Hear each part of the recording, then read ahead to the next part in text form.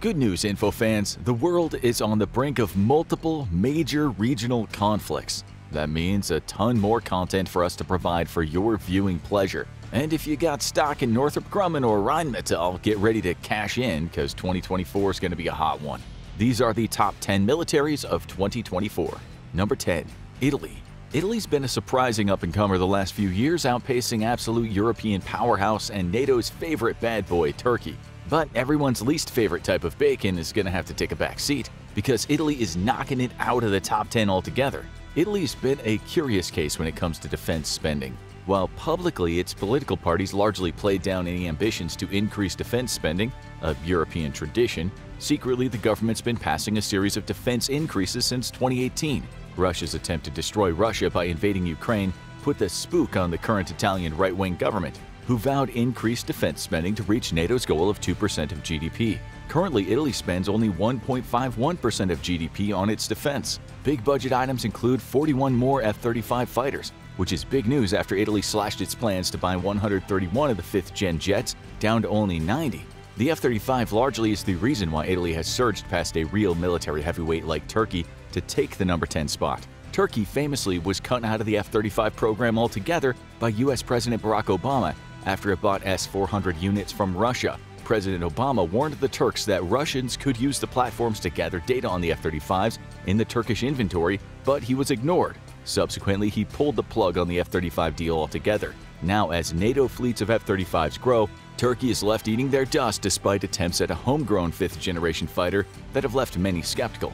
Italy's also taking its role in Mediterranean defense seriously. Recently, Navy Chief Admiral Enrico Credendino stated that the Italian Navy was critically short on drones and anti-submarine warfare aircraft. He commented that whenever they required such capabilities, they were forced to ask their American allies in Sicily to cover for them. Further, Credendino is looking to boost recruiting to address a critical shortfall of personnel. Currently, Italy cannot guarantee proper crew rotations for its naval fleet, putting undue stress on personnel and significantly limiting operational uptime.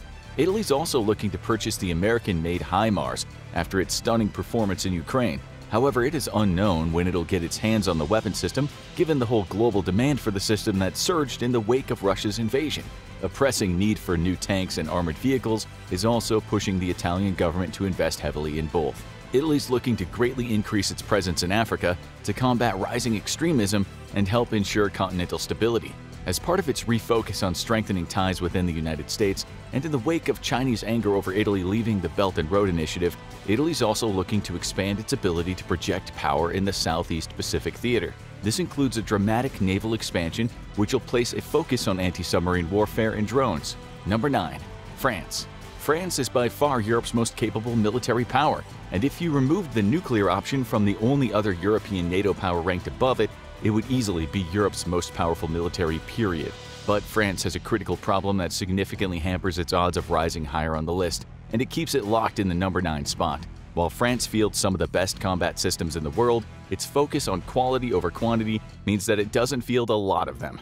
And this leaves the military incapable of prolonged military campaigns. At even a quarter the rate of equipment loss that Ukraine has faced, France would have capitulated to Russia within months. Well, if it was forced to fight on its own, that is. The war in Ukraine has been costly for France, who is struggling to replace the Caesar howitzers it donated, given that it only started with 70 to begin with. With only about 200 Leclerc tanks, France can ill afford to donate any, and replacing equipment has historically been France's biggest problem.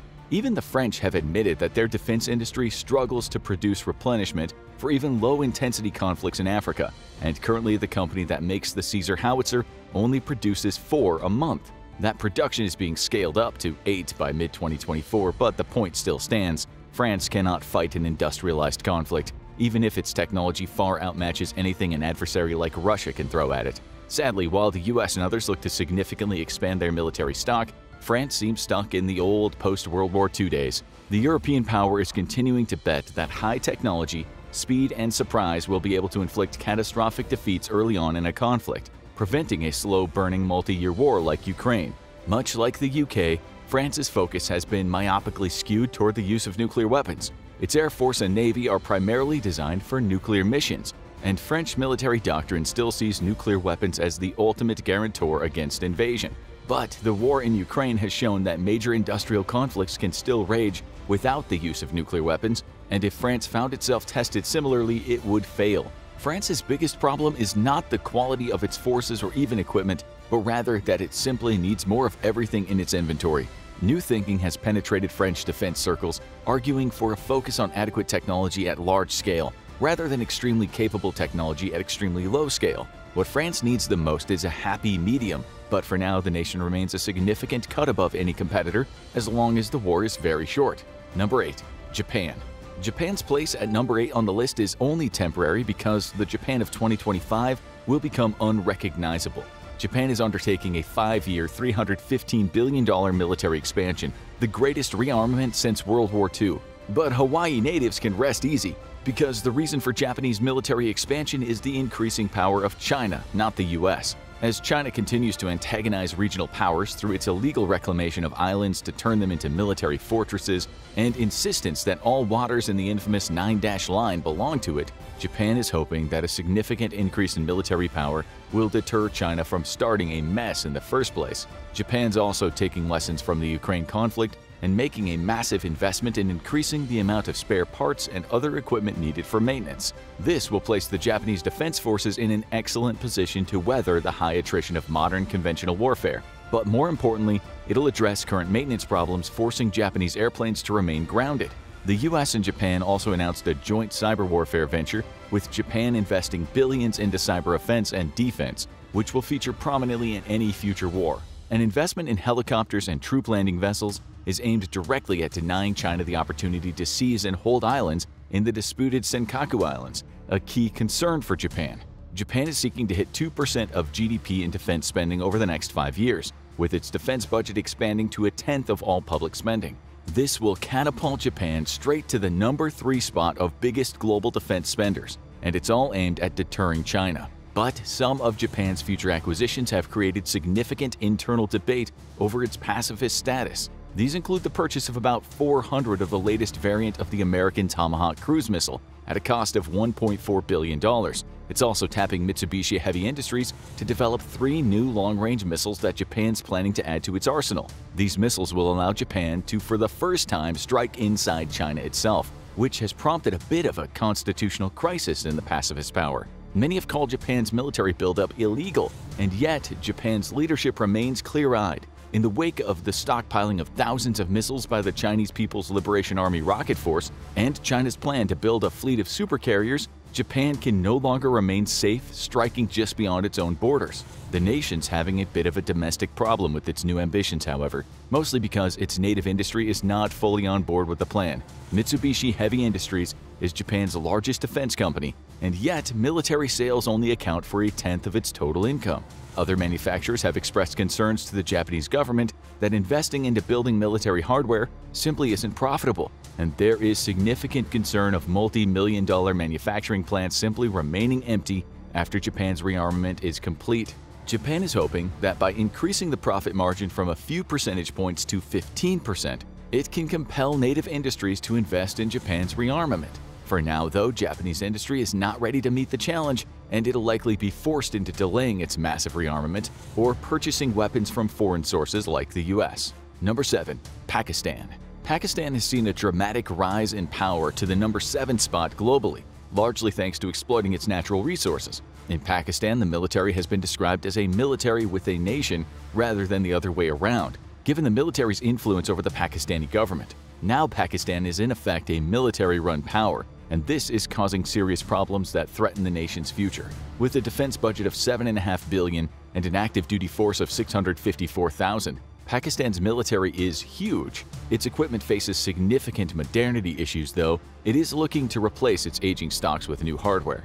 China and Pakistan have inked a deal for the latter to purchase 680 VT-4 main battle tanks, a 3rd-generation model with advanced features. To date, Pakistan has 176 of the tanks, and these are the most modern and capable model out of a fleet of 3,700 MBTs, its most numerous model of its Al-Zarar tank, built in cooperation with China, of which the nation has 750. However, this is a 2nd-generation model that will fare extremely poor against modern armor. Its most numerous armored personnel carrier is the American-made M113, a thoroughly obsolete model that doesn't fare well on the modern battlefield. In second place is its fleet of Italian-made Iveco VM90s, which are literally just trucks, with no protection whatsoever. Pakistan's Air Force is not faring much better, currently being made of a mix of Chinese, American, and French aircraft, though the country is looking to reverse the logistics nightmare by heavily investing in the Chinese-made JF-17s and J-10Cs. However, Pakistan is currently experiencing an economic crisis with no clear solution in sight, with catastrophic inflation, the worst in its history, ravaging the value of the Pakistani rupee. With the military intervening in public affairs, gross financial mismanagement, and a tanking economy, Pakistan's spot on this list does not seem secure. Number 6. South Korea. South Korea, or the Fun Korea as it's known in defense circles, is a military powerhouse because its existence literally depends on it. With some very angry boys on its northern border, South Korea doesn't have the luxury of European countries who don't take their own defense seriously. The nation made news when Poland announced it was snubbing Germany and it'll start purchasing tanks straight from South Korea. This was a monumental accomplishment for South Korea, who had been trying to crack the European defense market for years, and it made South Korea a global defense player for the first time in history. Other nations have followed suit, purchasing a variety of arms from South Korea, including advanced artillery systems. This surge in demand didn't happen just because South Korean arms are good. They are. It's also that the European defense industry has been caught with its strudel out in the wake of the Ukraine war and is overwhelmed with purchase orders. At a time when the U.S. Secretary of Defense was privately telling his British counterpart that the U.S. no longer considered the U.K. a world-class military power, U.S. officials were praising the South Korean military as one of the best in the world. While European powers struggle with very serious readiness issues, U.S. military leaders noted that South Korea's military was ready to, quote, fight tonight. This is critical for a nation whose northern neighbor has actively called for its destruction. U.S. officials praise the South Korean military so highly because, for all intents and purposes, it's a mirror of the U.S. military. South Korean and U.S. troops train jointly, and to the exact same standards. Both militaries are designed to freely incorporate into one another, allowing them to run joint operations. However, there are troubling signs in the South Korean military. Many within South Korea itself have criticized the government's focus on modernizing and building up its air and naval forces, which is understandable in the wake of an increasingly hostile China. However, this has left the army to be South Korea's red-headed stepchild, and army personnel are increasingly raising the alarm about the shrinking size of its ground combat force. While South Korea hopes that its overwhelming advantage in the air would overcome North Korea's numbers, North Korea still has a whole lot of numbers. With the South Korean defense industry going global, though, the nation is not set to be budged from its spot anytime soon. And if it wasn't for nuclear weapons, we think South Korea would trounce the pants off most other powers above it on the list. Number 5. UK. This one's gonna make a lot of you tea drinkers angry, but the UK doesn't deserve to be in the number 5 spot. The only reason it's in the number 5 spot is because it has nukes. That's it. And that's its biggest problem, as admitted by their own defense analysts. The UK has relied on its nuclear weapons to deter conflict ever since the end of the Cold War, resulting in a military that is half the size that it should be, and one that, by the UK's own admission, lacks the capability to fight on its own for more than a few days. But that's not our hot take, that's coming straight from the UK's own defense sector. After a brief period of outrage, when the US told Defense Secretary Ben Wallace that it no longer considered the UK a top-tier fighting force, British analysts took to the airwaves to admit, sadly, the US's assessment was correct. According to British sources, the nation lacks the capability to weather the type of drone and missile attack Ukraine is facing, and if called upon to fight, the nation would take as much as 10 years to field a 30,000-strong infantry force complete with supporting tanks and helicopters. The UK is in the worst period of military readiness in centuries, and were it to find itself in a more dangerous time, it would have likely ceased to be independent long ago. Well, save for its nukes, but that's its biggest problem. The threat of using nuclear weapons is a strong one, but the UK has used its nuclear shield to absolutely atrophy its once world-renowned fighting forces. The UK's problems are numerous, from a lack of defense investment to continued personnel cuts. The British military does have some top-tier weaponry. Storm Shadow missiles have proven their deadly effectiveness in Ukraine and given Russia its single greatest headache since the introduction of HIMARS. But the problem is that the nation has these types of weapons in very low numbers, and its defense industry is not even remotely prepared to replace them. The UK finds itself dealing with a post-Brexit economic downturn made worse by the COVID pandemic. Now inflation is putting yet another nail in the coffin of the UK's military budget. Yet despite this, British leaders have at last come to terms with the fact that their military is no longer a combat-credible force. The UK does have aircraft carriers, but to man them must cannibalize crews from other ships, and a scenario where both the British Air Force and the British Naval Air Force operate simultaneously is extremely unlikely. The nation currently must prioritize one over the other. A dwindling fleet and lackluster recruitment number only adds to the UK's woes, as does equipment that is rapidly aging out of service with no replacements anywhere in sight. The only reason it's made it to the 5th spot on the list is because of its potent nuclear arsenal, but in a conventional war, pretty much every power below it on the list would defeat the UK in short order. Number 4. India. The pupil has surpassed the master. Once a colony of the United Kingdom, today if India wanted to, it could probably make the UK its colony. India has a massive population, giving it an incredible pool of available manpower in case of an emergency.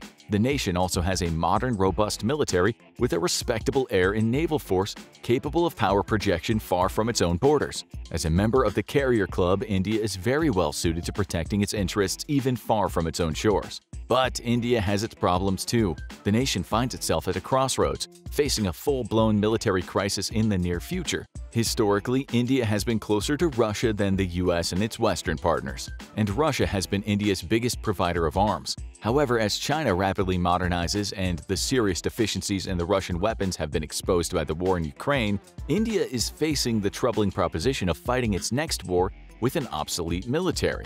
India's biggest geopolitical headaches are China and Pakistan, and while India is more than capable of dealing with the Pakistani threat, the two nations have joined up in a decidedly anti-Indian axis. China represents an uphill battle for India, and the nation is modernizing faster than India is. The situation is severe enough for India to break its close relationship with Russia and seek closer ties with the US, and most importantly with the US defense industry. Much of India's arsenal is of Russian origin, and the world has gotten a good look at how well Russian equipment fares against even small arsenals of Western weapons. This has shaken confidence globally in Russian arms, and the nation's arms sales have dropped precipitously in the wake of its invasion of Ukraine. But Russia's low quality was already evident years ago, when India broke off its cooperation with Russia in development of the Su-57. After millions invested in the effort, Indian engineers finally realized that Russia's Su-57 would never be able to match the F-35 or F-22 in neither stealth nor capabilities, and the nation decided to pull the plug. This effectively crippled Russia's Su-57 program, as the nation was unable to meet the budgetary demands all on its own. And it's the biggest reason for the lack of an operational aircraft today. India knows it desperately needs to modernize its aging air fleet, and now there's serious concerns about even tried-and-true Russian systems due to the nation's war in Ukraine and major supply delays. The US smelled an opportunity, and in February of 2023 they sent F-16s, F-18 Super Hornets, F-35s, and B-1B Lancers to take part in an air show in India. Meanwhile, Russia's largest defense company, Rosoboronexport, had a shared stall where it displayed miniature models of aircraft, trucks, radars, and tanks. Yep, toys. The impact was huge on Indian defense circles, and while F-35s are not on the table yet, there has been growing interest in purchasing US weapon systems to modernize the Indian military. There is significant resistance to purchasing American weapons though, or even more Russian ones, as the nation looks to build up its own native defense sector. This is a preferred capability, as it would free its military from relying on foreign logistics and suppliers, while strengthening its own economy and its tech sector. But while India has many talented engineers and scientists, they lack the experience necessary for a modern, thriving defense sector. This can be corrected in time and with experience, but India might not have that time thanks to the growing pressure from China. For now, India's saving grace is the mountainous border between itself and China, which makes invasion from the north impossible, and strengthening its partnership with America, which would react strongly to a Chinese attack on India, and its sizable stockpile of modern nuclear arms. We predict that as Russia diminishes, India will soon take one of the top 3 spots though. Number 3. Russia. Russia was once the world's second strongest military power, except it probably wasn't, and we were all just drinking the Vladimir-flavored Kool-Aid. Just months before its catastrophic invasion of Ukraine, major publications routinely ran articles touting the capabilities of the modern Russian military, a true combined arms force that inspired more than its fair share of US defense spending. We are no different. We reported the exact same thing Western analysts were saying for years about the Russian military, but, as it's famously been said, war doesn't tolerate bullshit. If you claim that your tanks are the best in the world, well, the enemy gets a rebuttal in that conversation. And Ukraine's rebuttal against Russia's most modern tanks has been brutal. Though it wouldn't be fair to say Russia's best is bad. In truth, some of the best equipment is really quite good. It's just that there is exceedingly little of it. Russia's Su-35 is an extremely capable 4.5-gen fighter. It's so deadly that Russia's own air defenses blasted one out of the sky despite literally having just been modernized. A few days later, they did it again. The answer to the proverbial question of what air defense doing seems to be blasting its own most modern jets out of the sky. Now, to be fair, it's difficult to accurately judge just how good Russian equipment is, mostly because without fail, its biggest flaw is the human element. Russian troops suck. This is the professional observation of a global defense analyst. They are poorly trained, they have low morale, and practically no discipline. Put some of the best equipment in the hands of some of the worst troops in the world, and the results will be predictable. For instance, we know for a fact that Russia's electronic warfare equipment is really quite good. It is so good that Russia had to turn it off because it was blocking its own communications and electronic signals. Quick side note, thanks Russia for abandoning your most modern EW vehicle right outside Kyiv in perfect working condition so NATO intelligence could tear it apart inch by inch. If you got a Ferrari, but you drive it like a tractor, it's hard to judge the true merits of said Ferrari. Then again, when we've seen Russia's most modern weapons in a fight, the results were lackluster. Russia bragged about its, quote, hypersonic missile, the Kinzhal. As soon as American Patriot air defense batteries joined the chat, Russia's Kinzhals started going boom, tens of thousands of feet above places they were meant to go boom at. The world has taken note, too. Not only are Russian arms sales significantly down, but American arms sales have actually increased dramatically as demand for US systems seeing action in Ukraine is going through the roof. The bulk of the Russian military is, well, as bad as you can imagine. It was already operating borderline museum-grade equipment when it poked the hornet's nest that is Ukraine, making the modern Russian military a self-fulfilling joke as it operates vehicles and weapons built in the immediate aftermath of World War II. The only reason Russia remains so high on this list is due to two reasons. The first is its nukes, of which it has the largest stockpile in the world, or at least that's what it claims. After what we've seen the last 2 years, nobody would be much surprised to find out most of Russia's arsenal had been sold off at the nearest flea market by conscripts. There are serious questions about just how effective the remainder of its stockpiles are. And of the nuclear weapons that Russia does have that legitimately work, its own air defenses would probably end up destroying the aircraft or the missiles trying to deliver them. Russia's also very big, and its equipment stockpiles are some of the deepest in the world. Russia is basically a hoarder state. In preparation for an apocalyptic war with the US and its allies, the old Soviet Union stockpiled everything it possibly could, no matter how obsolete it was. That tactic had merit too. If it wasn't for those vast strategic reserves, Russia's already catastrophic war would have gone much worse. Number 2. China. China has supplanted Russia in a relationship that began back in the Cold War, and it's now without a doubt the second most powerful military in the world. The rise of the Chinese military mirrors the meteoric rise of the nation itself. In the 1990s, the Chinese military was so weak it couldn't even challenge a single carrier America sailed between Taiwan and China during the Third Taiwan Strait crisis. But today, China's military has grown significantly in power to the point of now fielding the world's largest naval force. Though here, we need some caveats, because the US Navy still outnumbers it by almost 50% in number of battle force missiles, and the US Navy displaces 4.5 million tons versus the Chinese Navy's 2 million tons. While China might have more ships, the US has more capable ships. However, China's made it very difficult for the US to fight any war in the Pacific. In a strategy known as anti-access area denial, China's created significant sea-air conundrums for the US Navy in the form of long-range strike aircraft, over-the-horizon radars, and the largest missile force in the world. The People's Liberation Army Rocket Force is one of a kind. It's dedicated to missile warfare, and its series of anti-ship ballistic missiles are a significant threat to US naval assets and bases in the region. The J-20 has proven itself to be a competent 5th-gen fighter, even if it lacks more advanced systems and stealth characteristics of the American F-35 or the soon-to-be-retired F-22.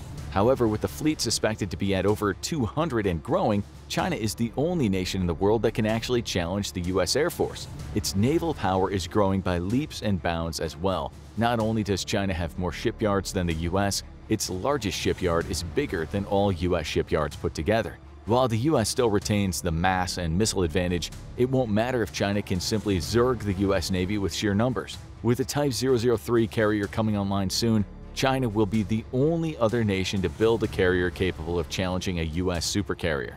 But that is if China can fix serious problems with its carrier fighter program, which represents the nation's biggest Achilles heel, an immature defense sector. While far more capable than India's defense sector, China's modern defense industry is built almost entirely on stolen Western and Russian technology. As has been observed before, China has proven it extremely adept at stealing and reverse engineering military technology, but far less so at developing said technology on its own.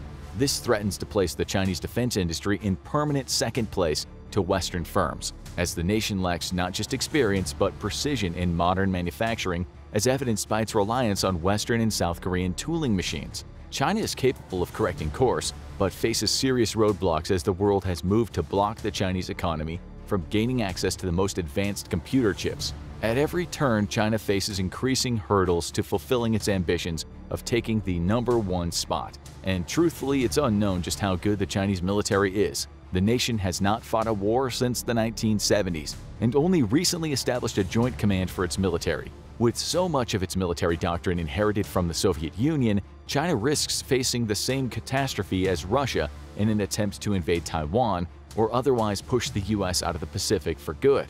Number 1. USA. In the top spot, it's the United States of America, the nation that invented freedom and global Cold War companionship title belt holder for 32 years in a row. It's a country that'll kill a terrorist earning 20 cents a day with a missile that costs $100 million to develop. And when you complain of collateral damage, it'll just spend millions to kill you with flying swords.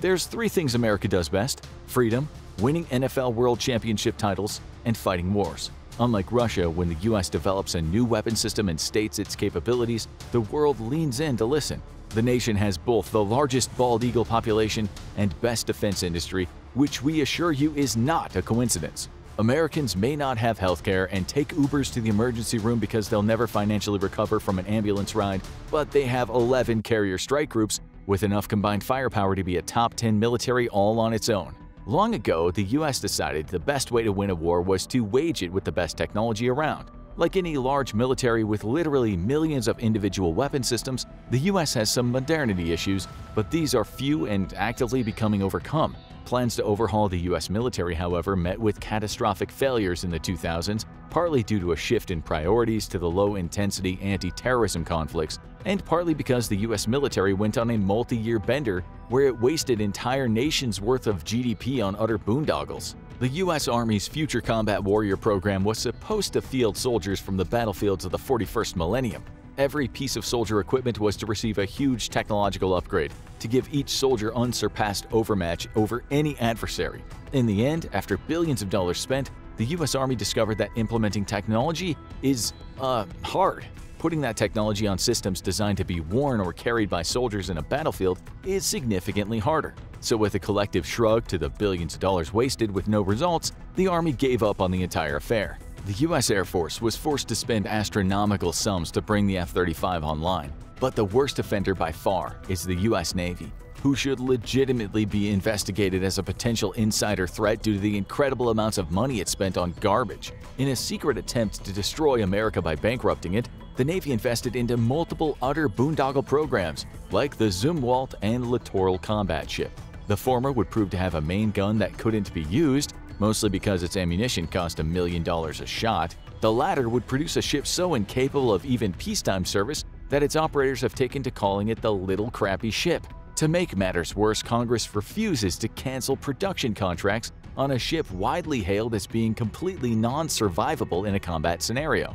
America's problem was too many investments in too many immature technologies, which led to a collective gasp of surprise as the excitement wore off and the US realized that China had significantly closed the gap between itself and the US. However, what systems the US does field are world-class, and it fields a whole lot of them. Russia continues to find it difficult to counter the effects of 24 Ukrainian HIMARS. The US has 450 left in its inventory. The F-35 has proven to be everything promised, well, everything except cheap. And the US is adding over 100 airframes to its inventory every year, prompting some Chinese analysts to comment that the time for China to challenge the US is shrinking. The US also has major updates for every major combat platform already in development. Even with only a fraction of the US air fleet consisting of F-35s, both the US Air Force and Navy are developing a 6th-generation replacement, and the Air Force has already flown its version. Ford-class carriers will continue to come online over the next decade, with the first of its class deployed on its first combat deployment to support regional stability in the wake of the conflict between Israel and Hamas. America's fleet of cruisers and destroyers will soon be phased out by their replacements, and the B-21 Raider will start rolling off factory floors within months of this script. To back all of this up, the US military takes training very seriously, routinely hosting realistic training exercises both at home and abroad with coalition partners. The US military is an extremely credible force. The threat posed by a single carrier strike group has historically been enough to quell most simmering conflicts. What truly makes the US military an insurmountable opponent, though, is its global network of partners and allies. History's most broad military coalition that literally circles the globe. When you mess with the US, you aren't just getting the best the US has to offer, you're inevitably getting the best from any number of US partners. As long as the US Navy doesn't continue trying to bankrupt America by destroying its bank account, the US seems set to continue dominating the world with its stolen UFO technology as the world's #1 military. In the early part of the Cold War, the United States had a serious problem. Gathering intelligence on the Soviet Union was proving incredibly difficult to do. Several attempts to establish intelligence networks behind the Iron Curtain had been violently put down, and a number of American and British spies, along with local collaborators, had met their ends at the hands of Soviet counterintelligence forces. Penetrating the Iron Curtain was proving all but impossible, and while the Americans were relatively new to the spy game, the Soviets were seasoned veterans that ran rings around the CIA.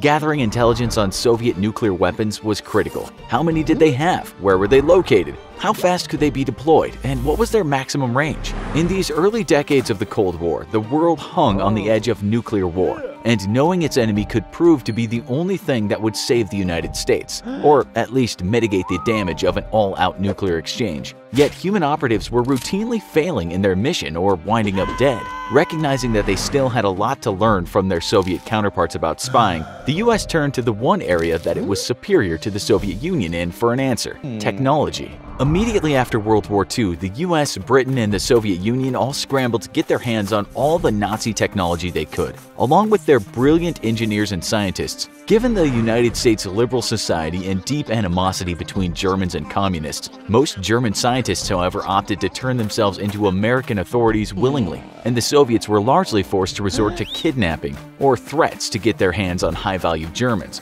The influx of German talent to the US and the lure of American liberal culture to a world decimated by war and pitted between dictatorships and communist regimes helped bring other great minds to American shores, and soon the US was leapfrogging the Soviet Union technologically in several key areas. One of those areas was in the design of high-performance aircraft. While the Soviets were always the superior rocket scientists, American talent for aircraft was unmatched anywhere in the world. One of those minds, the legendary Kelly Johnson, would bring the world the most technologically advanced aircraft in the world. Putting his mind to the United States' intelligence gathering problem, Johnson went to work on a spy plane with the endurance to overfly the Soviet Union and photograph Soviet military bases, then return this critical intelligence for analysis. Not only had the Soviets fallen behind in aircraft and jet engine design, they'd also fallen behind in the development of radar technology. Knowing this, Johnson developed the U-2 spy plane, a slow but extremely high-flying plane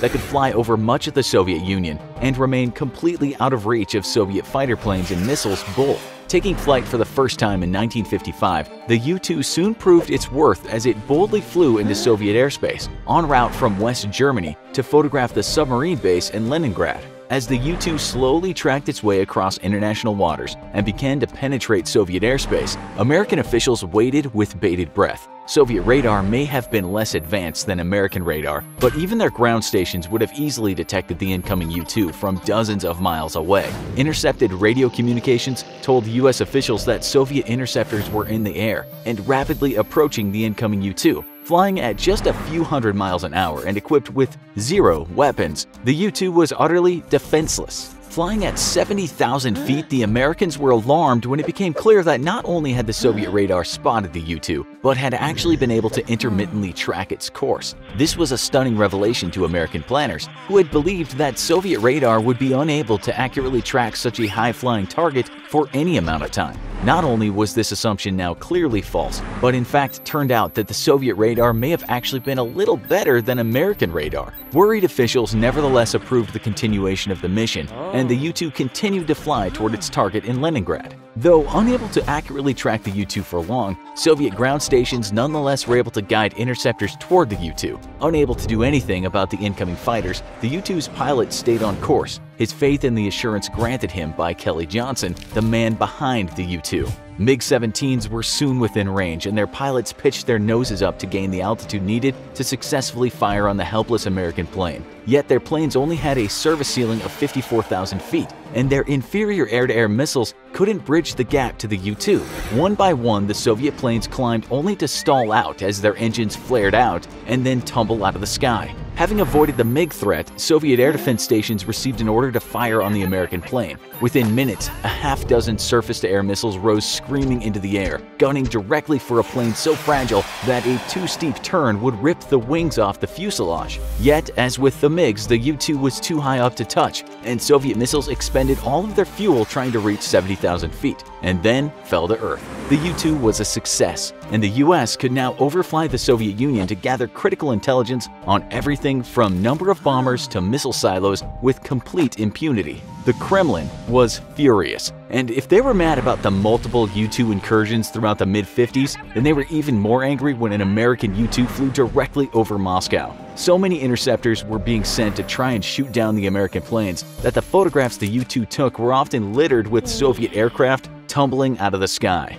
The US restricted the flights of the U-2, not wishing to risk a provocation to war. The Americans believed that the Soviets would simply accept that they could not stop the U-2, and while they lodged many diplomatic complaints, they never publicly acknowledged the incursions on the world stage for fear of international embarrassment. American assumptions about the Soviets would prove terribly wrong, however, when on May 1, 1960, a Soviet surface-to-air missile brought down a U-2 on a mission over the Soviet Union. The Soviets had caught up to American technology and, in a matter of a few short years, dramatically improved their missile technology, and yet the US still desperately needed the critical intelligence that the U-2 had offered. With this intelligence, America had an unparalleled strategic advantage over the Soviet Union and knew the layout of its military forces almost as well as the Soviets did themselves. The shooting down of the American U-2 was now an official intelligence disaster, and the US needed a solution. Already in development before the shoot-down of the U-2 in 1960, Kelly Johnson redoubled his efforts on the development of a brand new spy plane. The Soviets proved they could track and shoot down a U-2, so Johnson's answer was simple: we'll just go faster than their missiles. A lot faster. Johnson had for a few years been working on a new ultra-secret prototype airplane. Jet fighters and bombers were still a relatively new development, having been operational in significant numbers for about a decade, and now Johnson was designing a jet-powered plane that was decades ahead of anything else in the sky. Experimenting with a few variants for different mission types, Johnson's secret and very futuristic plane finally settled on a role as a reconnaissance aircraft, and the first SR-71 took to the sky on December 22, 1964. On its first flight, the plane reached an incredible speed of Mach 3.4, and it immediately became apparent that the US had the tool it desperately needed to keep tabs on the Soviets. 4 years later, the SR-71 flew its first operational sortie, penetrating into North Vietnam and revealing hidden Vietnamese bases. 2 weeks later, American forces had destroyed them.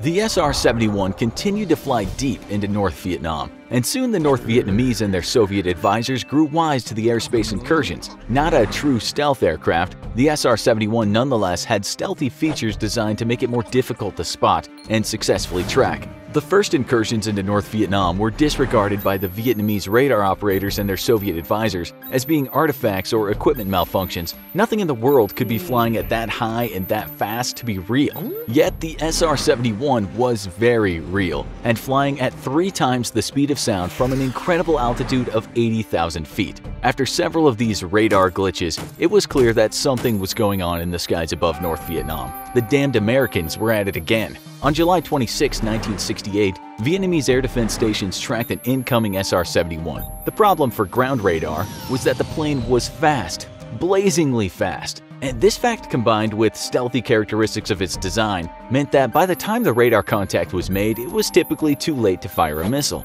Nevertheless, on this day the Vietnamese tried, firing Soviet-made surface-to-air missiles at the incoming plane. The crew was immediately alerted by their missile warning indicator and followed standard missile avoidance protocol: go faster. The plane accelerated to about Mach 3.3, and the crew held their breaths. Would Kelly Johnson's plane truly outfly a supersonic missile? In moments, they had their answer, and Flight 976 went on its way completely unharmed. On their return journey back to base, they overflew the same SAM site and were fired on again to the same effect. Later analysis of the terrain tracking camera footage revealed that the nearest missile had exploded a full mile behind the big black plane. The SR-71 could officially outfly missiles. Soon, SR-71 flights took place over the Soviet Union itself, and frustrated Soviet officials found themselves in the same position they were back in the late 50s. All of their secrets lay bare and exposed for the Americans to photograph from the sky, and they were utterly helpless to stop them. Salvos of SAMs were fired at the incoming planes, but each time the pilot simply stepped on the gas and outran the missiles. To avoid interception, the SR-71 was equipped with a radar jammer, which would make it difficult to lock onto the plane once in range.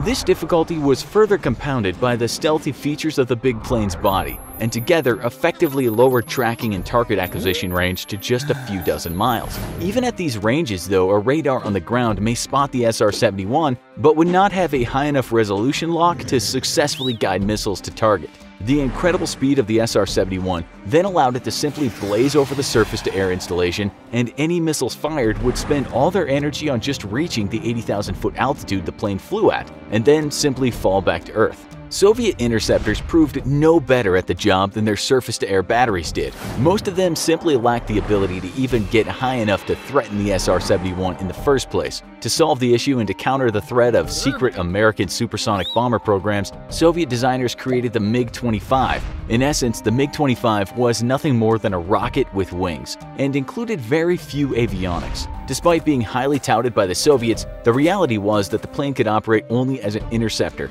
and even then, it had an effective combat radius of under 200 miles. The max operating altitude of the plane was just below the SR-71, which in theory would allow for interception, but the plane could not fly faster than Mach 2.5 or it would destroy its engines. The only hope for a MiG-25 to intercept the SR-71 would be if it somehow managed to get an early enough warning to line up a head-on shot at the SR-71. And even then, its missiles would fail to compensate for the incredible closing rate of the SR-71 and had no hope of hitting it. When the MiG-25 proved ineffective, the Soviets doubled down and developed the MiG-31. A vastly improved interceptor, the MiG-31 had much greater range and operational altitude, and was theoretically capable of intercepting an SR-71. In fact, at least a dozen peaceful intercepts near Soviet airspace were carried out during the 1980s, and all of these when Washington had hoped to improve relations with the Soviet Union by ceasing operations inside its airspace. These intercepts led many to believe that the SR-71 had met its match. Yet in reality, even the MiG-31 was unlikely to intercept an SR-71 except in the most favorable conditions, and even then it would need quite a bit of luck. In order for the MiG-31 to successfully intercept the SR-71, it would require the coordination of several aircraft to cover all approach vectors, thus increasing the odds that at least one would be at the right incoming direction for the SR-71. The MiG-31 would still stall out trying to get to the same altitude as an SR-71, and typically would only get within 10,000 feet, not nearly close enough for a guaranteed missile intercept. Only by being directly in the path of an incoming SR-71 could the MiG-31 hope to shoot one down, and even then it was doubtful. The extreme altitude meant that any missiles fired would have a very difficult time maneuvering, as they rely on fins to adjust their course as they fly through the air. The very low temperatures also affected the proximity fuses on the missiles, and made it unlikely that it would detonate in time to damage the aircraft. On top of this, the SR-71 itself was armed with defensive countermeasures that included jammers, and the low radar reflectivity only confounded problems for an incoming missile. The most optimal launch envelope for an enemy fighter would actually be to get directly behind the SR-71, where heat-seeking missiles could lock onto the engines. But again, with the MiG-31 unable to keep up with the SR-71's speed, this was an extremely unlikely thing to happen. Even the peacetime intercepts that the MiG-31 carried out on the SR-71 were only ever truly possible because the SR-71's flight route was well known to the Soviets. Had the SR-71 truly wanted to penetrate Soviet airspace, it would have taken an unpredictable approach vector, and it would have been up to blind luck for the MiGs to be in the right place to take their shot. In the end, the SR-71 served America faithfully for over 30 years, and despite over 1,000 missiles fired at it, not a single SR-71 was ever lost to hostile action. Many myths abound over its retirement in the 1990s, with most people believing that advances in Russian interceptors and missiles put the SR-71 at risk, or that spy satellites were able to do the job of an SR-71 and it was no longer needed. These assumptions are both tacitly false, as there still doesn't exist a plane that is truly capable of ensuring a successful interception of an SR-71. And while useful, spy satellites can take up to 24 hours to get over a target area and have a predictable route in the sky, which allows an enemy to hide whatever they don't want seen when the satellite is overhead. In truth, the SR-71 was cancelled due to shifting budget priorities by US lawmakers. In a world without the Soviet Union, few believed that the SR-71 was necessary anymore, and budgets increasingly went to the development of the B-2 bomber and UAVs. Today, though, with the rise of China and Russia's renewed belligerence, a successor to the SR-71 is now in testing and is rumored to hit speeds as high as Mach 6. Without a doubt, the finest aerospace engineer in history, Kelly Johnson designed and built the world's greatest spy plane. And even today, decades after his death, the SR-71 remains unparalleled in capability. Guns, tanks, stealth jets, and lasers? The US military has a pretty advanced army, and buried in those vaults are some of the strangest weapons ever invented. Here are the craziest military weapons the Army still uses today. Number 20. Atchison Assault Shotgun. Everyone knows the positives of a shotgun. They hit like a tank, complete with an earth-shattering sound. The cons? Very limited capacity. That makes it useful for scaring off a daughter's boyfriend or blowing the head off a zombie, but maybe not so much in combat. Military weapons require both accuracy, ease of use, and high capacity, not something shotguns are typically known for. Enter the Atchison. Also known as the Auto Assault 12, this gun is one of the only automatic combat shotguns ever created. It only needs the user to make a quick trigger pull to fire and can fire up to a whopping 300 shots a minute. While this model was designed in the 1980s and has largely fallen out of favor, future designs built on it and combat shotguns are still used today. Making them even more useful, the powerful recoil that comes with a shotgun, knocking many an unexpected user off their feet, is barely present here. It takes the power of a shotgun and combines it with the accuracy and use of a rifle. But sometimes the best way to survive combat is not to be seen. Number 19. Adaptive Camouflage. It's hard to get a convoy through enemy territory. One wrong move and you could come under attack from dozens of snipers. And staying under the radar is easier when you're not taking massive military vehicles with you. Camouflage has been used by militaries for thousands of years, often as simple as the color of clothing soldiers wear. But disguising something large like a tank is a different story. In 2011, that all changed as BAE Systems announced an incredible new program that could protect convoys from enemy eyes. But could someone really make a tank invisible? Surprisingly, yes. The adaptive camouflage system was simply surprisingly effective. The sides of the armored vehicle would be covered with around 1,000 hexagonal panels that would take thermal images of everything around the vehicle. They would then reflect what was on the other side, creating an image of an area without the vehicle in it. Alternatively, the camouflage could reflect a chosen image, like a harmless car driving through, to eliminate suspicion. The infrared stealth system remains one of the top choices for high-tech camouflage available today. Sometimes what an army needs is strength. Number 18. Hulk. No, they're not dropping a green giant guy on the enemy, although that would be pretty effective. The Human Universal Load Carrier was an attempt by Berkeley Robotics starting in the year 2000 to see what a human can do when given a little assistance. Carrying equipment is one of the biggest challenges of the Army, and it often makes it hard to travel from one location to another. So, the scientists asked, what if we could increase a soldier's carrying capacity? By how much? How about an inhuman 200 pounds while traveling 10 miles an hour? And all it would take was a simple exoskeleton. exoskeleton. The Hulk was designed to fit around the legs and back, providing support and a powered assist while carrying a massively heavy backpack. Powered by batteries, it would run for up to 8 hours while marching and could operate for days with lighter use. While it did perform up to par for weight and none of the troops using it were injured by the weights, the Army wasn't quite satisfied with the freedom of movement it offered, and it could cause strain on muscles. While it's not currently used in combat, interest in the project remains, bringing us all a little bit closer to being Iron Man. In combat, the most important factor is none other than accuracy. Number 17. Precision-guided firearm. In today's Army, many of the soldiers are trained marksmen, but many only get basic training, and in the event of a draft, it's likely some would be thrown into combat with only a few weeks of training. That's why today's military is focused on how to take a little of the work off the soldier and onto the gun itself. The precision-guided firearm is an upgraded sniper rifle that not only has the traditional tracking scope, but comes with wireless smart technology to pick up data to make it easier to hit your target. And when we say pick up data, we mean all of the data. The most advanced of all these weapons can hack into a local and larger network to pick up data from voice and video all around. The digital scope can also provide visual assistance for locking onto the target, similar to how fighter jets often have precise targeting mechanisms. If this sounds like super spy territory, that's because it is, and many of these weapons can track targets and figure out the best possible vantage point to hit them from, without much input from the man behind the scope.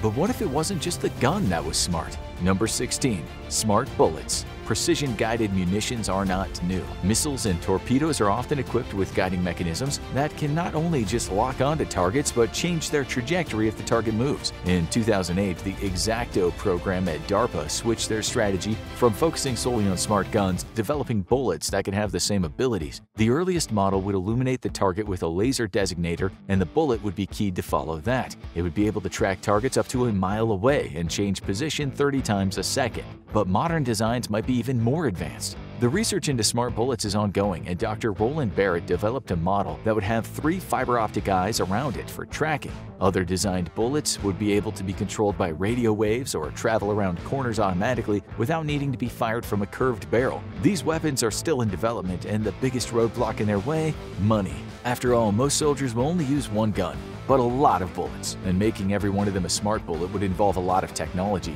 Maybe time to send those bullets through community college instead. Sometimes, though, you need non-lethal weapons. Number 15. Taser Shockwave. A stun gun can be a useful way to neutralize an enemy without killing or seriously hurting them, like when you need them coherent for interrogation. But that becomes a lot harder when the person is part of a large group of enemies, and they're all coming right at you. They're probably going to overwhelm you before you get the chance to fire the taser more than once, and that's if you don't run out of charge. But what if you could fire 10 tasers at one time? That's the question the mad scientists at the Taser Corporation decided to answer, and the resulting weapon was amazing, if not exactly practical. Meet the Taser Shockwave, a battery of stun guns attached to cables and loaded into a launcher. When triggered, the tasers shoot out and deliver powerful shocks to just about anyone they hit. It might look like a many-headed dragon, but it's effective at incapacitating attackers quickly and in large numbers, if it hits the target. Accuracy isn't really its strong suit, and in a combat situation, there's no guarantee it would hit its target. Taser continues to refine the weapon, and some think it might be more suited to crowd control than combat. And sometimes, you need weapons in the most unusual circumstances. Number 14. Heckler & Koch P11. You're on a submarine, and you get an alert. A saboteur is trying to sink you. You get into the water to engage, but there is just one problem. Your gun isn't equipped for firing underwater. Ordinary rounds lose range and accuracy when fired underwater. Fortunately, you're armed with the Heckler & Koch P11, one of the best underwater pistols ever developed. It's short and stubby, looking more like a checkout scanner than a gun, but it packs a punch. But the surface isn't the only thing that makes it different. The P11 only has 5 barrels as opposed to the usual 6. It fires steel darts rather than traditional bullets, but they can still tear through the enemy. And rather than being traditionally fired, it uses a battery pack in the grip. Also, don't use it recklessly. It can't be reloaded by users and has to be returned to the factory for more ammo. This isn't a weapon that's used too often unless we wind up fighting an army from the lost city of Atlantis, but its secrets are well kept. So well, in fact, its manufacturer won't comment on it. Sometimes the military goes small, and sometimes they go big. Number 13. Electromagnetic Laboratory Railgun. The U.S. Office of Naval Research is not a place you get into easily. This is where all the prototypes of the most advanced weapons in the military stable can be found. But one of them has the potential to be one of the deadliest weapons ever created, taking an already powerful tool and supercharging it with modern technology. A railgun is a massive weapon that fires projectiles at rapid speed and would be one of the most powerful weapons in the U.S. arsenal without needing the equipment for traditional firing. So what is the secret of this massive prototype? Instead of chemicals designed to ignite explosions, this railgun would fire projectiles entirely using magnetic fields and electricity, and they would travel faster and hit harder than any bullet currently available, up to a whopping 5,600 miles per hour. This gives the railgun power associated with cruise missiles. It's currently in testing and the military is optimistic about mounting it on ships soon enough, but to get there they'll have to perfect the repeated fire capability, because for this gun it's both quantity and quality, and that means a lot more tests. But what if the military didn't need to use humans at all? Number 12. The Fire Scout. When troops are in a pitched firefight and they see a helicopter from up above, it usually means one thing: backup is here. But the powerful defense contractor Northrop Grumman has given a new twist. The helicopter is here to provide support, but that doesn't mean there's anyone on board. The Fire Scout looks almost exactly like a standard military chopper, but you'll see a few differences. For one thing, it doesn't have windows, because there's no one inside to look out of them. The Fire Scout might be the most advanced drone ever created. It can take off and land independently, provide aerial fire support for ground troops, and has a top-of-the-line targeting system. While it's designed to be used in combat, it's also an effective surveillance tool. It was declared mission-capable in 2019 and took to the skies, although the Navy continues to develop and enhance it. This raises the question: if the smart machines are the wave of the future, which other heavy artillery could soon be roaming the battlefield without any soldiers on board? Naturally, we're about to find out. Number 11. The Black Knight. Tanks are the workhorse of the military. These treaded vehicles provide valuable shelter for soldiers, run over enemy lines, and are equipped with powerful guns. There's just one downside. If they take a hard hit, they can be hard to escape from in a hurry, which is why the mad geniuses of BAE Systems asked, what if we had a tank without the vulnerable people inside? Enter the Black Knight, a 12-ton tank designed as an unmanned ground combat vehicle. It looks like an ordinary tank on the surface, but much like the Fire Scout, looks can be deceiving. Let's just say you don't want to be in the way of this drone. It's armed with both a turret-mounted large gun and a coaxial machine gun, runs on traditional Caterpillar diesel engines, and its tractor treads make it ideal for off-road operations. It's operated by remote control, but also can use its computer system to make in-combat decisions, independently of operator input. While it's ideal for missions that are too dangerous to send soldiers into the field, its technology is still a work in progress as the military tries to perfect the wireless communication system. But many people in power think this is the remote tank that might be the wave of the future. The military has developed many non-lethal weapons, some with a devastating impact. Number 10. Phaser. It looks like a sci-fi laser gun, and it kinda acts like it too. The Phaser, officially titled the Personnel Halting and Stimulation Response Rifle, is a massive laser dazzler gun designed by the Air Force's Research Division. It doesn't fire a projectile, but can neutralize an entire field of enemies in seconds by unleashing a massive burst of light that can temporarily blind them. This is a low-intensity laser, which means that the victim should recover quickly, but it can leave an entire field of soldiers stumbling among each other and firing nowhere in particular. So why is this weapon not everywhere yet? It's not that the gun didn't work, it's that the military had to make sure it didn't work too well. Blinding weapons that can cause permanent damage are banned under a 1995 UN protocol, and using them is seen as a crime against humanity. So the military needed to make sure there were no lasting side effects. They also had to give it a really cool name, and someone in the design process was definitely a Star Trek fan. But unlike its namesake weapon, this one only has a stun setting. This next weapon might be the way out of some close quarters. Number 9. The Corner Shot. In the 1940s, the Nazi army debuted a new weapon, the Krumlauf, a rifle with a curved barrel that could shoot around corners. It was an innovative solution to a major combat problem, and it was a complete failure, with the bullets getting jammed and damaging the barrel after only a few shots. But over 50 years later, the design might have been perfected, ironically by an Israel weapons designer named Amos Golan. Designed in cooperation with American investors, the Corner Shot has become a key tool for modern militaries. But technology has marched on since the 1940s, and it shows. Unlike the failed version, this weapon doesn't try to shoot a bullet through a curved barrel. Instead, it mounts to a small pistol on the end of a larger weapon, allowing it to be aimed at the target that can be seen through a periscope lens. And it's not a high-powered weapon, but it's one that makes shooting targets from the safety of cover much easier. And in case you're looking for a little more firepower, it can be equipped with a 40mm grenade launcher that can send rounds flying in any direction you choose, without the risk of blowing up your own barrel.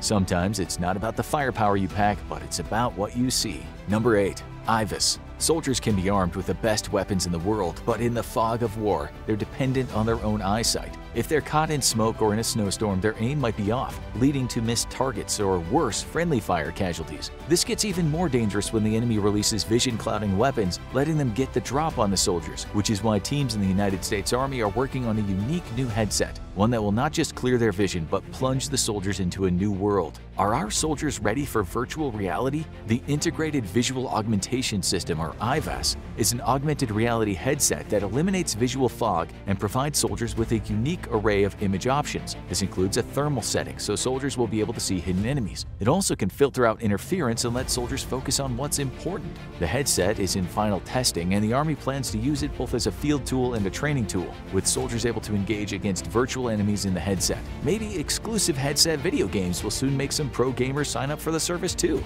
It's not the only field where the military is working on what sounds like science fiction.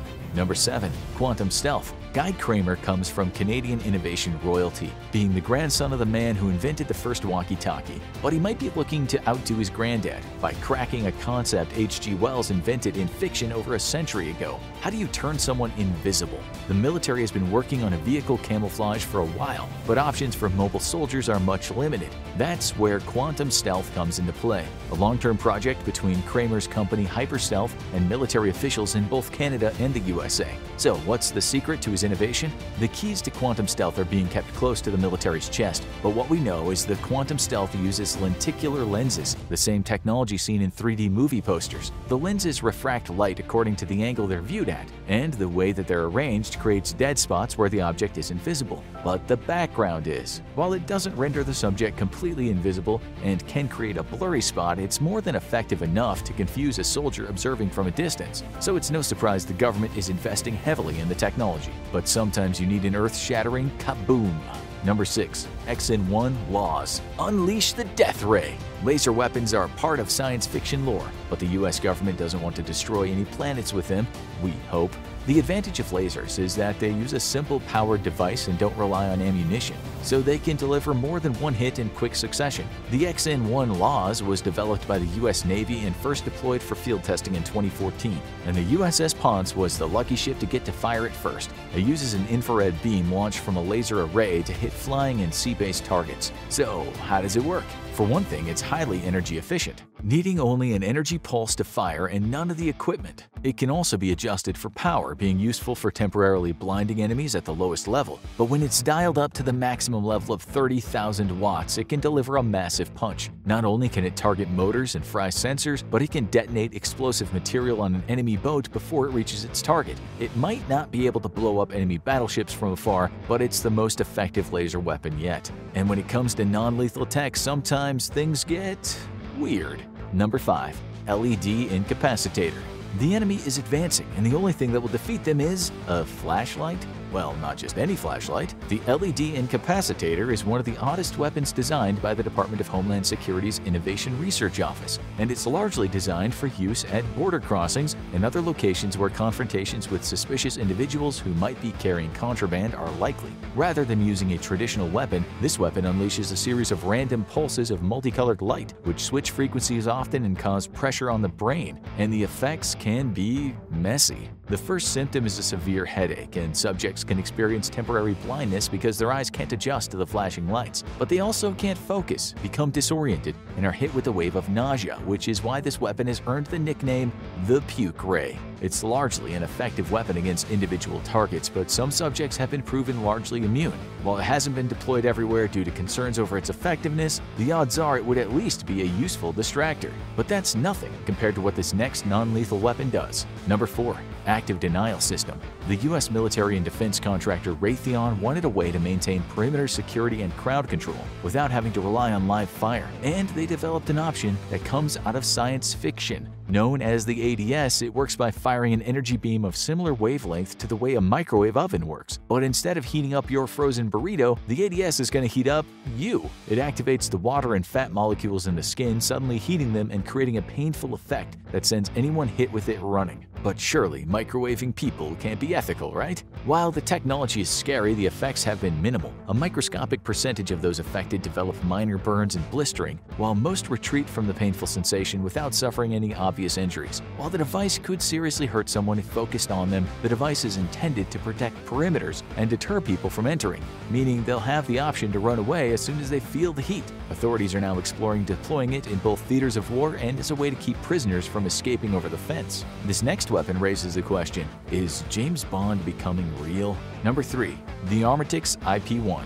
This weapon doesn't look like much, it's just a standard handgun. But if the agent carrying it gets attacked and disarmed, the enemy grabs their gun, they'll be in for an unpleasant surprise. Because it doesn't matter how many bullets are in the chamber, that gun is not firing. The Armatix IP-1, developed by a famous German firearms manufacturer, is notable for being one of the most advanced smart guns in the world. Not only is it optimized to be safe and easy to fire and equipped with a camera, but it can only be fired by its authorized user, and it pulls that off with an unassuming accessory. The Armatix IP-1 comes in 2 parts, the gun and the wristwatch it's linked to. It might look like a standard accessory, but it's actually an RFID system that communicates with a handgun and can wirelessly affect it when within 10 inches. If the gun is separated from the watch wearer, it becomes a paperweight. This is one watch battery you don't want to run out, so it indicates the charge on both parts, and it comes with a targeting system that can identify and only fire toward the assigned target. It's not a surprise that this gun is not only being considered for classified missions, but many people want some of its features added to standard guns.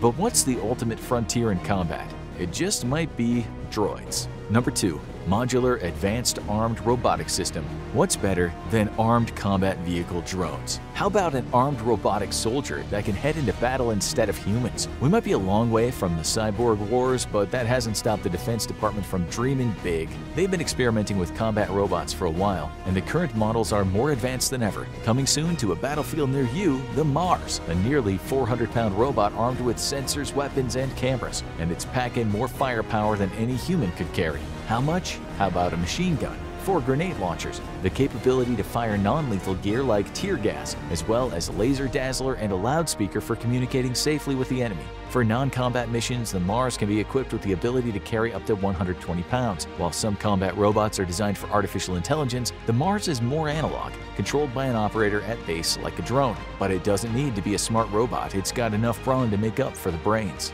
But there's one more robot in the field that might take you by surprise and make you say, "What a good boy." Number 1. Robot dogs. A battlefield is stressful enough, but imagine seeing a large 4-legged animal approaching you. It looks kind of like a dog, but the proportions are off and it's moving fast. This isn't some weird desert beast, it's one of the military's most popular innovations, the Big Dog. This 4-legged military robot was developed by Boston Dynamics and DARPA in 2005 for equipment carrying purposes, essentially replacing the pack mules of old. Its 4-legged system would let it overcome rough terrain, and each one would have a complex onboard computer. But sometimes reality defeats innovation. The Big Dog project didn't work out for carrying military equipment because they were too loud for combat. Turns out all those moving parts aren't quiet. But this wasn't the end of the project. While the original shut down in 2015, a smaller all-electric model with a lower carrying capacity was soon introduced. And many current models are being equipped not just with carrying capacity, but with non-lethal defense capabilities. That means these robot dogs have a bite, and they might just be coming to a city near you.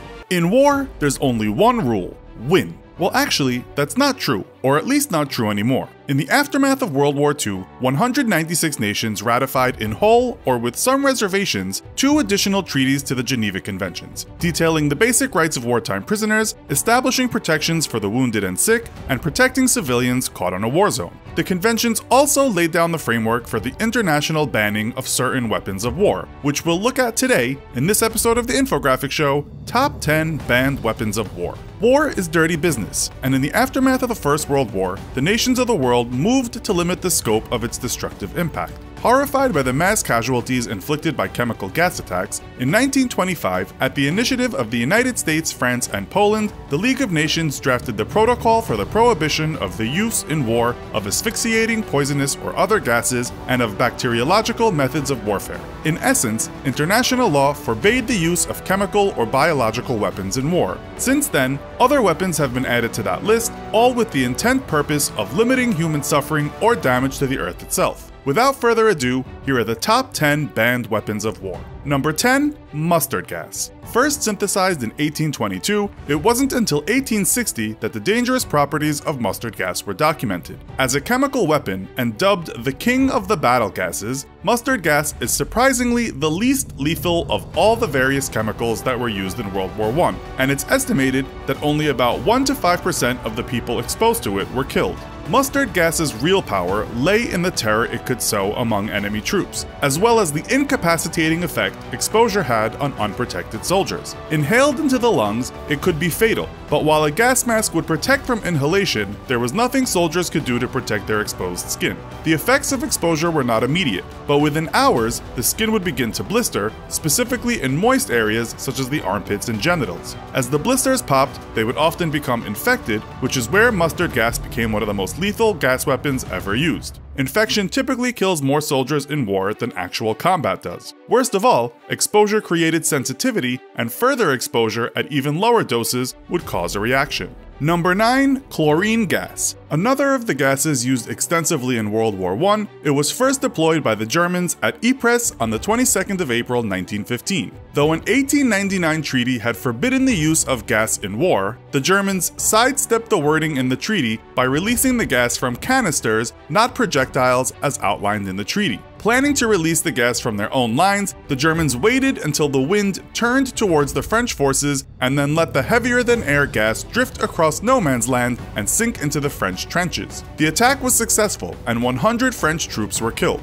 Chlorine gas irritates the eyes, nose, lungs, and throat, and in high enough concentrations can fill the lungs and kill by asphyxiation. Though seen as a horrific weapon of war, the Germans argued that the intent was to actually shorten the length of the war and thus limit overall suffering. Number 8.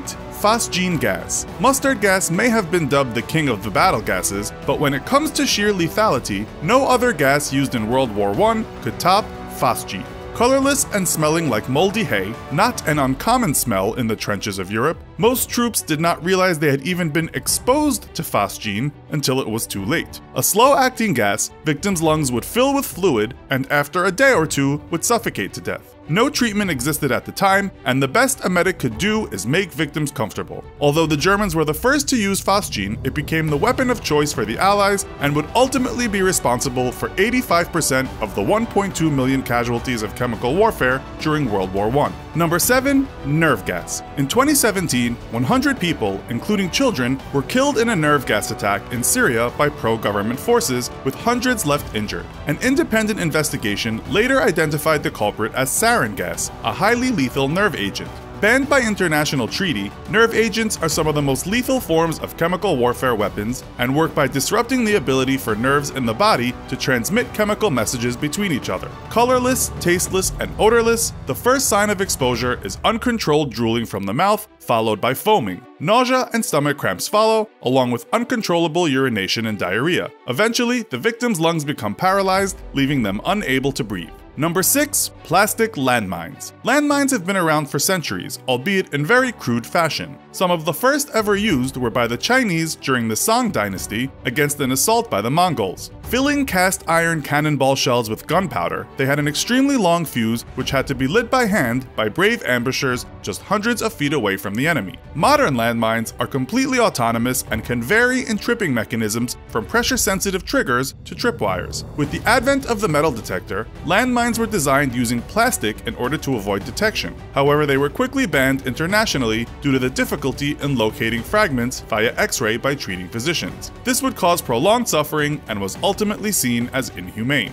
Number 5. Biological weapons. Though around for nearly the entire time that man has waged war against itself, biological weapons were only recently banned under international law. Most biological weapons take the form of weaponized disease agents such as bacteria and viruses, but they can also include fungi, toxins, and rickettsia, parasites that normally affect arthropods but can be deadly in humans. Modern conventions don't just protect people from biological weapons, but actually prohibit their use against plants and animals as well, preventing nations from engineering plagues that can wipe out a nation's livestock or crops, and thus creating famine, which is seen as unnecessary human suffering. Number 4. Flamethrowers. Made famous for their use in World War II in Vietnam, flamethrowers were the answer to combating enemies entrenched inside fortified bunkers or underground tunnels. In these confined spaces, flamethrowers can actually be more lethal by sucking the oxygen out of the atmosphere than from their actual flames. While technically not illegal, their use around civilian areas has been banned due to the incredible damage they can inflict on infrastructure and their inability to be properly aimed.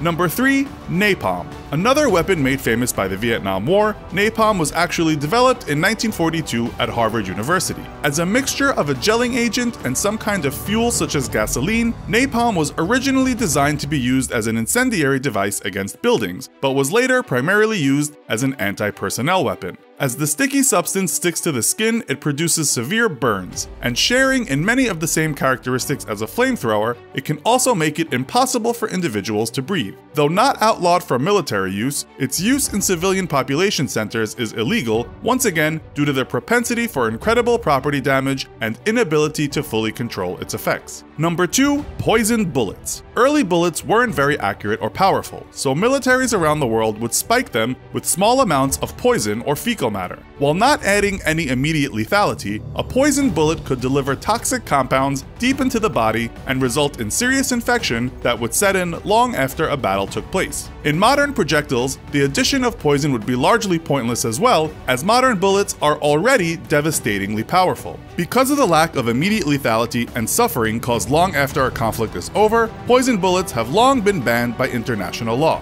And finally, number 1. Dirty bombs. Nuclear weapons are bad enough, and the international community has been unsuccessfully trying to ban them since their inception. Nuclear weapons are primarily designed to destroy military or civilian targets, yet to achieve maximum explosive impact, they are detonated high above their target where the pressure wave can spread. This has the side effect of causing most of the radiation released to be harmlessly blasted up into space or dispersed over a very wide area, limiting its effect. A dirty bomb, however, is a device that is designed primarily to create radiological fallout rather than kill outright, with the goal of poisoning land, sea, and air for a very long time. A regular nuclear weapon can be converted into a dirty bomb by simply programming it to detonate at ground level, thus creating massive plumes of radioactive debris and irradiating dozens of square miles. However, other devices, such as a cobalt bomb, can be detonated high up in the air and produce tremendous amounts of radioactive fallout. These dirty or salted bombs have long been banned due to the long-lasting and catastrophic damage they do to large swaths of the environment. Man has waged war since his inception, but it's only in the last few centuries that we've begun to try and limit the scope of the destruction that we inflict on each other. As technology progresses and makes more apocalyptic and destructive weapons available, perhaps it's a sign of hope that even the most embittered enemies, such as the Soviet Union and the USA, have abided by these international laws. Maybe one day we can even move to outlaw war altogether.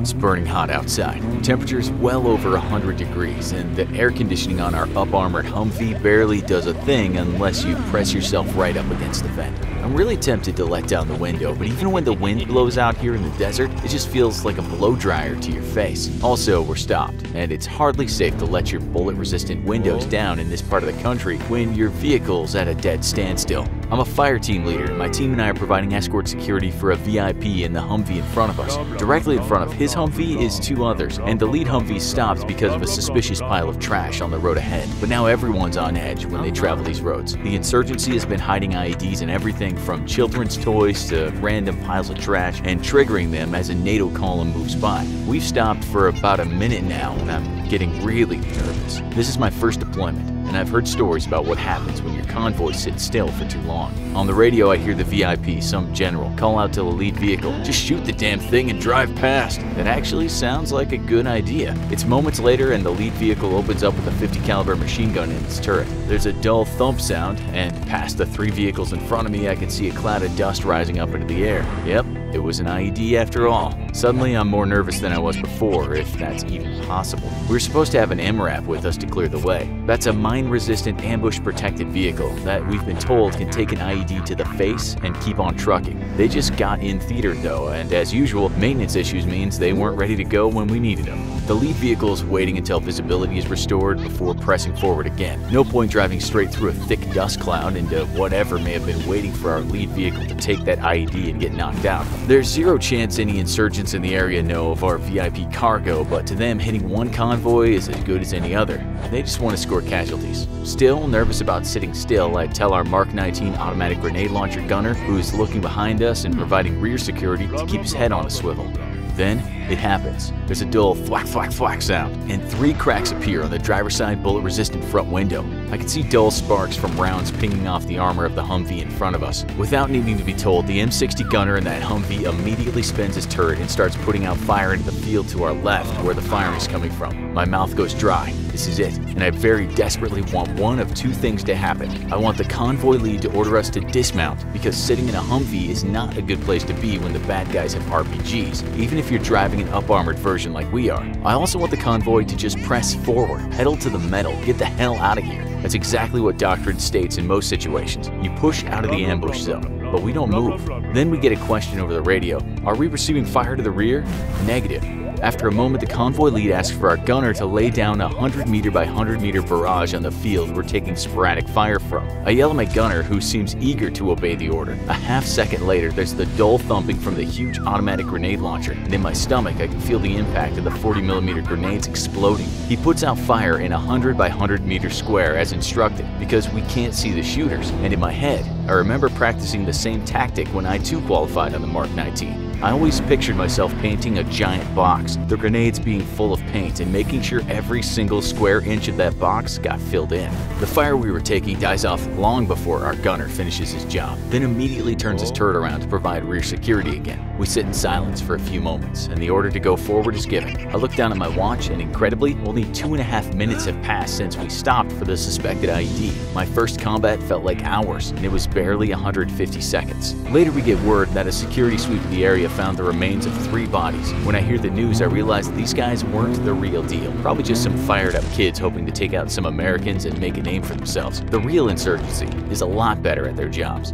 It's now 2 days later, 1800 hours. We just got out of a briefing for tonight's op and are headed for Chow. We've been tasked with providing security for some intelligence guys as they lead us to a house in a local village. Tonight's gonna be a snatch and grab. The target is a bomb maker who's suspected of being pretty high up the chain, and likely the guy who either built the bomb the teenagers who got themselves KIA the other day tried to use, or planted it himself and left them behind to try and take out some Americans. The intel guy suspected he's been sent there by his higher-ups to try and bolster the local insurgency. This area has been relatively quiet for years, but we're getting intel from locals that the insurgent forces are moving back in. If we can take this guy alive, it'll be a huge intelligence victory. So we're told over and over again how important it is we practice strict fire discipline. Also, the house is located in the very center of the village and packed right in next to 2 other houses on each side. The walls in most of these houses are really thin, and even our M4s can punch through these walls and hit someone on the other side. Limiting civilian casualties is critical. Nobody wants to be responsible for killing a civvy.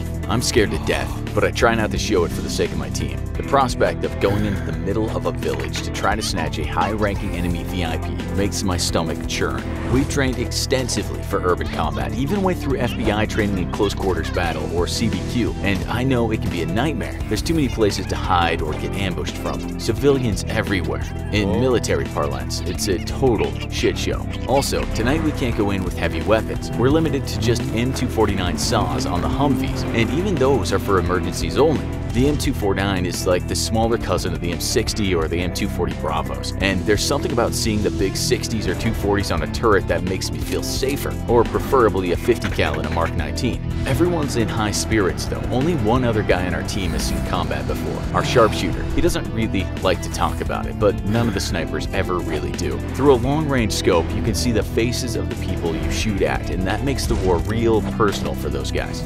It's now 0100 hours, and we're rolling back down a road en route to our target. The great thing about this part of the country is that few of these places have electricity, and the clear desert skies let you see more stars than you've ever seen in your life. The starlight is good for us. Lets us drive our Humvees and one escorting Bradley without headlights. Everyone uses night vision instead. Our vehicles may be loud, but we want to give the enemy as little a heads up as possible. A half hour later, we're rolling into the village, and everyone's on high alert. I remember asking during the briefing why we didn't just stop short of the target and hoof it. I feel safer approaching on foot without the vehicles making a bunch of noise and alerting the village the moment we enter. They want this to be a quick operation though. Literally drive up to the guy's front door and yank him out before anyone has a chance to react. On paper, it seemed like a good idea. In reality, I have my doubts, and those doubts grow as I start to see curtains being pulled back in windows and faces looking down at us in surprise. We're at the target block of houses within a minute of arriving though, and I find myself hopeful that we're fast enough to take off guard anyone who might be protecting the enemy VIP. I tell our driver to pull to the back of the houses. Us and the second team are tasked with securing the rear of the buildings and making sure nobody makes a run for it or tries to ambush us from this location. We're out of the Humvee in seconds, taking up positions overlooking the rear and corners of the 5-block row of houses. I look back and see my gunner in the turret behind the 249, and something in my gut tells me to get him off that turret. This is supposed to be a fast op, in and out, so it makes sense for him to stay in the turret, but I can't explain. Something tells me to get him and that gun down, so I do. He ends up taking position by one of the tires of the Humvee, proned out and gun facing down the road we're on. I can hear the entry team bash the front door in, and on cue, two of our guys back here pop flashbangs inside the two windows on the rear of the small target house. Up front, they do the same thing, and almost simultaneously, there's the roar of 4 or 5 bangers going off at once. We have no idea where in the one-story house this guy is at, but we're not taking any chances. If he was awake and waiting for a fight, I guarantee he's no longer in a condition to do so. Everybody gets tense, waiting for the sound of gunfire, but there's nothing. Just the screaming of some civilians. A man and his wife and kids run out of one of the next door houses and take off down the street, fleeing in terror. We let him go. Then there's a call over the radio. We hit the wrong house. The intel guys screwed up bad. The only people inside are an old woman and her 2 older daughters. The old woman's in bad shape from the bangers and she needs medical treatment ASAP. I hear the call to abort. We lost the element of surprise, and the last thing our 20-man crew wants to do is get caught with our pants down, as they currently are, in the middle of this village. Everyone starts rushing for the Humvees. Up front, they're taking the old woman and her daughters into the Bradley so they can rush them back to base for medical attention. Briefly, I think about my own grandmother. What if it had been her in that house? We made this mess. Now we gotta clean it up and make it right. Suddenly, there's light, then heat. Finally, a roar. I'm staring up at the sky and I can barely hear anything. Slowly, my hearing comes back. Then I look over at my Humvee just 40 feet away and it's in flames. Took an RPG and it looks like the gas tank got hit. There's burning diesel everywhere. Immediately, I look for my gunner and I see him miraculously laying down fire towards a house a block over. The thick, heavy-duty tire and axle somehow protected him from the blast. War is so random sometimes. My head's all fuzzy as I look at my gunner firing away, and I keep remembering, don't fire unless you need to, and keep off the 249s unless absolutely critical. There's civilians everywhere. I open my mouth to tell him to stop firing, but then I see the dust that's being kicked up all around me. Little explosions of dust everywhere, and I realize we're being shot at a lot. My hearing finally comes back as I crawl for cover behind a short concrete wall. The air is full of sharp cracks, and it dawns on me that that's the sound of being on the wrong end of a bullet. I make contact with my team, checking for any casualties. Everybody's fine, but the other team with us has a guy down. My mind races as I take stock of the situation. We're being told to extract ASAP, but I radio back that our Humvee's out and we got 1 casualty. The fire's coming from a house directly up the street from us, and I realized that this was probably the house we were looking for all along. Just our luck to be caught right out there in the open in front of it too. There's fire coming from 2 of the front-facing windows, and somewhere to the left of the house in another building as well. My guys are returning fire best they can, and the 249 is chewing up the front of the house, but having to stop for reloads every 30 seconds or so. He's got no assistant gunner with him this time to help him reload. We weren't supposed to need it. I can see the figures darting in and out of the house, to the left and right, and I realize they figured out that we're just a small team, not even a full-strength platoon's worth of soldiers, and 3 of them are intel guys I'm not sure have fired a rifle since basing. I remember my training. We studied the Russian invasion of Afghanistan a lot. Their biggest mistake was staying put when under fire, letting the Mujahideen maneuver on them and outflank them. They took huge casualties because of that. We don't stay put. I order my SAW gunner to stick with the other fire team to protect the wounded. Now they have 2, and I take my 2 other guys and make a break to our left. We duck behind another row of houses and start slowly sweeping forward. We may be under strength, but we've been trained to fight aggressively. A second fire team from the front of the house is mirroring our movement on a parallel street. One of their Humvees got knocked out as well, and we're down to 2 Humvees in the Bradley. Not enough room to move everyone out. We didn't bring spare vehicles because, again, we were supposed to be in and out. The US military has learned from its mistakes. Too often units have sat still, holding defensive positions waiting for extraction or a chance to make a break for it, racking up casualties the whole time. Not us. We got one way out of this mess, and that's to jump straight into the teeth of it. We take 4 guys completely by surprise. They're practically jogging down the middle of the street, not even bothering to move tactically, rifles up. Guess they expected us to hunker down, to sit still. Their mistake. They'll pay for it. It's a lot like shooting targets at the firing range. A few quick squeezes on the trigger and it's over in a couple of seconds. The 3 of us opening up almost simultaneously. We're now just a few houses over from the new target house, which is being hammered by one of the front team's 249s and incredibly still has people shooting back out of it. The other fire team maneuvering up also ran into their own bad guys, but they got pinned down in a firefight. Yes, their perps were smarter about how they moved toward an ongoing fight. We fixed the number of hostiles by now though, 2 still firing inside the house, and 3 engaging the fire team maneuvering up the street across from us. There's another estimated 3 down inside the house, 2 in front of it after trying to make a break out the front door, plus the 4 my team got. That's 14 hostiles total, 9 now KIA, who were all either living in or next to the target house. Suddenly, I'm really happy we didn't hit the right house. It would have been a bloodbath for the entry teams. It's a small village though, and the good news is that with so many hostiles in one spot, it's unlikely there's reinforcements coming from anywhere else. This gives me an idea. It's insane, and I surprise myself when I realize I'm already transmitting it over the radio. I'm even more surprised when we get the go-ahead. We've been cleared to storm the house, take out the last 2 guys, hopefully seize the enemy VIP still alive, all with a 3-man assault squad. It's insane, I keep telling myself as we move toward the rear of the house, guns up and eyes trained on the windows and doors around us, but especially the rear door of the house. It's been left wide open, probably from the haste the guys trying to maneuver on us were in. I'm afraid.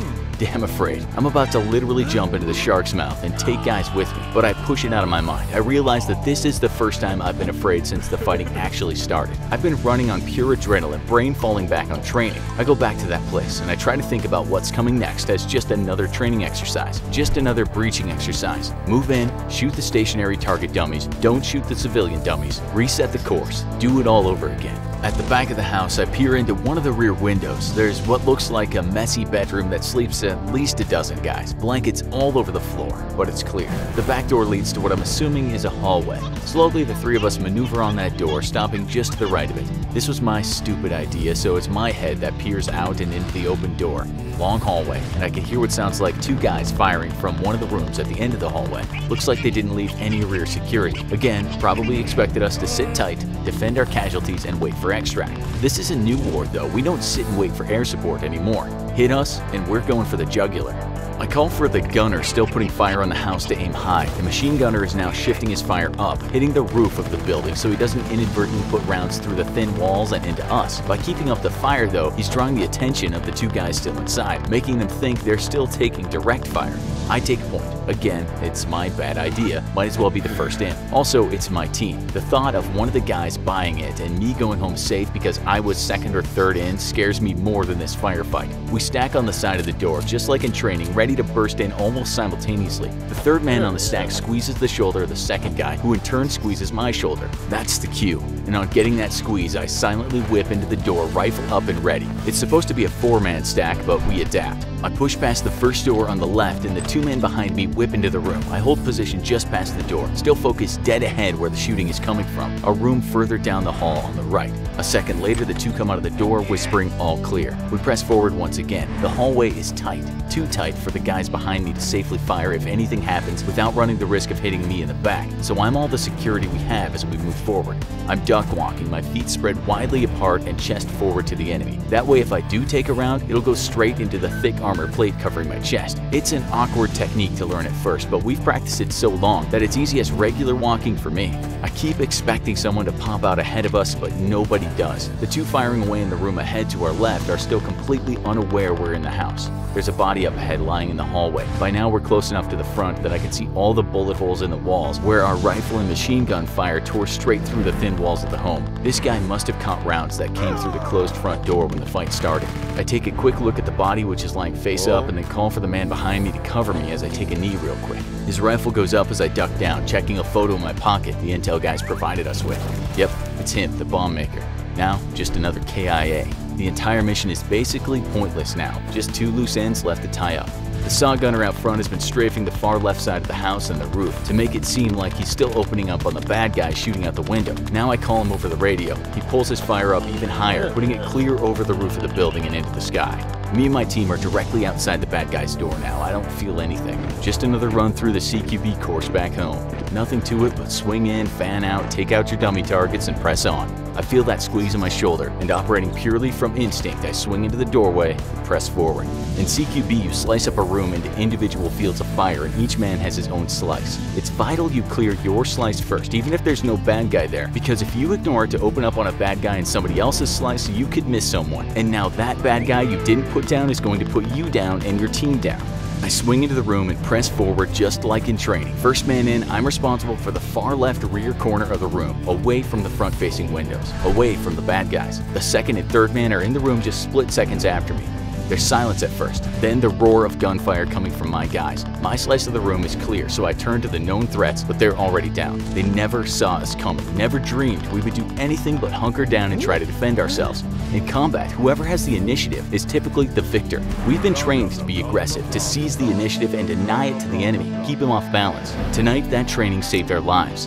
I think about this night later, and I find myself glad that my slice of the room had been clear. I'm glad it wasn't me that had to put down a hostile at point-blank range, close enough to see their face. For decades, Russia has been the world's second most powerful military. Today, it is the second most powerful military inside Ukraine. How in the world did a nation with such a significant military overmatch get into a quagmire against a much weaker power? Just what is wrong with the Russian military? The numbers speak for themselves. As of 30 days since the start of Russia's invasion of Ukraine, the Russian military has lost a staggering 1,794 vehicles. Of these, 877 have been completely destroyed, 34 seriously damaged, 228 abandoned, and 655 captured by the Ukrainians. Compare that with 536 vehicles that Ukraine has lost, of which 205 were destroyed, 16 severely damaged, 37 abandoned, and 278 captured. And these are just the figures confirmed via international intelligence agencies and amateur sleuths using social media and satellite photographs. The real casualties are bound to be much higher. When it comes to personnel, the only official figure given by Russia's Ministry of Defense is a few hundred KIA. However, the real figure is estimated at between 10 to 15,000 dead, with many or more wounded, missing in action, or deserting.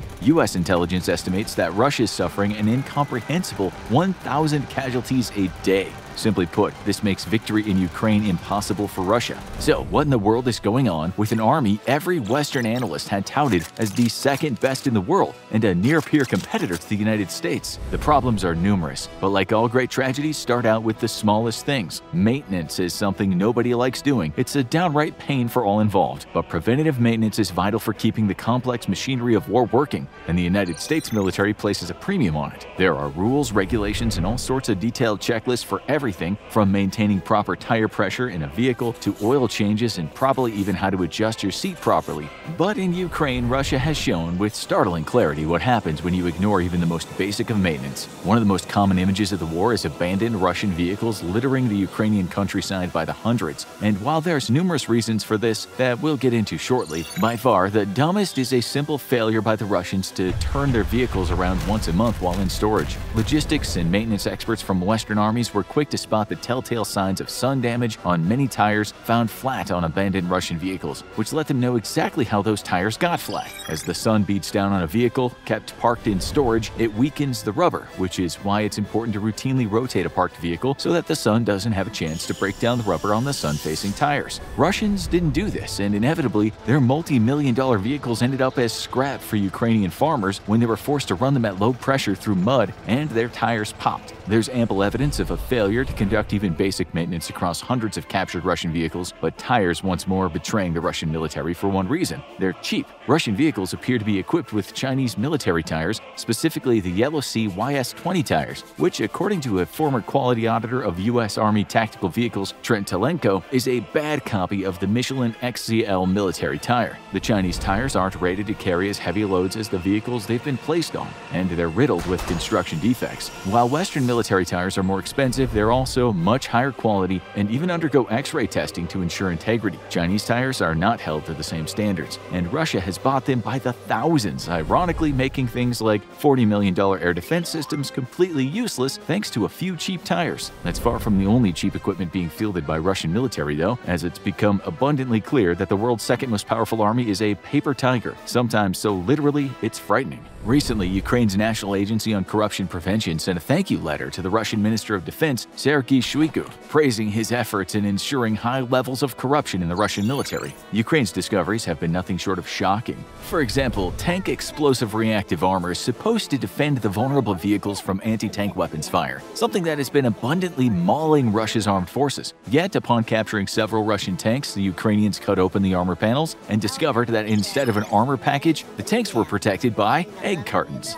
But Russian soldiers haven't fared much better. On February 2nd, Russia unveiled its futuristic new Sotnik full body armor, allegedly capable of stopping a 50 caliber round. It's impressive.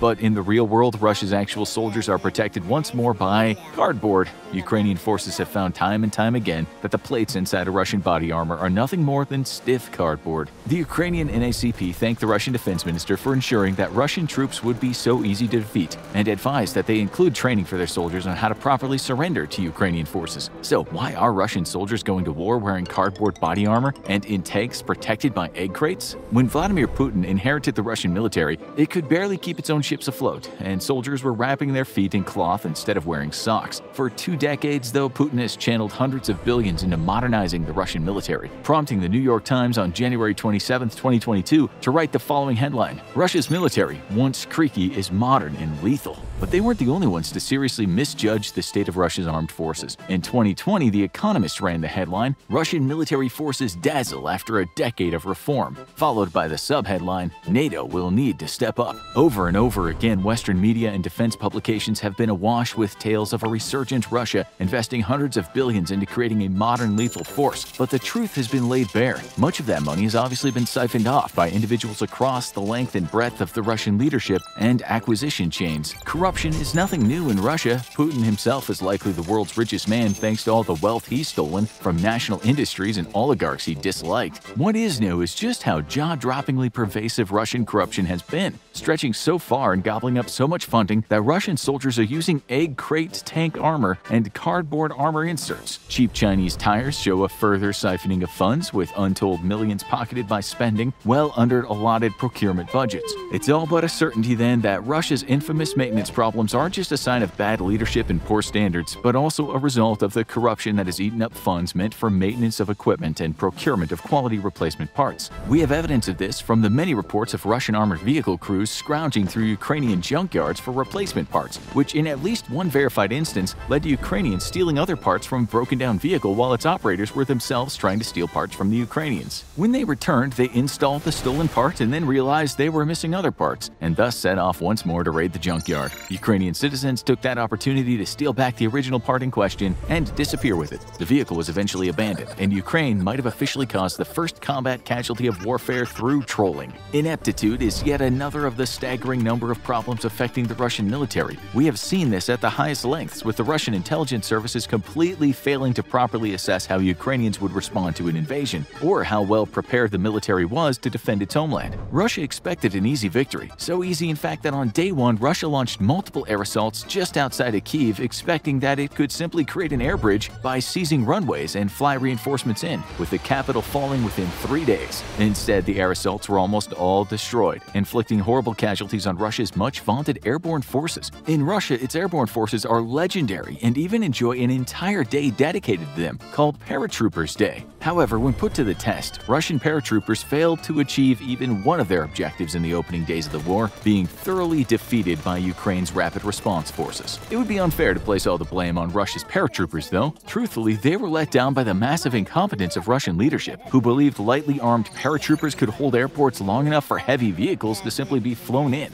This underestimated not just Ukrainian capabilities to respond to deep penetration air assaults, but also Ukrainian air defenses, which were still mostly active even weeks into the war and made reinforcing via air bridge impossible. The failure to shut down Ukraine's air defenses is another casualty of Russian incompetence, though this time it stretches all the way to the top. When the United States led a coalition in 1991 to end Iraq's invasion of Kuwait, it shut down Iraq's air defenses within 48 hours through surgical and overwhelming strikes, while fighter aircraft swept from the skies any Iraqi fighters foolish enough to resist. By comparison, Putin dedicated only a small portion of the vastly superior in number Russian Air Force to try to shoot down Ukraine's air defenses. What should have taken Russia a few days to accomplish has yet to materialize, and incredibly, a month into the fighting, Ukrainian Air Force is still largely intact and flying up to 5 sorties a day. It's believed that Putin did not want to dedicate the number of aircraft necessary to the task, as it would signal that his special military operation was in fact what it really is, a full-scale war. To maintain domestic support, Putin must keep up the facade that Russian forces are still engaged in only light fighting, and thanks to his massive control over Russian media, he's still somewhat succeeding at maintaining his narrative. But this has allowed Ukraine's air defenses to continue to take a heavy toll on the Russian aircraft, with 39 planes and 40 helicopters lost in just the first 2 weeks alone. The total number today after a month of fighting is unknown, but believed to be well over 100. Incompetence in the Russian military, however, extends all the way down the chain of command. Russian forces have to date shown little competency in everything from convoy security to responding to ambushes. In this video, we can see Russian armor bunched up inside of a neighborhood, and subsequently they fall prey to a well-coordinated ambush. Not only do the bunched up vehicles make easy targets, but the destruction or damaging of one vehicle can cause traffic jams as the panicked drivers try to get away. This is a failure of the proper way to use armor in combination with infantry. In the West, armor is always closely supported by infantry, whose job it is to protect the tank from enemy anti-tank teams. Not only should these vehicles not have been bunched up so closely together, they're lucky they weren't also under air or artillery attack. If the convoy had to stop for some reason, they should have been deploying infantry to screen the flanks against exactly this type of ambush. Yet, time and again, we see Russian troops failing to grasp even this most basic of combined arms concepts, and Russian armored vehicles are paying a staggering price for it, with nearly 2,000 combat losses. In yet another video, we see how Russian troops have been reacting to ambushes. In this video, we can see a column of Russian vehicles wander into Ukrainian ambush, with a vehicle taken out by an anti-tank team. The US military teaches that the best way to survive an ambush is to assault it by turning armored vehicles into the ambush so their thicker frontal plates are presented to the enemy, and deploying infantry to fire on and suppress the enemy. Forces outside of the kill zone can then launch an assault against the ambush's flanks. Instead, the Russian forces scatter in panic, with only 2 of the tanks turning to the ambush and returning fire. Forces outside of the ambush simply come to a dead stop, and no Russian infantry dismounts to assault the ambush and relieve pressure on their buddies in the kill zone. Tactical incompetence extends to pretty much every aspect of the Russian convoy security, though, as their convoys have been observed coming to full stops at intersections, an absolute no-no for any convoy. Then, when they eventually begin moving again, instead of deploying screening elements on either side of the intersection, the convoy simply pulls ahead in single file, leaving themselves wide open to enemy attack. Perhaps the most baffling of all, though, is the destruction of air defense equipment via airstrike within parked convoys, with the operators not bothering to turn on their air defense radars for hours, while the convoy sat at a dead standstill. Russian troops are proving themselves to be poorly trained to the point of gross incompetence, but we couldn't mention convoys without explaining one of Russia's greatest failures to date. By now, everyone has seen images of an incredible 40-kilometer convoy of armored vehicles, fuel trucks, and artillery all stuck on its way to Kyiv, with similar scenes incidents repeating themselves at a smaller scale throughout Ukraine. Just what in the world is going on with Russia's convoys? Incredibly, the answer is simple. They're out of gas. Even more incredibly, they still haven't solved the problem after 3 weeks. Initially, Russia's forces went into Ukraine with approximately 3 to 5 days of supplies and relied on their logistics fleets to keep them resupplied past that. The only problem is that Russia doesn't have enough trucks or logistics personnel to properly resupply its armed forces. Instead, the troops rely on railroads to haul supplies to the front, a task helped by Russia's very impressive rail logistics corps capable of building new railway, maintaining rails, and repairing them. The problem is Ukraine keeps blowing up those railways, and Russian troops can't seem to stop them. At this point, any hope of supplying forces inside of Ukraine via the shared railways between the two nations are a pipe dream.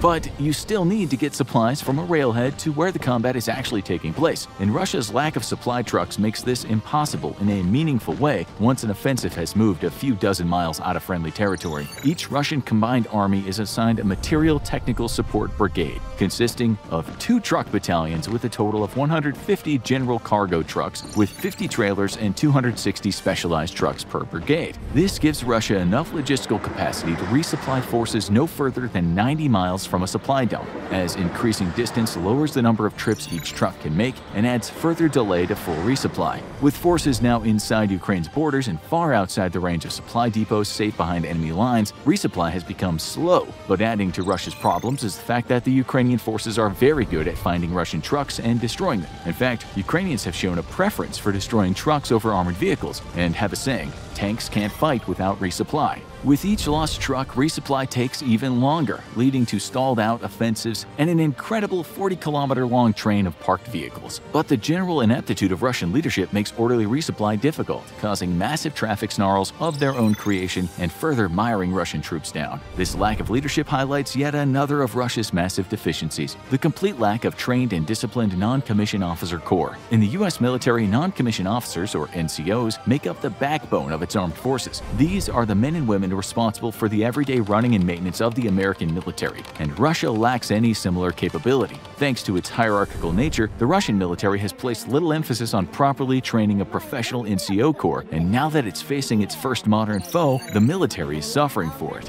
While America places an emphasis on empowering its NCOs to make on-the-fly decisions and seize the initiative, the Russian military has no such leadership cadre, which inevitably leads to a need for senior officers to lead from the front. But senior officers are few in number and simply can't be as omnipresent as a wide cadre of NCOs can be, and even more importantly are far too valuable to risk dying on the front lines, which is exactly what's been happening to Russia's majors, colonels, and even generals. As of this writing, 7 senior Russian generals are believed to have been killed in 1 month. By comparison, the United States lost 2 generals in 20 years of fighting the global war on terror. One was killed in the September 11th attack at the Pentagon, and the other was killed on August 5th, 2014 during an insider attack in Afghanistan. 0 of America's general officers have been killed on the front lines. Russian generals claim to simply lead from the front and take inspiration from Prince Peter Ivanovich Bagration, who was fatally wounded at the Battle of Borodino in 1812, or Generalissimo Alexander Suvorov, who always fought on the most exposed part of the front.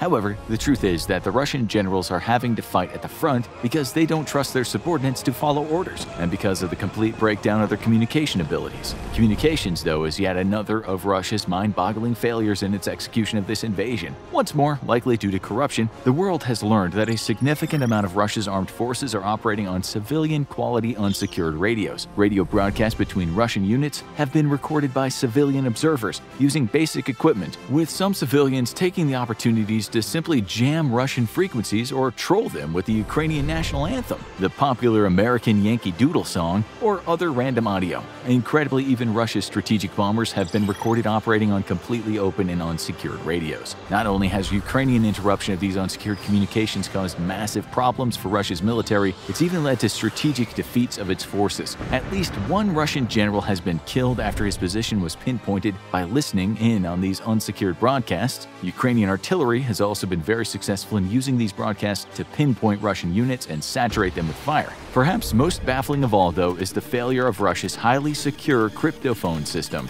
Introduced Introduced in 2021, ERA was touted as the most secure communication system in the world, capable of secure conversations from almost anywhere on the face of the planet. However, Russian generals and intelligence agents have been unable to use it inside of Ukraine. The reason? It relies on cell towers and uses 3G and 4G to communicate. And the Russians have destroyed most of the cell towers in the areas they've occupied. Hundreds of millions of dollars in research, development, and procurement costs all wasted on a system that can't work when the Russians need it the most, simply because somebody didn't tell the troops not to destroy the cell towers. Now, Russians are forced to use unencrypted landlines for highly sensitive conversations, which inevitably have been intercepted by Ukraine and Western intelligence agencies to great strategic effect. By now, you are no doubt fully aware of the extent of Russia's war crimes against Ukraine civilians, and this is yet because of another failure of the Russian military. Russia has a very low supply of smart weapons, both because it simply can't afford them due to 2014 sanctions, and because Russia's always placed a low priority on precision weapons. Most of its aircraft also lack targeting pods. Inevitably, it was feared that as Russia's stockpile of smart munitions dried up, it would resort to much more indiscriminate dumb bombs, resulting in high amounts of collateral damage and very little actual destruction of intended targets, Ukrainian military positions. This turned out to be the case within a week of the invasion. But the scale of assault on civilians has only increased exponentially since then. Why? Simply put, because the Russian military is really bad at war. They're so bad that they rely on mass slaughter of civilians to force a peace on their terms. They did this in Georgia, they did it in Chechnya, and they did it in Aleppo, killing thousands of civilians with indiscriminate bombing and artillery fire. Now they're doing it in Ukraine as their offensive bogs down due to a stiff Ukrainian resistance. Putin's strategy is simple: kill so many civilians that Zelensky is forced to accept a peace on Putin's terms, even though Putin is the one losing. This is the reason why Russia bombed a maternity hospital, killing pregnant women and their unborn children. It's the reason why they bombed a feeder, clearly marked with the word children on both the front and back yards. And it's the reason why their troops have been recorded opening fire on civilian vehicles and civilians standing in bread lines in videos too graphic for us to share with you here. They have even routinely attacked convoys of civilians fleeing conflict areas through humanitarian corridors that they established themselves, only to close them hours later and open fire on anyone stuck within them. Russia's strategy is to cause a humanitarian crisis so terrible, Zelensky will have to admit defeat even though, and we cannot stress this enough, Russia is losing this war. But Ukrainians aren't giving up, and Putin's terror campaign is backfiring, galvanizing an estimated 15,000 foreign volunteers to come to Ukraine's defense in just 1 month. Many of these are amateurs with little more than a willingness to help defend Ukraine, but many more of these are highly trained professionals from militaries all across the West who bring years of experience fighting in the Middle East to bear on incompetent Russian forces. As this invasion progresses, we'll learn more about the true vulnerabilities and deficiencies of the Russian war machine. But as of right now, it's clear Russia is no longer the second most powerful military in the world. In fact, they're only the second most powerful military inside Ukraine. Military has been protecting Americans for hundreds of years, and it's developed a lot of secrets in its time. Here are 50 surprising facts about the US military. Number 50. Older than you know. The country's first business after being founded would probably be to create a military, right? Well, in the United States they didn't have to, since they already had one.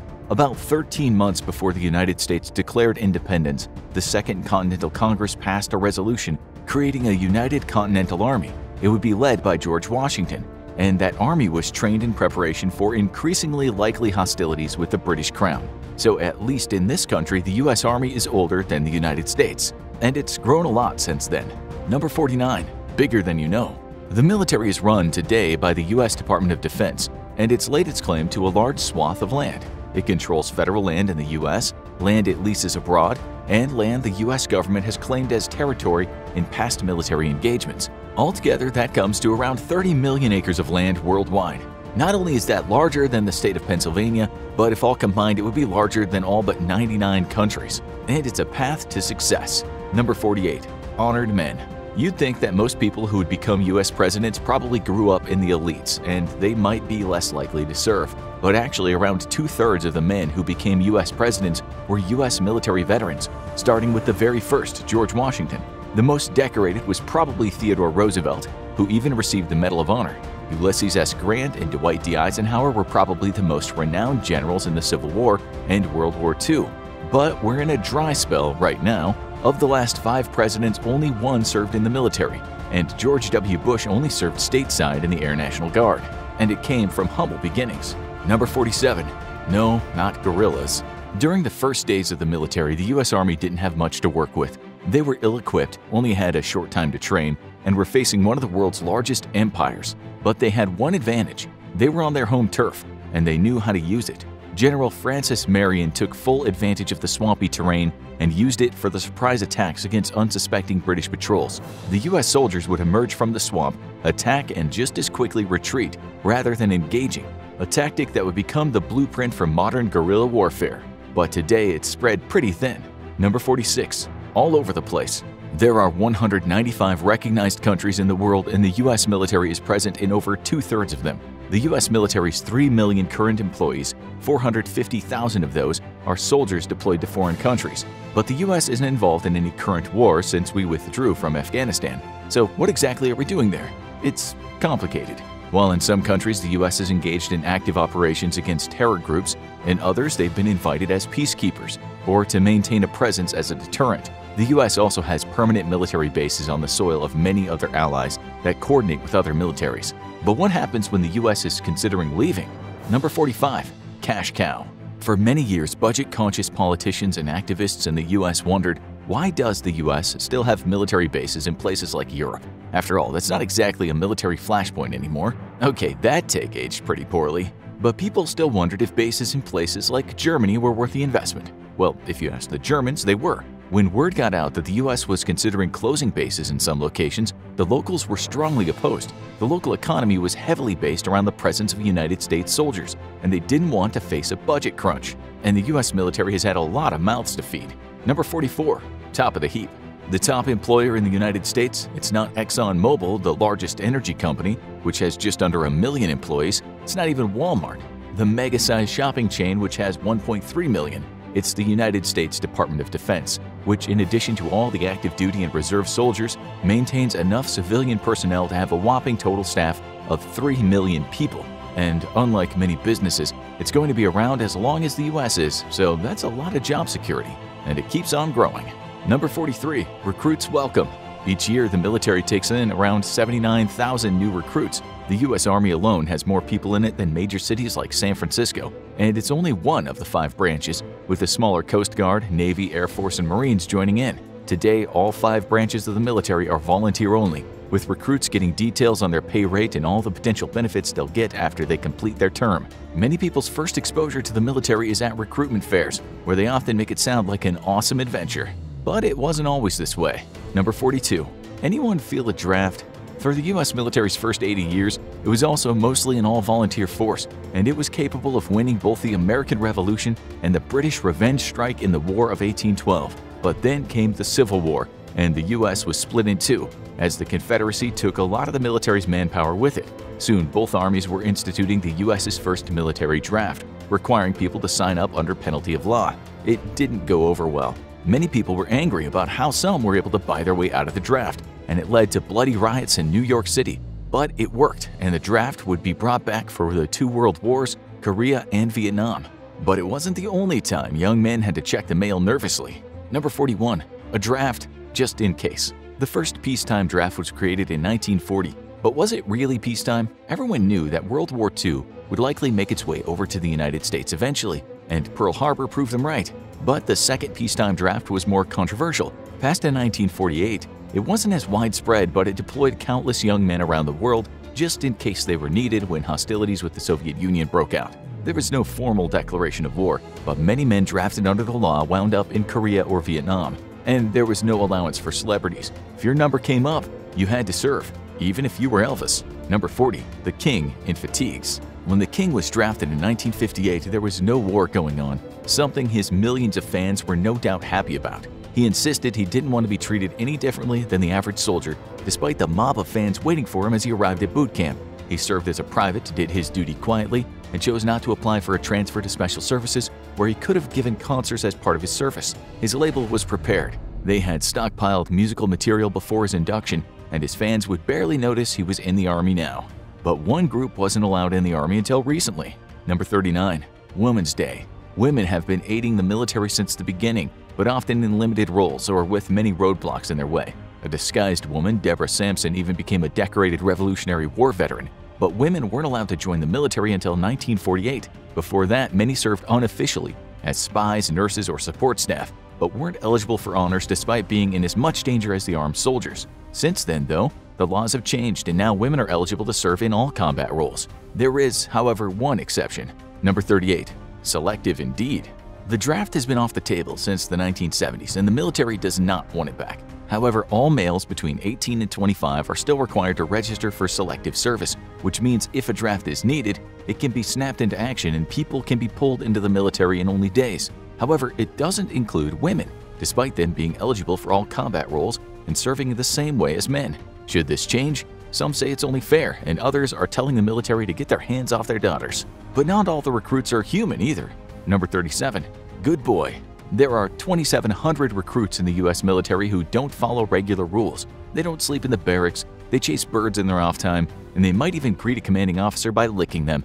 And they're not going to be ordered to do any push-ups because they're military working dogs. In a similar way to police dogs, these elite canine soldiers are specialized in detecting narcotics and explosive devices. They can also patrol for enemies and chase off threats. And not just any good boy can do this job. It takes 16 hours of training every month, plus tests every 3 months to become a military working dog.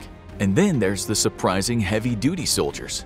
Number 36. Robo-troops. US military robots have been around since the 1960s, when the US created the Beetle. This massive robot was designed to be used for handling nuclear materials. They never actually saw use, but smaller robots became an essential part of military life. Today, high-tech robots are used for all sorts of missions, including carrying victims to safety and disarming explosives. And flying drones have become an effective way to eliminate targets without putting troops in harm's way. And unlike other soldiers, these robo-troops don't need rest and food, just an occasional recharge. But it takes a lot of energy to keep the military going. Number 35. Gas, gas, gas. Every time you head to the gas pump, it's hard not to cringe. But if you think filling up a gas tank of a car is bad, imagine the cost of trying to keep a tank or a fighter jet refueled. During World War II, it took around a gallon of fuel each day to support a single soldier, but that was with a lot of foot patrol and collective transports. Today, with high-powered vehicles shuttling soldiers and powerful weapons around the battlefield, it takes around 22 gallons of fuel per day just to support one soldier, and those costs are only going up, and all that fuel adds up. Number 34. Fuel follies. Today, the US Army alone burns through about 1 billion gallons of fuel each year, and that's without a major war going on. In a combat situation, those numbers go up massively, and fuel is a limited resource. The Department of Defense is increasingly worried about both fuel costs and the impact to the environment, so they're looking into increasing the use of alternative energy sources. Not only could this be more efficient, but it would protect the US from an oil embargo from enemy nations. But it's been a long time since the US was truly at war. Number 33. What is it good for? When was the last time the US went to war? You might be thinking Iraq, Afghanistan, or even Vietnam. But the actual answer is against Japan and Nazi Germany when they formally declared war on the Axis powers. Since then, every military action the US has been involved in was not accompanied by a formal declaration of war. Some were classified as police actions, others as limited military operations. While most were authorized by Congress, in none of them did Congress vote on a formal declaration of war. But that could change based on something half a world away. Number 32. The NATO factor. Ever since the post-war founding of the North American Treaty Organization, many countries of Europe and North America have been aligned. The most significant part of the treaty is Article 5, which is a mutual defense pact. If one country in the treaty is attacked by a hostile power, it means all the other countries will consider it an attack against them as well. That means that if a small nation like Belgium is attacked, it would have nuclear powers like the United States, Great Britain, and France coming to its defense. No wonder many countries in Eastern Europe want to join the alliance. But what happens if it's NATO versus NATO? Number 31. Family feud.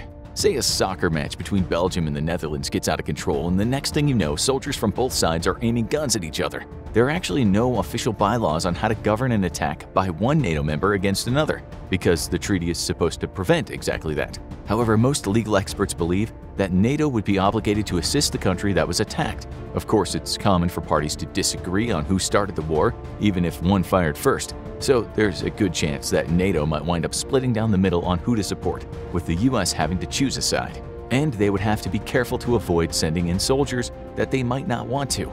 Number 30. The youngest soldier. You usually have to be 18 to join the US military, but that didn't stop countless teenagers from signing up with false documents during the World Wars. But no one topped John Lincoln Clem for jumping the gun. The 9-year-old boy wanted to join the Union Army during the Civil War, and after being rejected once, managed to make it in. He was so small that his superiors in the 22nd Michigan Volunteer Infantry even sawed down his musket so he could carry it. He was a sergeant by age 12 and went on to serve in the military for most of his life, retiring as a major general. But in terms of dedication, no one tops this guy. Number 29, the oldest soldier. To find the oldest active duty member the U.S. military ever had, you've got to head over to the Coast Guard. When Anthony Christie was laid to rest in 1862, the 105-year-old man had a unique distinction.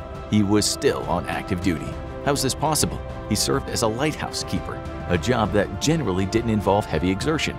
As long as his eyes were sharp enough to do his job, the Coast Guard had no reason to retire him. So he kept the lighthouse running almost 40 years past retirement age. And with a lot of people in the military, it means that they need a pretty big headquarters. Number 28. Welcome to HQ. The Department of Defense runs the U.S. military and used to run all the branches, and they're all running out of one building, the Pentagon. It's easy to underestimate since it's relatively flat, but the Pentagon is one of the largest office buildings in the world, with 3 times the office space of massive skyscrapers like the Empire State Building. Holding the brains of the U.S. military and many of its highest-ranking officials, it's also heavily fortified. When the Pentagon was targeted by one of the planes on September 11, 2001, it sustained heavy damage, but the damage was much less widespread than it could have been in another Washington building. So wait, what's that one exception? Number 27. Coastal changes. Why doesn't the Coast Guard operate out of the Department of Defense? It was until post-9/11 laws handed it over to the newly created Department of Homeland Security. Due to the Coast Guard's larger domestic responsibilities, it was uncoupled from the other branch's foreign duties. However, a clause was put into the bill so that if the Coast Guard is needed in an active war, the U.S. Navy can take control of all its assets. And no matter how high someone in the military ranks, they always answer to one person. Number 26. The Commander. The Commander-in-Chief is the highest-ranking position in the military, and they have final say over almost all areas of military policy, up to and including deploying nuclear weapons. And they can outrank the highest generals without ever serving a day in the military. All they have to do is win an election, because the President of the United States doubles as the Commander-in-Chief, and they're the only ones who can begin a military engagement or end it, which might get tense when a president who never served is giving the orders. But there's one other rank that's impossible to reach. Number 25. That 5th star. The rank of 5-star general was created in 1944 to represent soldiers given special promotions above the typical 4-star rank. Over the years, only 10 officers were ever granted 5-star status, 4 in the Navy, 5 in the Army, and 1 in the Air Force. However, there won't be any others. When General Omar Bradley, the last surviving 5-star officer, passed away, the military decided to retire the ranks. But there's one person above all of them in rank. Number 24. The General of the Armies. The year was 1976, and the bicentennial was the perfect time to honor those who made America possible. There was one man who did more than any other, George Washington. He had been dead for 177 years, but the decision was made to promote him to the title of General of the Armies, a position only held once before by World War I legend John J. Pershing. As part of the promotion, Washington was granted permanent seniority over all U.S. generals and admirals, ensuring that the Father of the United States is its highest-ranking official forever. And for decorated veterans, there's usually one end of the road. Number 23. The final honor. Arlington National Cemetery holds the remains of close to 500,000 U.S. veterans from multiple wars, and generals who pass away are frequently given a place of honor there. Only 2 U.S. presidents have been buried at Arlington: John F. Kennedy, who served with distinction in World War II and was seriously injured in combat, and William Howard Taft. Taft never actually served in the military, but by being a Secretary of War and Commander-in-Chief, he was able to get his plot of land. But not everyone buried at Arlington has a traditional tombstone. Number 22. The unknown. War is messy, and it's not always possible to get everyone home for a proper burial, especially today with high-yield bombs. It's possible for remains to be burned too badly to be identified. That's where the Tomb of the Unknown Soldier comes in, a memorial to soldiers who have been buried at Arlington but never identified. There are tombs for World War I, World War II, and the Korean War. One was created for Vietnam, but it's currently empty, after DNA evidence allowed the government to identify Lieutenant Joseph Blassie and give him a proper burial in 1998. And those tombs are attended to by a unique unit. Number 21. The 1st Unit. They call them the Old Guard for a reason. They've been on active duty since 1784. But the 3rd U.S. Infantry Regiment isn't just any unit of soldiers. They're a ceremonial unit serving as escorts to the U.S. Commander-in-Chief. But they also have one other key duty. the regular changing of the guard ceremony at the Tomb of the Unknown Soldier. But while they're primarily a ceremonial unit, they have been deployed in combat, and 4 members of the unit have been awarded the Medal of Honor, most recently in Vietnam. And the military's ranks have always been diverse. Number 20, a unit of immigrants. When the U.S. military saw many of its forces join the Confederates in the Civil War, they were bailed out by an unlikely source, immigrants, along with a large number of free African Americans who wanted to fight the slaveholding South. The Union Army was 1/3 composed of immigrants, and in a quarter of all regiments, the majority of soldiers were not born in the United States. That pattern continues, and today around 5% of U.S. forces are either naturalized immigrants or non-citizens. Now let's get into some truly strange facts. Number 19, looking cool. You know those smooth Ray-Ban glasses you love to wear? They didn't come from fashion, but from necessity. When Air Force pilots were struggling to keep their vision straight due to the rays of the sun in the cockpit, Army Air Corps Lieutenant General John McCready contacted glass manufacturer Bausch & Lomb to help make glasses with better anti-sun properties. Soon, the first Ray-Bans were available. Pilots were flying without that persistent nausea and headaches, and were looking good while doing it. It's surprising just how many companies work with the military. Number 18. Crack open a cold one. Who doesn't love an ice-cold Coca-Cola? A little taste of home that can be a psychological lifesaver for a struggling soldier. And the company wanted to make sure that it was possible in World War II. Company President Robert Woodruff decreed that any World War II soldier around the world should be able to get a bottle of Coke for a nickel. That led to the creation of the Technical Observer position, which oversaw the management of these wartime plants. Not only did they help distribute 5 billion bottles of Coke around the world, but they had an Army officer's salary and rank. This one's just a little awkward. Number 17. A bad symbol. The 45th Infantry was a proud unit that served in multiple U.S. wars and was unique due to it being made up of a majority of Native Americans. That led them to work indigenous iconography into their sleeve insignias, and they were proudly wearing those pins into battle. At least they did until World War II, because one of those traditional native symbols was the swastika, and after Hitler and the Nazis co-opted it, it was quickly dropped and replaced with a Thunderbird. In combat, every little detail matters. Number 16. Smooth snap. Velcro is a convenient tool, an easy way to fasten clothes and items without having to stop to tie things. There's just one problem, that annoying ripping sound that alerts anyone in the immediate area, aka the bane of any teenager sneaking out of the house.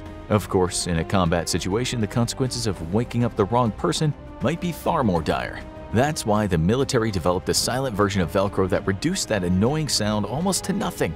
Unfortunately for all those sneaky teenagers, it's still top secret. The military is particular about how they're portrayed as well.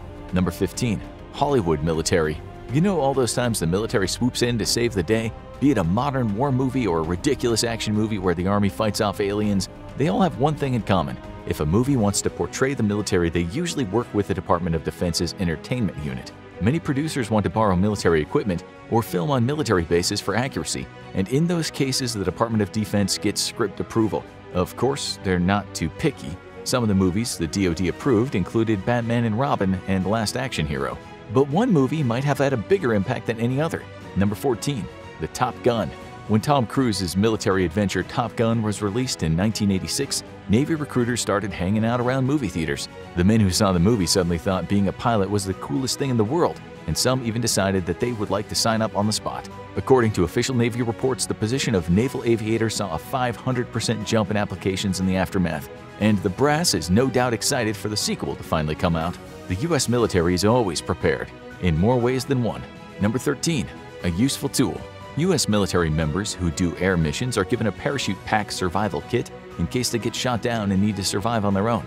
It includes some useful tools like wire, knives, matches, and fire starters, as well as a large non-lubricated condom. No, the military isn't making sure that soldiers are able to practice safe sex while trying to survive in the jungle. Condoms are stretchy, as anyone who's put one over their entire hand knows, so it can double up as a water canteen that holds up to a liter of rainwater if needed. The military even has a department of trash talk? Number 12. Them's fighting words. In Afghanistan, the U.S. faced a challenge of a motivated and ruthless Taliban opposition that knew the terrain far better than them. It was time to call up the Psychological Warfare Department to develop some new tactics, and what they came up with was loudspeakers that goaded enemy fighters into picking fights they couldn't win by calling them names. Apparently such inventive nicknames like Cowardly Dogs and Ladymen were enough, even if the tactic might have been borrowed from the elementary school playground. And the military takes care of their own. Number 11. Wounded warriors. Many soldiers come back from combat with serious injuries. some missing limbs or other disabilities. And once they complete their rehabilitation, there's a new challenge waiting for them, the Warrior Games. This Olympic-like competition pits representatives from the various branches of the military against each other for bragging rights, with every competitor being a combat-wounded veteran. And since the Games began in 2010, the Marines have dominated. And there are some truly odd positions in the military. Number 10. Devil's Advocate. When the military debates new policies, it's easy to fall into groupthink.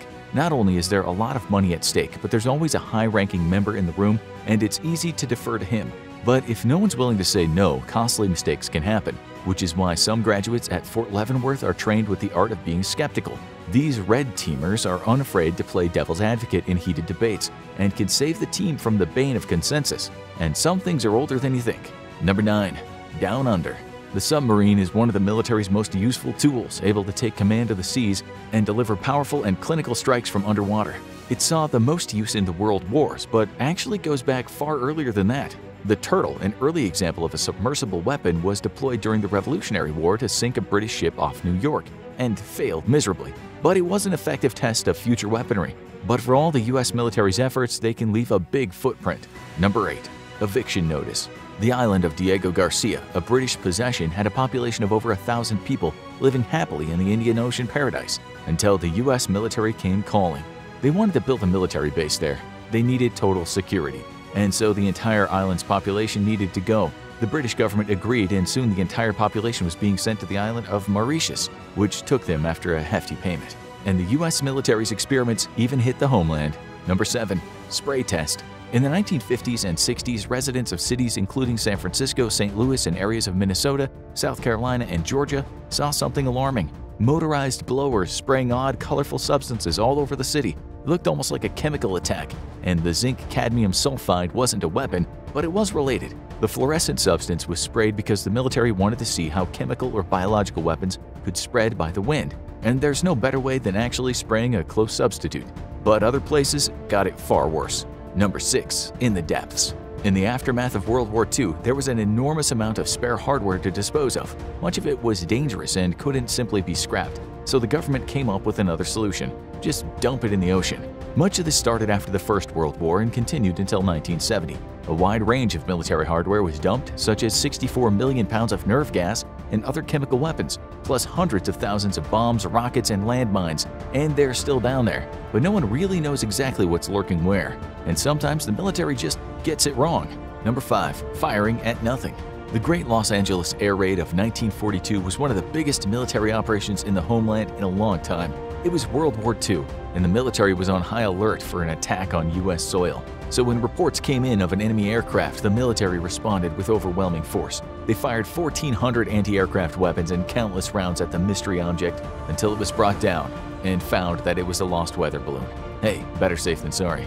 But sometimes the military gets pretty innovative. Number 4. Game time.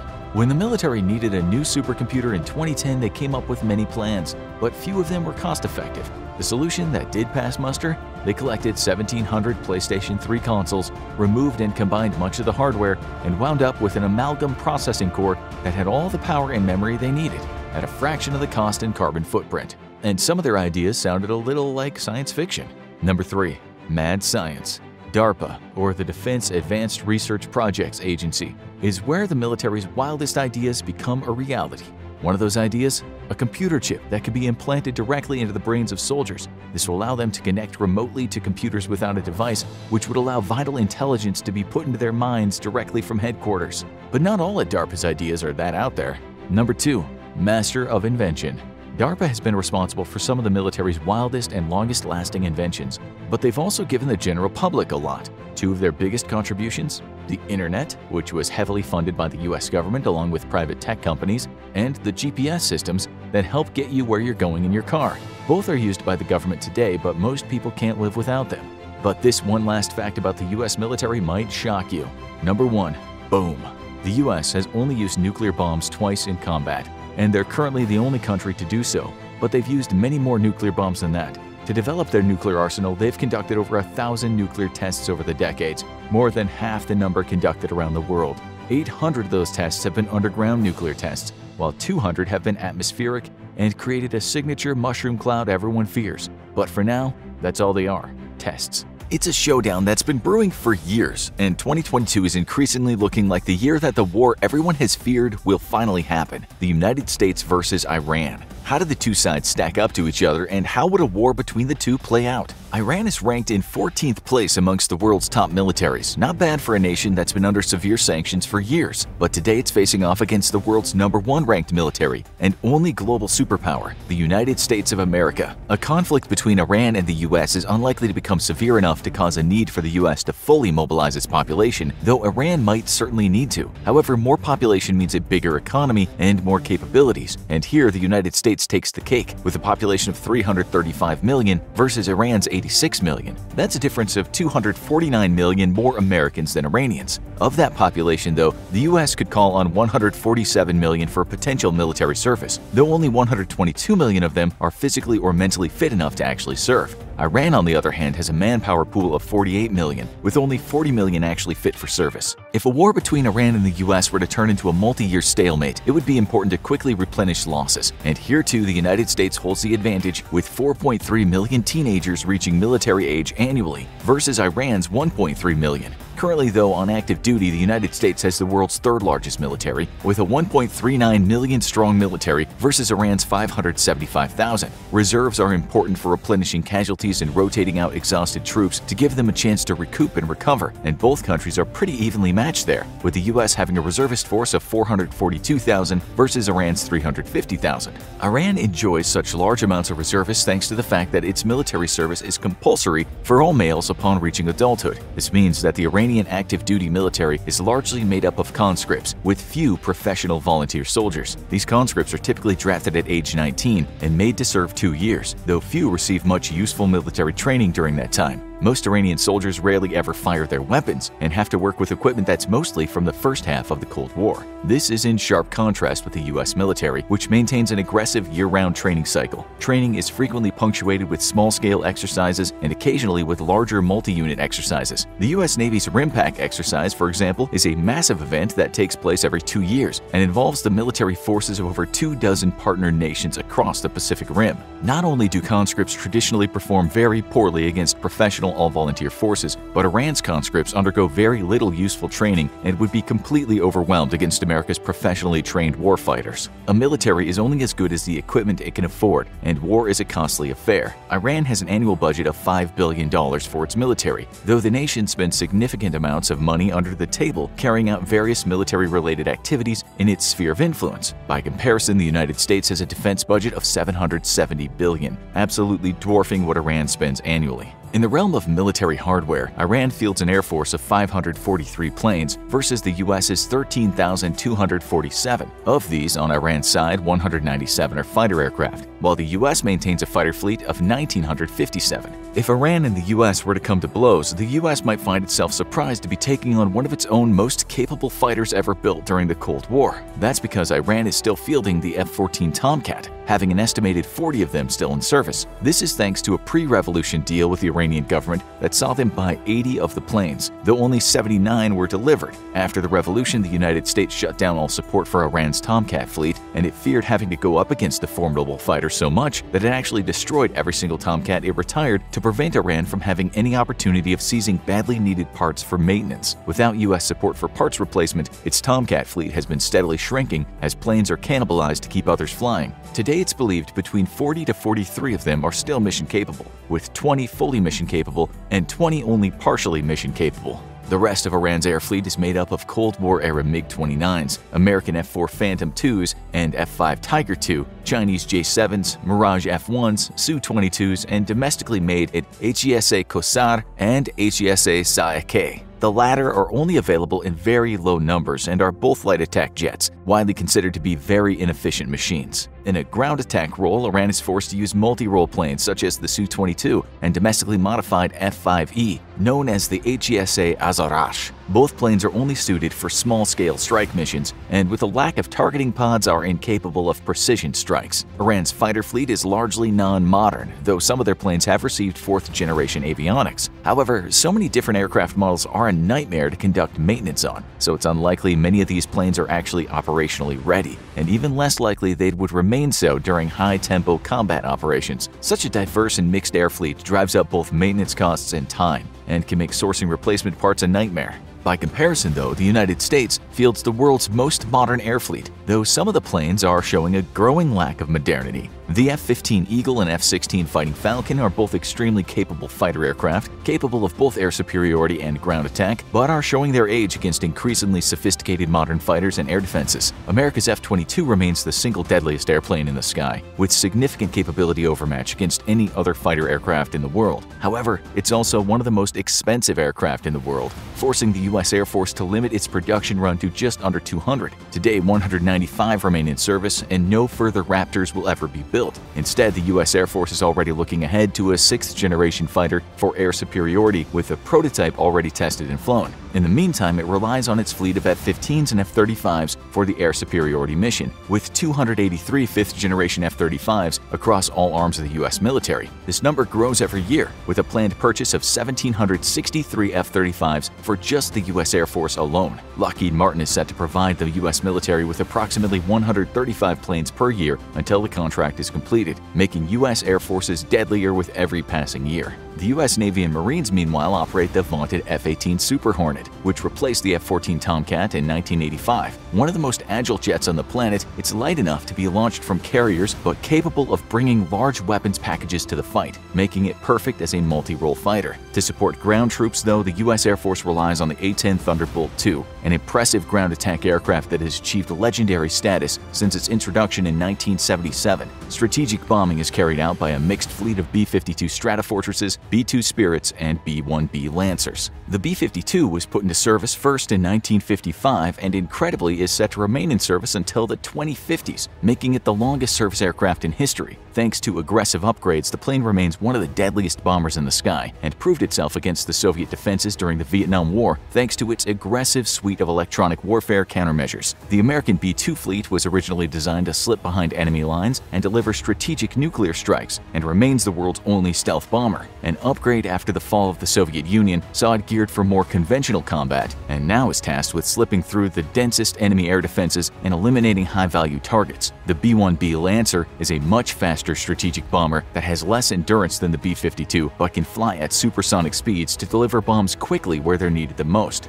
America's overwhelming advantage in attack aircraft places Iranian ground forces at serious risk. Unlike powers like China and Russia, U.S. aircraft are largely multi-role capable, and its pilots trained in both air superiority and ground attack missions. This gives the United States a significant advantage over any competitor, and an edge that only makes a war an increasingly bad proposition for Iran. To fend off the mighty U.S. Air Force, Iran relies not on air superiority fighters, but on a robust layer of ground-based air defenses. At the outermost layer are Iran's longest-range air defenses, the Bavar 373, which is a reverse-engineered Russian S-300. It also has a few S-300 batteries courtesy of Russia, who delivered them in 2015 after Iran joined the JCPOA nuclear deal. With a range of 155 miles, these present a significant threat to fourth-generation aircraft, but F-35s equipped with glide bombs or even B-52s using standoff attack munitions could easily overwhelm and destroy these batteries on their radar. At intermediate range, Iran fields an update on a reverse-engineered American SM-1 missile sold to the Iranian Navy prior to the revolution. The 1960s tech has been updated with domestic upgrades, producing the Sayyad-2, which boasts a range of 46 miles, though the longer Sayyad-3 has a range of 75 miles. These missiles can be difficult to destroy on the ground because they can be mounted on very agile truck-mounted launchers, which can rapidly reposition.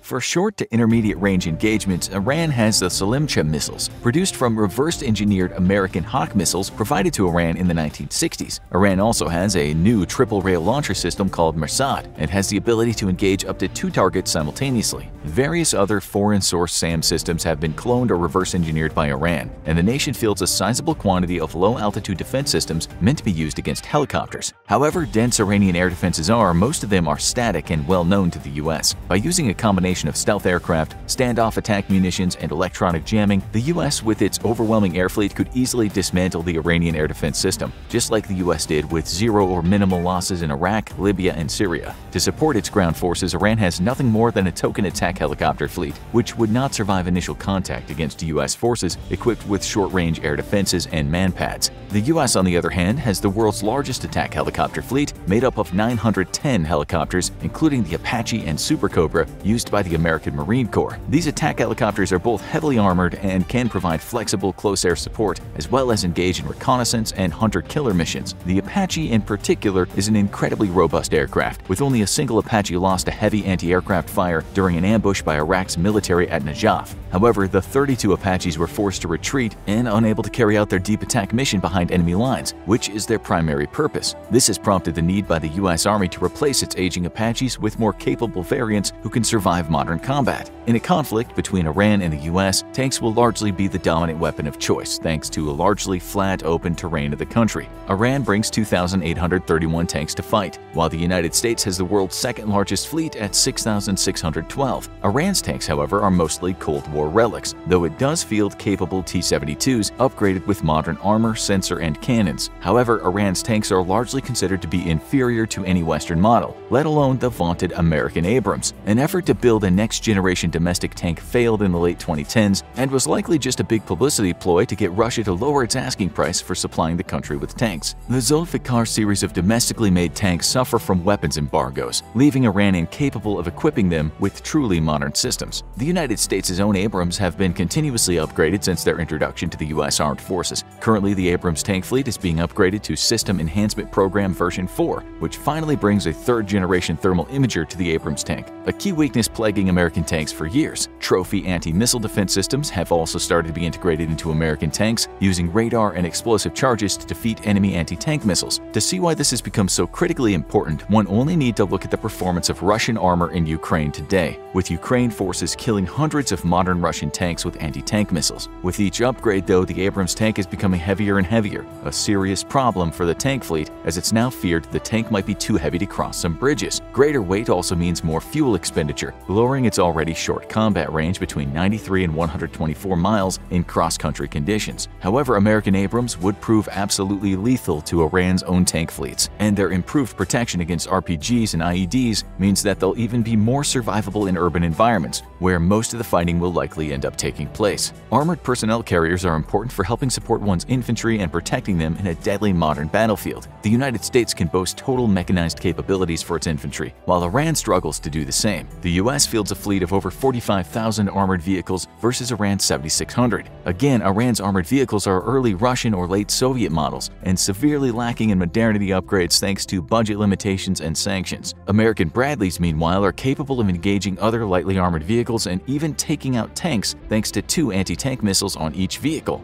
Both Iran and the U.S. have comparable amounts of artillery, with the U.S. fielding 1,498 self-propelled artillery and 1,339 towed artillery such as howitzers. Iran, meanwhile, has 1,030 self-propelled artillery and 2,108 towed artillery pieces. The similarity in capabilities here is because the United States traditionally relies on much more flexible and accurate air assets for fire support, even though its artillery corps are significantly more capable than Iran's own thanks to the use of smart munitions. New guided projectiles have actually earned American artillery a world record for distance, firing a shell 43 miles and hitting a practice target with pinpoint accuracy. However, even Iran's dumb artillery is a significant threat to both vehicles and personnel, and the large numbers of artillery available to Iran should not be ignored in a potential conflict scenario. Of course, thanks to air dominance, Iranian artillery batteries would be decidedly non-survivable assets in combat. Multiple rocket projectors or rocket artillery can be devastating when used against infantry. By firing significant numbers of rockets in short succession, MLRS rocket systems deny infantry a chance to get to cover the way tube artillery and its far slower rate of fire does. The US employs 1,366 MLRS, while Iran has 2,485, again mostly Russian or Soviet-made. For all the incompetence of Russia's modern military forces, the Ukrainian conflict shows that even basic MLRS systems are devastating when used in large numbers. This too is a threat that shouldn't be discarded, but unlikely to be very survivable against the US's air fleets. Naval operations will be an important part of a war between Iran and the US. At sea, the US fields a navy made up of 484 vessels versus Iran's 142. However, most of Iran's navy is made up of smaller patrol boats. The US, meanwhile, operates 11 supercarriers, each carrying 4 squadrons of attack aircraft and various special mission aircraft such as tankers, electronic warfare platforms, and airborne radar. The US also has a fleet of 9 smaller carriers meant to support amphibious operations, equipped with helicopters and the US Marines variant of the F-35 capable of vertical landing. Under the waves, the US has a fleet of 68 submarines, with the new Virginia-class submarines replacing Cold War-era Los Angeles-class subs. American submarines aren't just deadly to Iran's navy, but can even use cruise missiles to attack land targets deep inside Iranian territory. Long holding the advantage in underwater tech, American subs are notoriously stealthy and difficult to track. Iran, meanwhile, has a fleet of 19 subs, though most of these are midget submarines. These small submarines are primarily meant to attack shipping inside the Persian Gulf and Gulf of Oman, with Iran's stated goal of being to block traffic of large oil-laden ships in case of war with the US. This would have a devastating effect on global gas prices, and it's the US's top priority to locate and destroy these tiny submarines before they can succeed in their mission. The rest of the Iranian submarine fleet consists of 3 Soviet-era Kilo-class and 1 Iranian Fateh-class submarine, though the latter is not well suited for deep-water operations. Again, largely lacking in modernity, the fact that these are diesel-electric submarines means there could still be a significant threat to unwary U.S. assets. After the fall of the Soviet Union, the U.S. Navy allowed its once prolific anti-submarine warfare capabilities to seriously atrophy, leading to a series of embarrassing exercises with friendly nation submarines in the early 2000s. However, since then, any hostilities seem more likely with China, and the U.S. has beefed up its ASW capabilities once more, even adopting fleets of drones to aid in the task of hunting down and tracking enemy subs. Killing a major American ship with an older and less technologically advanced sub is not impossible for Iran, but very difficult and extremely unlikely to happen more than once. Iran's surface fleet has only about 9 major combatants in the form of corvettes and frigates, the rest being fast attack boats and patrol boats. Iran's surface combatants would face 92 American destroyers and 22 corvettes, though likely it would be carrier-based aircraft who would destroy Iran's surface fleet before it can take much action against American ships. However, smaller patrol and torpedo boats could prove more difficult to target, and if employed in swarm tactics, could end up at least causing significant damage to large U.S. ships. The advantage is clearly on the U.S. side in almost every single category, with U.S. forces fielding far more capable equipment and having better trained troops. So, how would a war with Iran play out? A real war would be unlikely to include ground forces, as the U.S. would be very reluctant to get dragged into yet a third ground war in the Middle East. However, if removal of the regime was necessary for some reason, the U.S. would have to commit ground forces in the effort. First, American carrier-based aircraft, supported by the Air Force, strike aircraft flying from nearby friendly airfields in Saudi Arabia, would launch a massive air assault against the nation. No doubt, Iran would immediately or even preemptively launch a large ballistic missile attack against these airfields and even U.S. vessels, but thanks to robust air defenses and the assistance of Saudi defenses, few of these missiles would cause significant damage. Iran has proven in multiple missile attacks against Israeli targets that its targeting capabilities are spotty at best, further reducing the threat posed by ballistic missiles. American Wild Weasel aircraft would first engage enemy air defenses, destroying either missile platforms themselves or their supporting radar. More mobile, shorter-range air defenses might threaten some U.S. aircraft, but it's unlikely that Iran would down a significant amount of U.S. planes. Traditionally, the U.S. is extremely good at neutralizing air defense networks, and while some air defenses may be mobile, their radars rarely ever are. Without radar, most air defense assets are practically useless. Iran could rely on actual anti-air artillery left over from the Cold War, but with U.S. planes flying so high, this is unlikely to achieve any results. Next, American planes would pummel missile sites, command and control nodes, logistics hubs, and even troop barracks, bringing devastation across the country from the air. Strikes would also take place against port facilities and major surface warships, while under the waves, U.S. attack submarines in cooperation with ASW aircraft work to pinpoint Iran's submarine fleet and neutralize it. However, even an overwhelming aerial campaign would be insufficient to bring Iran to heel. For that, the Americans would have to commit to a ground war. Invading through Iraq would be difficult, as it would mean passing through thick swamps that favor the defender and then running straight into the Zagros Mountains. Going in through Turkey would be incredibly unlikely. Turkey did not allow the U.S. to use it as a staging base for Iraq's invasion, and relations between the U.S. and Turkey have significantly soured since then. Going through Afghanistan in the east would mean traversing 2 deserts, which would put U.S. forces far from any strategically important targets. It's likely then that an amphibious assault would be necessary, and while the U.S. Navy and Marines are up to the task, amphibious assaults can be costly, dangerous affairs. However, once in country with a beachhead established, even with superior capabilities, actually defeating Iran would be difficult for the U.S. That's thanks to the sheer size of the country, which is larger than several European countries combined. A study in the late 2000s showed that the U.S. would need about 1.6 6 million troops to successfully occupy the entire country, meaning the US would either have to initiate conscription or draw in partners for the invasion, something it might actually be able to do given tensions in the Middle East between Iran and many of its neighbors. If the invasion was reasonably justified, the US could likely count on international support anyway. In all likelihood, Iran would try to make the US bleed as much as possible with its conventional forces, but seek to defeat it through asymmetrical means like those employed in Afghanistan. Intelligence shows that today Iran is attempting to infiltrate a network of agents into the US to target political figures such as former Secretary of State Mike Pompeo, who's now under guard 24/7. By turning to terrorist group allies, Iran could turn America's invasion into a second Afghanistan, and the US public has little stomach for yet another two-decade war. However, the US might be able to count on the Iranian people themselves to help them overthrow the current regime, especially if it keeps civilian casualties to a minimum. Many people in Iran are tired of living under sanctions and under the thumb of an oppressive Tehran regime,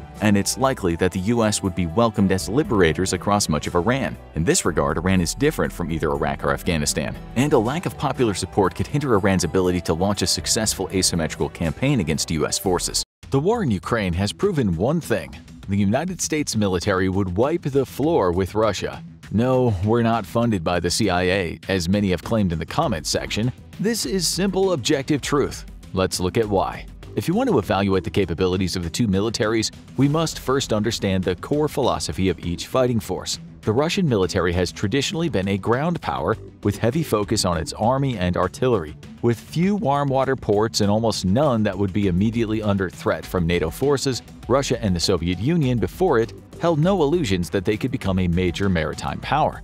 Back when the US was fielding its first supercarriers, the Soviet Navy wanted to match the capability until they were reminded that to join the fight anywhere outside their immediate shoreline, they'd first have to run a gauntlet of NATO shore-based anti-ship missile batteries. Geography has not been kind to Russia's dreams of being a naval power, which is why it's never been a truly global power at all, period. This means that any future conflict involving Russia and NATO will most likely take place in Eastern Europe.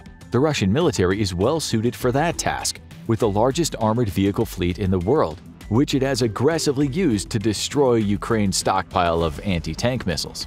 Before the war in Ukraine, Russia had an estimated 170 battalion tactical groups, or about 119,000 ground combat troops, making it one of the largest ground forces in the world. It's in artillery where Russia truly shines, though, and it's been the only saving grace its military has been able to call upon. Before the war, Russia had over 10,000 artillery pieces and nearly 4,000 MLRS. Russia's reliance on artillery is not by accident. It knows full well that it cannot compete in the air against NATO powers, and thus has relied on ground-based fire support to ensure it can provide support for engaged infantry and armor. However, as Ukraine has shown, these numbers are impressive on paper, but far less so when the actual equipment is taken into account, as a significant bulk of this equipment is all from the Cold War and has not seen modernization upgrades.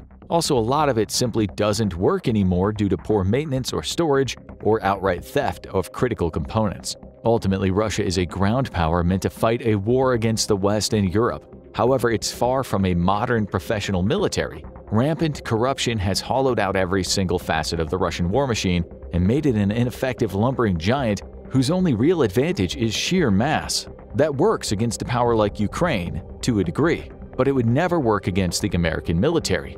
America basically won the lottery when it came time to spawn on the world map. It's the single most defensible nation on Earth, quite literally immune to invasion from a hostile power thanks to two giant oceans on each coast and a complete domination of its global hemisphere. This defensive advantage came at a significant cost. To project military power, America would need to first move that power thousands of miles east or west. And that's why the United States has always been a naval power since its creation as a state, when it struggled against the vastly superior Royal British Navy during the Revolutionary War with a handful of boats we'll generously call warships. However, by the dawn of the 20th century, the United States Navy was rivaling the Royal Navy in tonnage and expertise, and would surpass it in the interwar years as the most powerful naval force on Earth. This was all at the expense of its army, because when World War I and World War II kicked off, the US Army was a bit of a clown show. Enthusiastic almost to a fault, the British initially feared a total defeat in Africa when the US Army joined the fighting in World War II. However, under the tutelage of the Allied powers and cutting its teeth in combat, the US Army grew in proficiency. while its Marine Corps, a competent force throughout the early 20th century, would do some of the nastiest, dirtiest fighting on the planet against a fanatical enemy. America emerged from World War II with one clear lesson in mind: never again. Determined to be never second to any other power in the world, the US began to nurture what would become one of the most professional fighting forces in Earth's history. And to that end, it became a technological power, putting its considerable intellectual and engineering resources into developing weapons one or more generations ahead of any potential adversary. In the second half of the 20th century, the United States shifted from a naval power to a naval and air power, unmatched in either arena, with a growing emphasis on air power. Engineers like the late great Kelly Johnson ensured that in the skies America had no peers. Modern Russian military doctrine gravitates around the Battalion Tactical Group, a formation of 600 to 800 combat troops made up of 2 to 4 companies of infantry, usually mechanized, and reinforced with air defense, artillery, engineering, and logistical support units. A tank and a rocket artillery company are typically attached to each BTG. The BTG is meant to operate as a combined arms maneuver unit and has the advantage of allowing for the use of support assets such as artillery at the tactical level. A relative lack of infantry, though, with only about 200 infantrymen per BTG, means that it's difficult for this formation to actually hold territory, and the Russian army relies heavily on Marines, paratroopers, or other units for the task. The fact that Russia is already looking to reorganize its BTGs is indicative of how well they perform against a near-peer adversary. Lessons learned in Ukraine are showing that the BTG is a more lumbering beast than agile, tactical, combined arms maneuvering unit. Though in truth, this probably has more to do with the quality of Russian soldiers, doctrine, and leadership than the composition of the BTG. One significant weakness of the Russian military is its ability to coordinate effectively.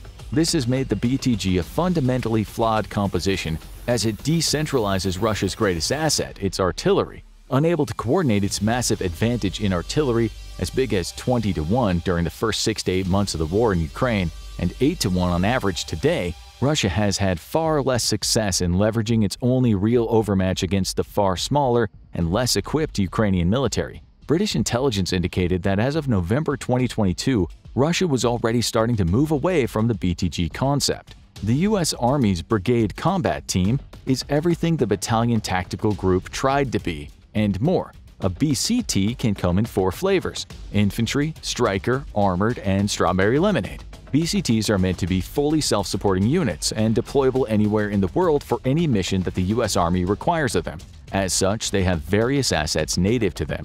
The infantry BCT is made up of about 4,500 soldiers and is organized around a core of 3 battalions of infantry. This already makes them significantly more powerful than Russia's BTG, as each battalion is made up of around 1,000 soldiers. However, this also means that the U.S. fields far fewer BCTs than Russia fields BTGs, with only 14 active BCTs in the U.S. Army.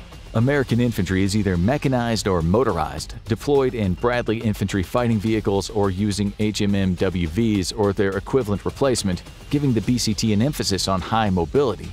Alongside its infantry, a BCT will typically contain 1 recon cavalry battalion, 1 brigade support battalion, 1 engineer battalion, and 1 field artillery battalion. A striker BCT is centered around the use of the striker armored vehicle and is meant to plug a gap between the U.S. Army's light infantry and heavy armored infantry. It's also meant to be a very fast response unit, with an entire brigade being airlifted anywhere in the world within 96 hours and a division within 120 hours. Like the infantry BCT, a striker BCT is made up of 3 infantry battalions in 300 striker vehicles, 1 recon cavalry battalion, 1 artillery battalion, 1 brigade support battalion, 1 brigade headquarters and headquarters company, and 1 brigade engineer battalion. An anti-tank company made up of the mobile gun system variant of the Striker directly supports the Striker BCT against enemy armor. The Armored Brigade Combat Team is what the U.S. military sends when you've fudged around and it's time for you to find out. This is the armored fist of the American military, specifically designed to break the strongest of enemy defenses. The core of this formation is its 87 Abrams main battle tanks and 152 Bradley infantry fighting vehicles. And an armored BCT can come in 2 varieties, with either 2 tank companies and 1 mechanized infantry company, or 2 mechanized infantry companies and 1 tank company. As the U.S. shifts away from its fighting insurgencies and the war on terror back to fighting near-peer adversaries, so too is its BCTs changing. The Waypoint 2028 program, later rebranded to Army 2030, is looking to fundamentally redesign how America deploys its battalion combat teams, with a focus on armor to face near-peer threats. This redesign aims to move artillery from the BCT to the divisional level, much the same as Russia's attempting to do, so that it can be better employed across a wide engagement front while also improving survivability in a heavily contested electronic warfare environment where communications may not always be guaranteed between units. Engineering units are also being reorganized to a divisional level for much the same reason. As has famously been said, war doesn't tolerate BS, and the American Battalion Combat Team has been put to the fire multiple times. Each time, its superior mobility and coordination proved decisive, while Russia's smaller battalion tactical groups, ironically smaller and meant to be more maneuverable, have not been. This is largely due to training, leadership, and doctrine, though. The biggest flaw with the Russian military is a lack of professional training and soldiers both. With a culture of abuse and corruption, the Russian armed forces have a difficult time retaining recruits, and only an estimated 2% of conscripts chose to sign an enlistment contract at the end of their mandatory service. This extremely high turnover rate means that the Russian military lacks seasoned troops, which form the backbone of any modern military, and directly leads to a crippling lack of non-commissioned officers. Before the war in Ukraine, Russia attempted to fix this by creating new training programs for NCOs and offering incentives for soldiers to re-enlist. As the war has shown, this has not been enough. Regular Russian officers have been forced to pick up the duties an NCO would, and senior officers have even been spotted leading platoon-sized actions. Inevitably, these senior officers get killed or wounded, further eroding the discipline and capabilities of the Russian military. If all the managers at a restaurant disappeared because they'd been killed, it'd be very difficult for a bunch of cashiers, cooks, and waitstaff to do the specialized tasks senior management is responsible for, such as ordering, handling pay and benefits, scheduling, etc. In effect, this is what's happening with the Russian military today. Its brain drain slowly attrits the forces, and every day the Russian military is in effect getting dumber, and that's really saying something. The United States, like every other modern nation, is having difficulty reaching recruitment quotas and retaining those already in service. Ironically, the US believed it would have difficulty recruiting during the lengthy wars in Iraq and Afghanistan, but it wasn't until the withdrawal of US forces from Afghanistan that a true recruitment crisis occurred. Today, the US Army is short 25% of its needed recruits, with estimates putting the US Army down 7% of its current force numbers in 2 years. Other services aren't suffering as badly, but still face their own challenges, with only the US Marines coming out relatively okay thanks to strong retention rates. The US military is struggling to remain competitive versus a strong economy, and the lack of conflict ironically means that potential recruits don't see service as a critical nation need, and nothing could be further from the truth given the potential threat of conflict with China. COVID, however, has had a significant effect on the recruitment crisis, with an explosion of mental and physical health issues amongst the younger Americans who would normally fill out the military's ranks. Also, adherence to physical and mental standards disqualifies a large group of individuals from even considering service in the first place. And while the US could do like China and lower recruitment standards over half a dozen times, doing so would only result in subpar troops. Recruitment crisis and its implications for an all-volunteer force aside, the US military is worlds away from the Russian military in professionalism and education. Hazing exists, as it does in any major organization, but in the Russian army, this is actively encouraged rather than punished. Likewise, US troopers aren't stripping the wiring out of their vehicles to sell at a local market. A strong NCO corps ensures discipline and training standards are met, as well as an institutional system of oversight and accountability. Whereas in the Russian military, training is typically done only long enough for someone to snap a picture of it and send it up the chain as proof. There are multiple levels of accountability for US personnel, and unlike a heavily conscripted force, American servicemen generally want to increase their training and education. Education is something the US military takes very seriously, heavily encouraging personnel at all levels to pursue higher education by making it free. For senior personnel, the US also operates 5 world-class war colleges, which instruct American officers alongside officers from nations all over the world. For America, war is both a science and an art form. But the real difference between the two militaries is their very fundamental nature. The US military encourages, even instills in its personnel a sense of initiative. The Russian army does not. Russia continues to fight like its Soviet predecessor, with a heavy top-down command structure that discourages personal initiative. The US military, by comparison, encourages leadership at every level, from an individual squad leader to a senior general, to act on their own initiative after exercising good judgment. This makes the US a military of many potential leaders, insulating it from the combat attrition of command personnel. Meanwhile, we have plenty of evidence from Ukraine of entire Russian units paralyzed because of severed links to command staff. This glaring vulnerability of the Russian military is what originally prompted the US to develop the most lethal war doctrine to date, air-land battle, now evolved to sea-air-land battle. This operational doctrine is the core philosophy of how the US fights wars, and it was revealed to the world for the first time in the early 1990s during Operation Desert Storm. It's so frighteningly effective that it took even US military planners completely by surprise, sweeping aside one of the world's largest armies with absolute ease. Sea-air-land battle seeks to present an adversary with conundrums across the full warfighting spectrum to sow chaos and uncertainty amongst the enemy, opening up vulnerabilities and opportunities in one or more domains. To achieve this, the US has become a truly combined arms force, with ground, air, space, and naval assets tightly coordinated together via tactical data links, something Russia is still struggling with to this day. While Russia has coordinated its aerospace forces with ground-based air defenses, it's struggled to loop in its ground combat units to achieve what the US had long ago mastered: common engagement capability. This is the ability for one spotter to observe an enemy and guide another shooter's weapons to the target, and it's the secret behind the US's lethality. Unlike Soviet forces, which sought decisive battles with overwhelming force, the US specializes in launching deep strikes into enemies' rear areas,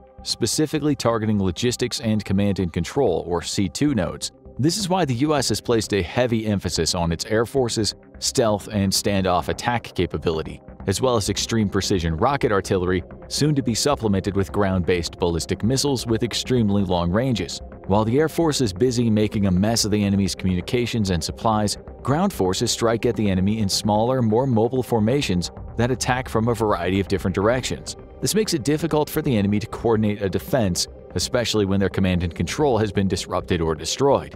A focus on rapid mobility and communications allows the US to quickly identify breaches in enemy formations and rapidly exploit them with overwhelming force. The US has basically adopted Muhammad Ali's famous adage of floating like a butterfly and stinging like a bee, and it's proven its mettle against numerically superior forces time and again. Now let's look at the specifics of what actually makes the US a superior force over the Russian military. Let's start with the basics. Communications. Communications is key to battlefield success. Without it, you can't tell your troops what to do and when to do it. Of all the investments in technology that the US has made, few surpass the untold billions that went into building the most robust, secure battlefield networks in the world, and they are the key to the US's success. Thanks to tactical data links, the Link 16 and future replacement Link 22, American units can freely swap information between each other. Even weapons en route to their target can speak to another, such as the new long-range anti-ship missile, which can deconflict when launched in volleys to ensure all missiles don't hit the same target, and can update target priorities as missiles in a volley are knocked out by enemy air defenses. But at the very basic level, secure communications allows the US to move units around and coordinate without letting the enemy be privy to this information. Russia does not have this capability. Immediately after the invasion began, frontline reports from Ukrainian troops revealed that communications amongst Russian military was very poor, with units often relying on unencrypted civilian radios or even cell phones. Russian strategic bombers, the very same craft responsible for delivering a retaliatory nuclear strike, were also recorded using unsecured communications. On paper, Russia is supposed to have secure, encrypted communications for all or at least most of its units. Russian soldiers have been observed using advanced radios such as the R-187P1 AZART and the R-162-5UN2, both of which were discovered on a captured Russian paratrooper after the failed Antonov airport attack. However, the fighting in Ukraine has shown that this is simply not the case, and one need only look at Russia's history of corruption to understand why. In 2021, senior military figures and the manufacturer of the AZART radio came under investigation for embezzlement, with millions of rubles meant to purchase encrypted radios for the military vanishing into the pockets of various officials instead. To make matters worse, as Ukraine gets better at pinpointing Russian communication, officers are moving further and further away from the front, to the point that Russian units have reported having to resort to cell phones to reach them and ask for orders. The general failure of the Russian officer corps aside, which cowardly moves to the rear as they send their own men to their death, going up against a technologically advanced foe such as the United States with unsecure communications, is its own death sentence. The US has made communications a top priority, issuing the ANPRC-148 to its combat units. In fact, communications are so important that units in the field will typically deploy with multiple backups, including radios for local traffic and long-range radios and satellite radios for emergencies.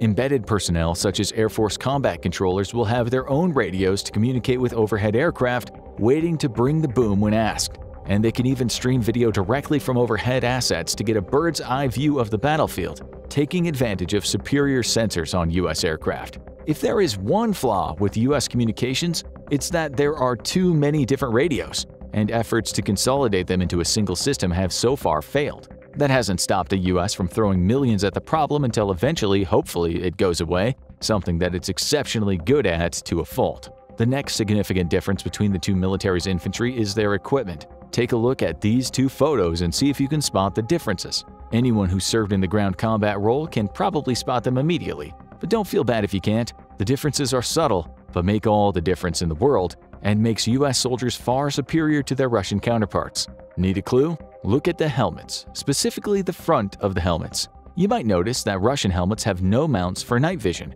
Now look at the rifles and compare the rifles of the American soldiers with those of the Russian soldiers. Spot a difference? Most Russian rifles come with no optics whatsoever, while American combat rifles already have optics when given to the troops. Even more importantly, American rifles carry the PAC family of laser systems, which are critical for aiming with night vision. Russian rifles do not carry these. So even on the rare occasion that a Russian soldier might have night vision, which is estimated at 1 in 10 soldiers, they're unable to use their rifles while also using their night vision. By comparison, every single US soldier is issued night vision and the required laser targeting system with which to use it properly. Other key differences include the mass adoption of armored vests by the US military, while most troops who are lucky enough to be issued body armor in the Russian military are typically issued what are colloquially known as second chance vests, poorly suited for stopping high-powered rifle rounds. US soldiers also carry supplemental equipment such as radios, gloves, knee pads, and eye protection. Russian soldiers largely lack these small bits of kit that can end up giving an edge to a warfighter. And we're not cherry-picking here, you're welcome to look up photos of US soldiers in action versus their Russian counterparts. While there are elite Russian units who have access to what is standard US infantry, the entire point is that this is standard for all US infantry. The US owns the night and prefers to run night combat operations to exercise its vast advantage in imaging over any potential adversary. But more importantly, the US invests heavily in making sure its troops have the right equipment for the job, and this extends to its combat vehicles. American optics are on the whole superior to their Russian counterparts, especially as sanctions kick in and Russia's denied Western optics or the components to build its own.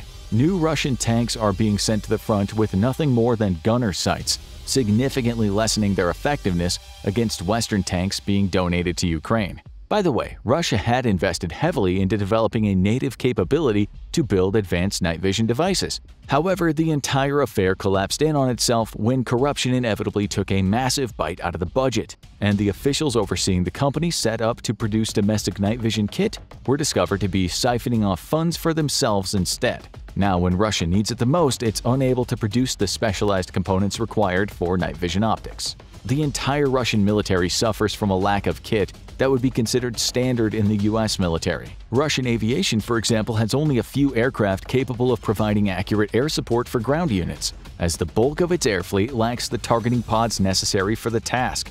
The US, by comparison, has hundreds of these aircraft and can basically bolt on a targeting pod to just about anything that you can think of hurling into the sky. An Abrams tank might not be very aerodynamic, but if it wanted to, the US could strap a targeting pod and a rocket onto it, and for its brief flight through the sky be capable of delivering accurate ground fire for friendly forces. Russia's inability to do the same was on full display during the famed Belgorod incursion by the Free Russia Legion and Russian Volunteer Corps, when a Russian Su-34 dropped dumb gravity bombs that missed their target by a generous few hundred meters or so. The differences between the Russian and American military are so significant that we could probably do an entire 60-minute episode on the topic. Matter of fact, if this video gets enough views, we'll do a part 2. and present even more evidence from Ukraine on how the United States would absolutely decimate the Russian military. And for anyone who still doubts this or thinks we're just shilling for the US, remember that in June of 2022, the US sent a dozen HIMARS batteries to Ukraine, and it absolutely wrecked Russia's day. If Russia has yet to eliminate a single of the now 30 or so estimated HIMARS in Ukraine, how exactly does it expect to cope with the 400 still in the US inventory?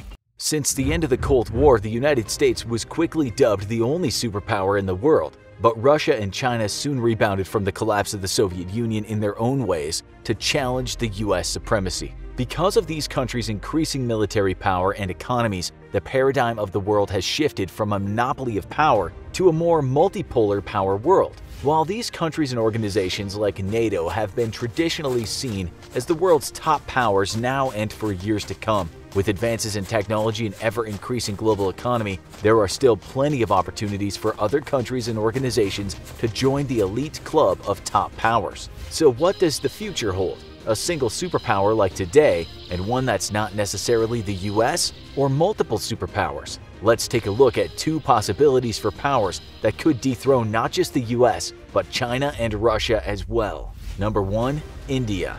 India seems like they should already be a world superpower simply because it has the second largest population and second largest military in the world behind China. But that's not the case. With a threat so close to home, India has been unable to flex its real military muscle abroad. India and Pakistan have fought a series of wars, starting in the late 1940s up until today over their borders. These clashes have broken out in full-scale wars several times, and even today there's been an ongoing insurgency along India's northwest frontier, fueled largely in part by Pakistan.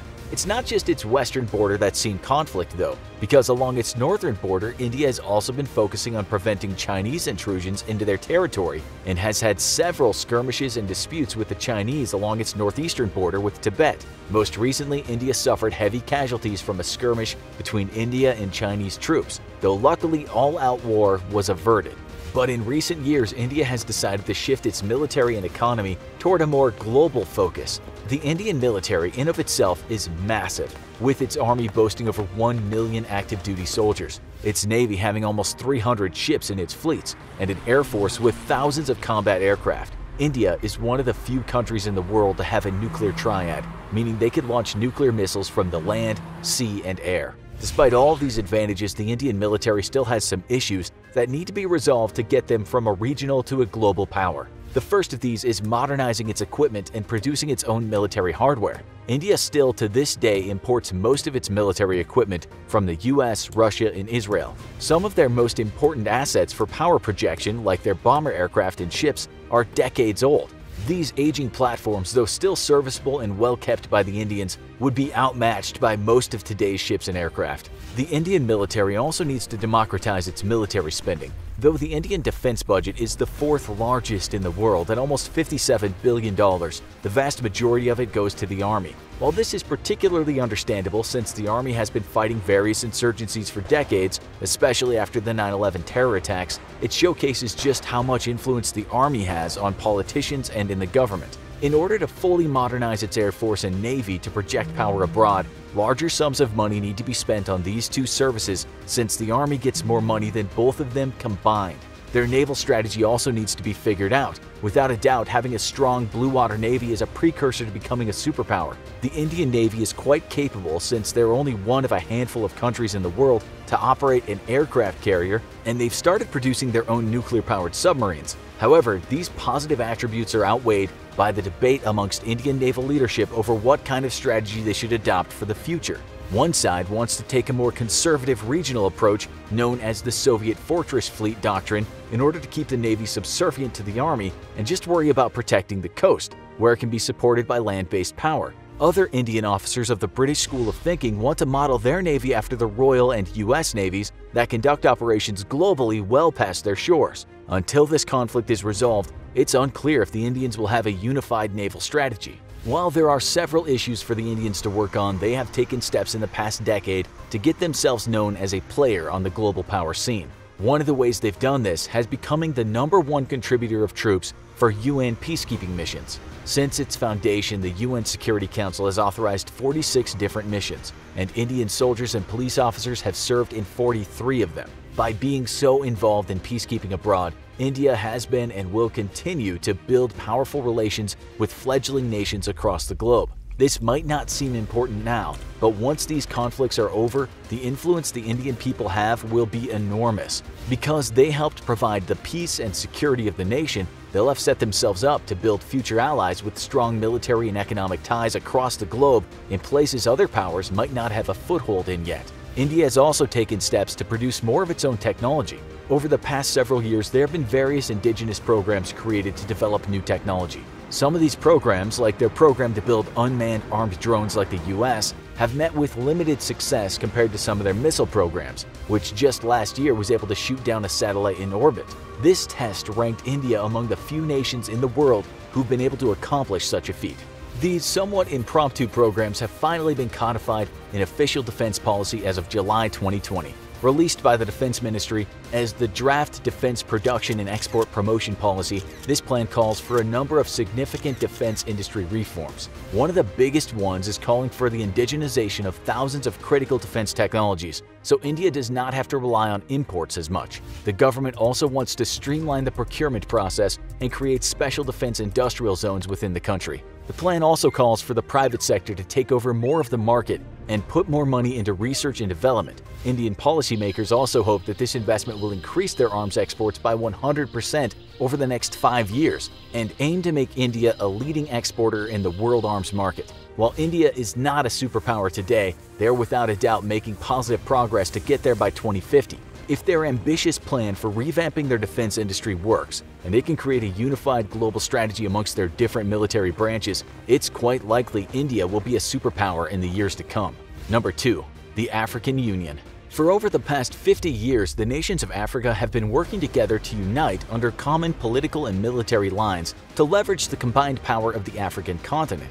The various attempts at organizing African states under one political body either failed or missed the mark slightly until 2002, when the African Union was finally organized. The African Union is a multifaceted organization modeled after the European Union and is made up of numerous entities. The political arm is composed of two major bodies, the Pan-African Parliament and the Assembly of the African Union. The Pan-African Parliament is made up of elected citizens from every African nation, and the Assembly is composed of heads of state of each country.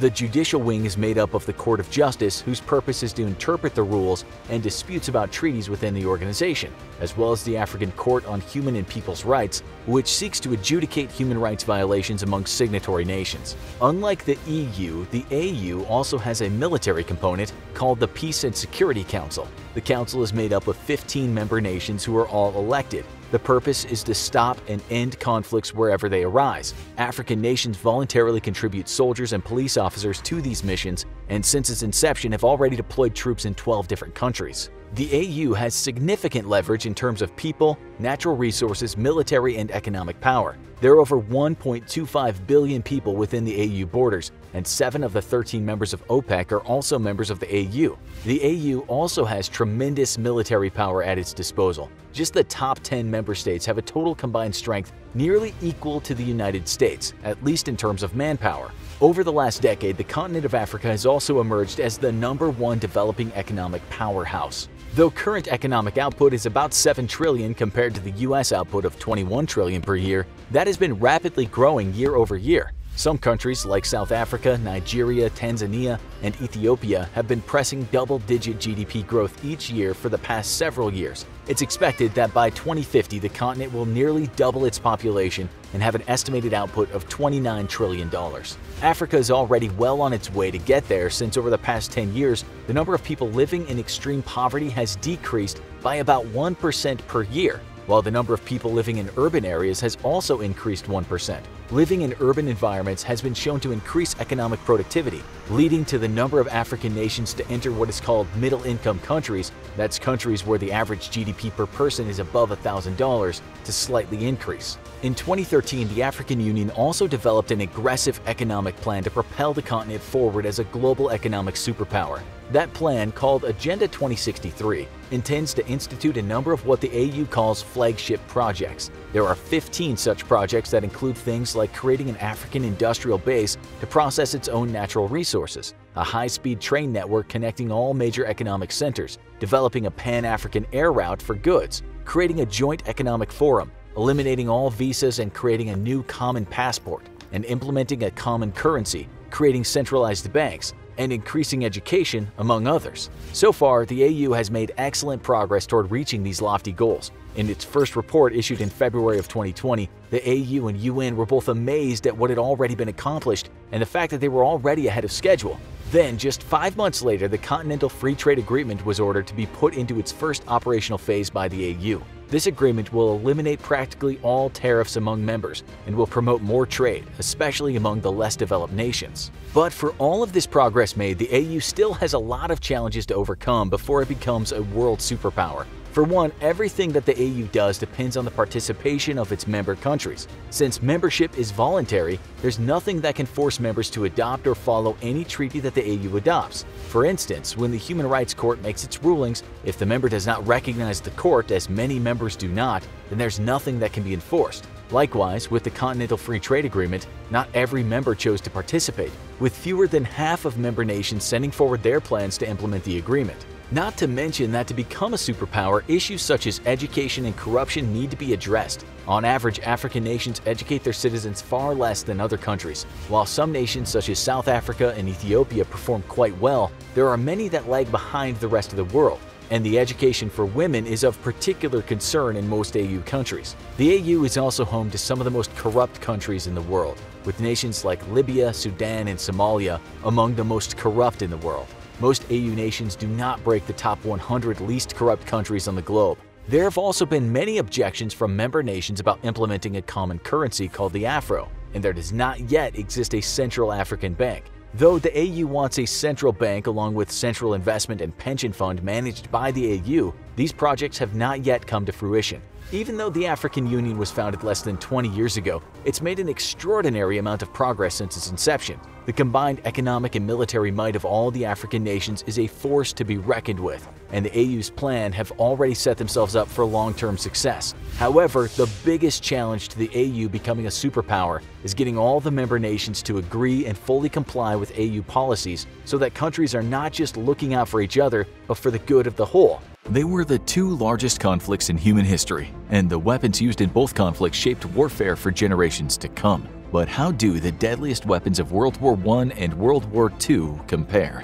First, we're starting off with the First World War with an invention that was meant to protect cattle, but was almost immediately adopted for military use: barbed wire. The first patent for a form of barbed wire fencing was issued to Léonce Grassin-Baladon in 1860s France, but it was an American and Illinois farmer, Joseph F. Gildan, who's credited with inventing barbed wire as we know it today. His invention was one of necessity. How do you keep 500-pound cows and bulls from roaming away and escaping or getting themselves into trouble? You could use traditional rock fencing or heavy post fencing, though both were very labor and time-intensive to create, not to mention expensive for a poor farmer. Gildan's solution was brilliantly simple. He simply strung up two twisted strands of wire that had evenly spaced, sharpened barbs in place. The twisted strands guaranteed that when an animal pushed against the fencing to try to escape, it would be met with many sharp barbs. The pain from the barbs would immediately deter even the angriest bull from trying to break through the fence. The fence could be mass-produced, thus lowering cost, and a small team could install hundreds of yards of fencing in a single day. It was a brilliant solution that almost immediately caught the attention of military commanders around the world.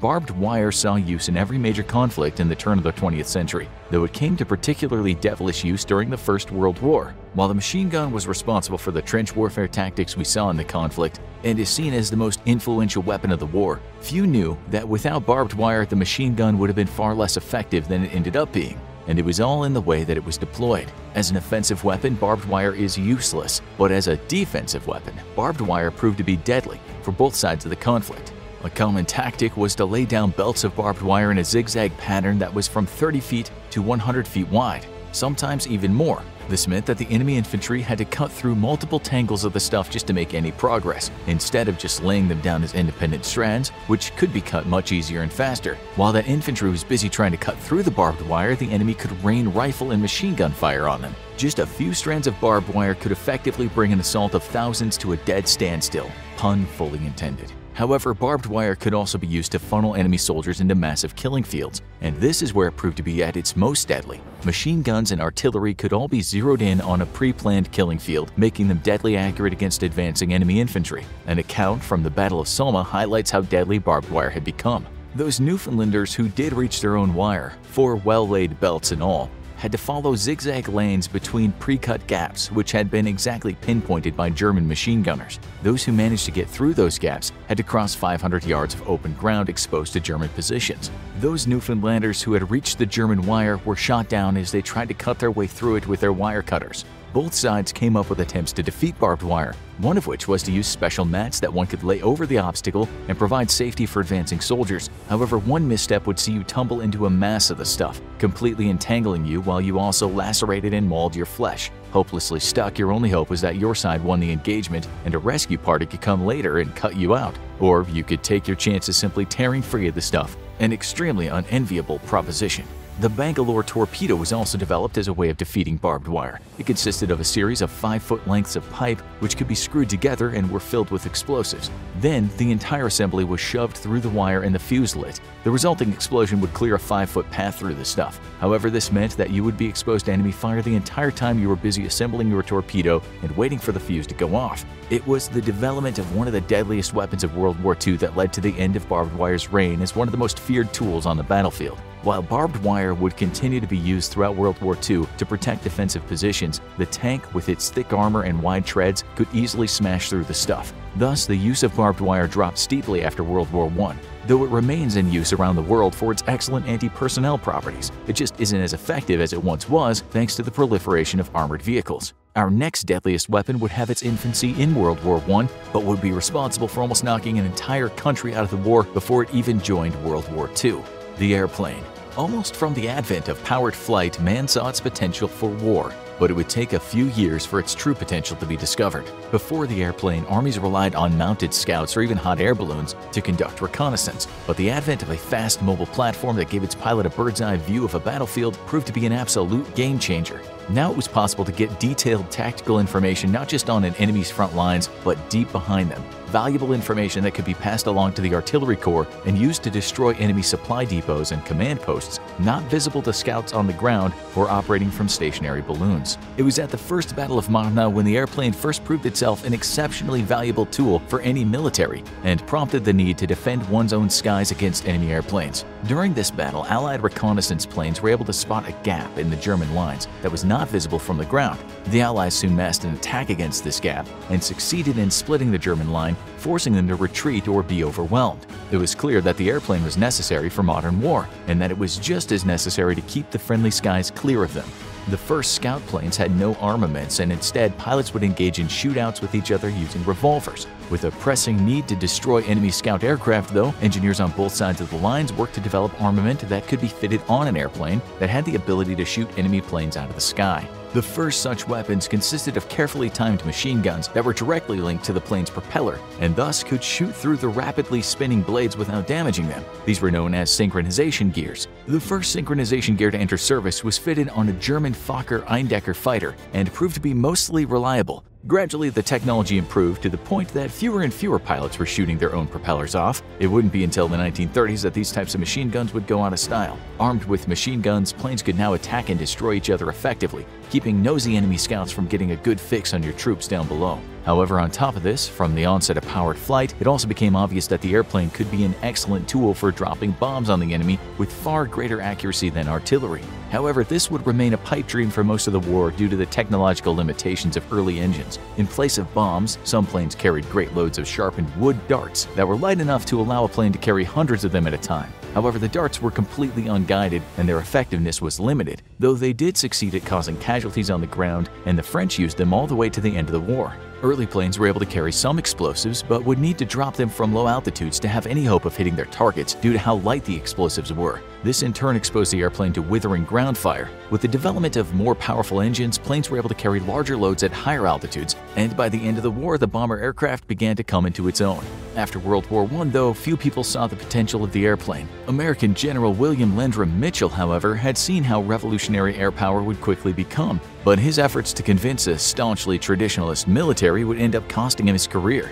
Mitchell argued that the airplane would be the most important weapon of any future conflict. Despite the increasing lethality of airplanes in the First World War, many of Mitchell's contemporaries disagreed and believed that traditional artillery and battleships were more important than airplanes. Mitchell would go on to stage a series of demonstrations by sinking decommissioned battleships using bombs, but they proved unconvincing to Army leadership. For his incessant campaigning for an expanded Air Force, Mitchell would annoy his superiors to the point that they demoted him to colonel.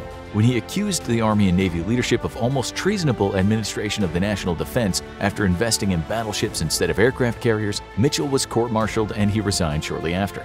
Mitchell would die in 1936, but the entire world would realize he had been correct all along after his death, when on December 7, 1941, out of the blue, a massive Japanese air attack nearly wiped out the U.S. Pacific Fleet. The U.S. was mostly left with its aircraft carriers in the Pacific for the early years of the war, which it employed to devastating effect against the Japanese. This sealed the fate of the battleship and proved that Mitchell had been correct all along. If U.S. military leadership had listened to him in 1925, the U.S. would have crushed Japan years earlier than it did with its massive fleet of aircraft carriers, instead of investing in slow, inaccurate battleships. In Europe, though, Germany also proved how deadly the airplane had become by brilliantly incorporating it into its blitzkrieg strategy. Air attacks would overwhelm enemy defenses with aerial bombardment, and the war even saw the airplane used as direct fire support for troops on the ground. Dive bombers were very effective for destroying enemy tanks with pinpoint accuracy, and few were as feared as the Junkers Ju-87 or Stuka. They even came equipped with an air siren, which would let out a horrifying wail as the plane dove on a target, further demoralizing the men on the ground. Fighters equipped with heavy machine guns and cannons could also strafe enemy positions and destroy armored vehicles with far greater accuracy than artillery fire or offshore fire support. By the end of the war, the airplane had become one of the most important advancements in the history of military technology. Our next most deadly weapon, though, continues to haunt the imaginations of people to this day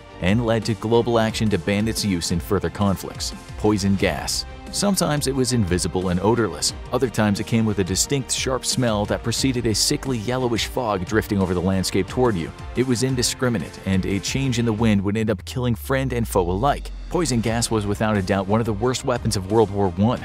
France was the first to use gas, with canisters of tear gas lobbed at German positions in hopes of making their positions easier to assault. However, tear gas was at best an irritant that would cause uncontrolled tearing and difficulty breathing, with symptoms clearing up within half an hour. This made the gas not particularly effective. Then Germany upped the ante significantly. Rather than use irritant gases, Germany decided that the most humane thing to do was to use deadly gases so as to secure a swift victory, preventing even greater casualties on both sides from prolonged fighting. Thus, in April 1915, Germany debuted the use of chlorine gas against the Allied lines. The gas is denser than air, meaning it would settle in low areas and move along the ground, perfect for infiltrating enemy trenches and killing soldiers within. At low doses, it causes coughing, vomiting, and extreme eye irritation. However, unprotected soldiers could inhale the gas, after which it would react with the water inside their lungs, creating hydrochloric acid. The acid would then just eat away at the lungs, causing suffocation or severe lung scarring for survivors. In just its first use, an estimated 1,100 soldiers were killed. But the gas was so surprisingly effective that the Germans weren't ready to exploit the situation. But chlorine gas had serious problems. For starters, its odor and color made it easy to spot, giving sharp-eyed soldiers a chance to quickly don protective gear. The gas was also water-soluble, so a simple wet rag over the mouth and nose was enough to protect a soldier. Next, the Germans unleashed phosgene gas, which was colorless and nearly undetectable at low concentrations, which was still enough to result in deadly effects. The gas reacted with the proteins in the alveoli of the lungs, disrupting the blood-air barrier and causing suffocation. Highly effective, the gas is thought to be responsible for up to 85% of the 91,000 gas deaths in the conflict. But the gas acted slowly and could take up to 2 days to cause a death through buildup of fluid in the lungs. For at least one of those days, soldiers could still put up some resistance, making it unsuitable for preparatory bombardments. The most common gas used in World War I was mustard gas, so called for its mustard color. While in pure form it's colorless, impure forms of the gas were widely used in World War I, giving it a distinct coloring and an odor similar to garlic or horseradish. The gas was not commonly deadly unless someone inhaled large quantities of it, but it was feared because even on contact with unprotected skin, it would cause large blisters which oozed yellowish fluids. These chemical burns made fighting difficult for those injured, and the blisters opened them up to more serious infections in the extremely unsanitary trenches of World War I.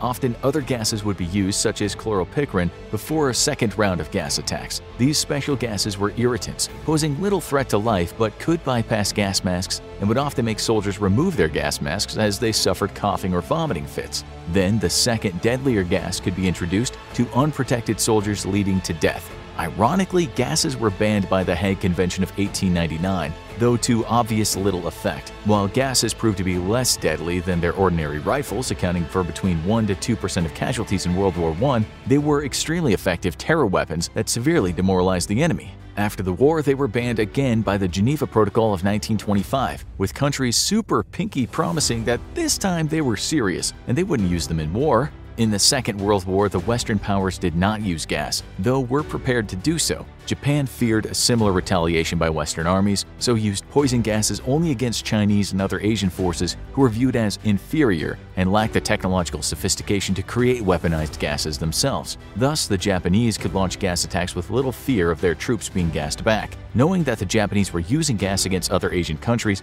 Australia imported poison gas from the UK and stored it in underground bunkers in case of invasion. If the Japanese unleashed poison gas against Australian forces, the Australians were ready to respond in kind. Despite not using it against Western armies, the Japanese did use Western POWs as guinea pigs in several experiments using poison gas. It's long been rumored that due to having been gassed in World War I, Hitler refused to use weapons in the Second World War, but that's not correct. The real reason that Germany did not use gas weapons was because its military lacked the technical capability to mass-produce poison gas for use on a battlefield. The Germans had approximately 45,000 tons of poison gas, but Hitler knew that the Allies had far more in reserve, and he feared an overwhelming retaliation. After their defeat at the Battle of Stalingrad, Hitler was urged to use poison gas in order to slow the advance of the Russians. Once more, Hitler feared an overwhelming retaliatory attack from the Allies. However, Hitler still ordered production of Taban and sarin gases to be doubled.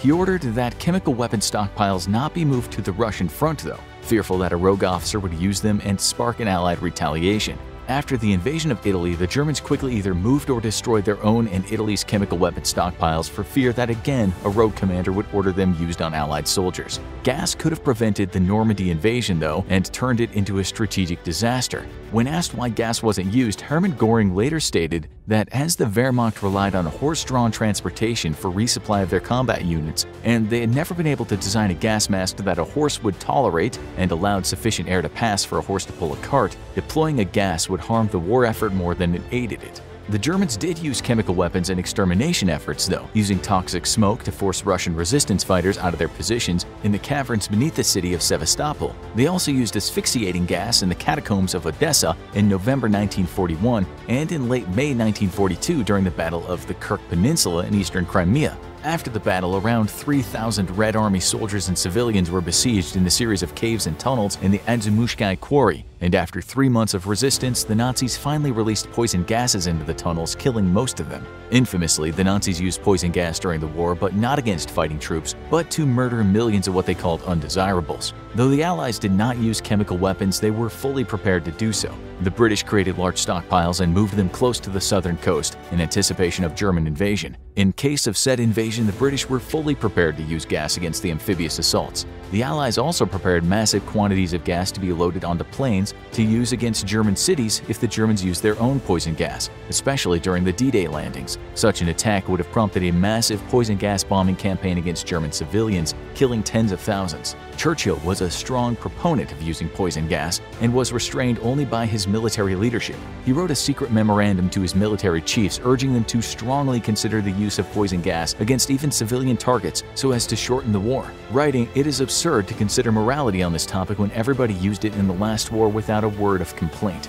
The US meanwhile developed deadly blood agents for use with their new bazooka launchers. These agents could penetrate the protective barriers of some gas masks and were seen as especially effective against Japanese troops holding out inside caves and bunkers. However, despite developing large stockpiles of the deadly gas, the US never used it. Our next deadly weapon also had its start in World War I, but while the rest of the world struggled to employ it, Nazi Germany made deadly use of it: tanks. September 1916 was the dawn of tank warfare. On a brisk fall morning, a small group of massive armored behemoths chugged along at 4 miles an hour, picking their way toward the front. Then, to the shock of German onlookers, the massive metal monsters began the long, slow journey across no man's land toward the trenches. Rifle and even machine gun fire proved completely ineffective. Nothing seemed it could stop the massive death machines. As combustion engines became more powerful, they could be used to propel even heavier machines. This led to a rise in armored cars, but cars were useless in trench warfare of World War I as they could only operate on roads. The British began to rethink the entire concept of an armored car and devise a machine that could help them break the deadlock of trench warfare. The result would be called the tank, a code name given to hide the true nature of the top-secret British project. Any wayward spy hearing the name would simply think the British were developing new water tanks to rehydrate their troops. In actuality, the British had designed massive monsters of iron and steel. The lumbering beasts had tracks that encircled the entire body and allowed them to simply drive straight over trenches, and instead of turret-mounted weapons like we see today, it had side-mounted cannons and machine guns to fire down into trenches from above. The thick armor made the vehicle immune to small arms fire of any kind, though the extremely slow speed of early tanks made them vulnerable to artillery fire. Inside of the cramped quarters was a crew of 8, a tank commander, driver, 4 gunners, and 2 men who helped shift gears. At the very height of the machine was a massive engine, which was not properly ventilated, running the risk of suffocating the crew. To make matters even worse, the engine would drive up the temperature inside the tank to unbearable degrees. With no suspension, the big lumbering beast would make for a horribly bumpy ride and be complete hell to operate. Despite this, tanks were quickly employed and made their first appearance on September 15, 1916. The British Army massed 49 tanks for an assault on the German trenches outside the village French of Flers. However, many of the tanks never even made it to their starting positions, breaking down en route. Even after the battle commenced, many of the tanks would break down or just plain get stuck on the many craters of no man's land. Only 9 tanks managed to achieve their goals inside enemy lines, but the British were satisfied enough with the results to go all in on tanks. Early tanks experienced frequent breakdowns, and the interior conditions were almost as dangerous for the crew as the battlefield outside. As the war progressed, Germany developed armor-piercing ammunition that could pierce the 8mm thick side armor, so the British doubled down and made the armor even thicker. This prompted the development of the first anti-tank rifle, the German TAC 1918. A more practical solution was simply to bundle a few grenades together and hurl them directly at the tank. If exploding close enough to it, the explosion could kill the crew inside through spalling of the metal armor. By the Second World War, though, tanks were an indispensable tool of any modern military, and fierce competition between both sides led to the development of better armed and armored tanks. It was the Germans who employed them the most effectively at the start of the war. Despite their appearance in the First World War, the rest of the world still largely failed to appreciate the true potential of the tank. Thus, it was doctrine in most armies to spread tanks out and use them as infantry support platforms. The Germans instead concentrated their tanks into individual units and used them as a spearhead to break enemy defenses, allowing supporting infantry to exploit the gap created by the armored assault. The tactic was the cornerstone of the German blitzkrieg and was soon copied by Western powers. The Second World War would see some of the greatest tank battles in history, many of them on the Eastern Front. Even in the Pacific, tanks were employed by both the Japanese and the Americans, though American tanks would prove to be far superior to their Japanese counterparts. By the end of the Second World War, it was official. No army could hope for victory without the copious use of main battle tanks. For centuries, Europe has been a global military juggernaut, and throughout the 15th and 20th centuries, its armies and navies have dominated the world. Yet after 2 disastrous world wars, the European powers saw their former empires collapse, and along with them much of their global clout. Today, Europe remains amongst the preeminent military powers, but no European nation can even come close to matching their former might. Today, we're going to take a look at the top 10 military powers in Europe and figure out who is still top dog and who's at the bottom of the pack. Number 10. Czechia. Czechia, or the Czech Republic, was one of the first nations to throw off the yoke of the Soviet Union. Through the peaceful Velvet Revolution, Czechoslovakia overthrew communism and once more became a liberal democracy in November 1989. 4 years later, the nation would split into two countries, the Czech Republic and Slovakia, and by 2006, the Czech Republic was recognized by the World Bank as a developed country. A small nation, Czechia's military is split into the Czech Land Forces and Czech Air Force, with smaller specialized units falling somewhere in between the two. In 1999, Czechia became part of NATO, and its soldiers have seen combat in Afghanistan, Mali, Bosnia and Herzegovina, Kosovo, Egypt, Israel, and Somalia. After ending compulsory service in 2004, Czechia has focused on a modernization initiative that sees it replacing all of its former Soviet-era equipment, and by 2027 should see it field a completely modernized force. Today, Czechia's military stands at 25,000 active-duty personnel and have an air force strength of 100 aircraft, to include 12 fighters and 28 attack aircraft. While small in number, its air force can count on the JAS-39 Gripen multi-role fighter, an extremely capable aircraft manufactured by Sweden.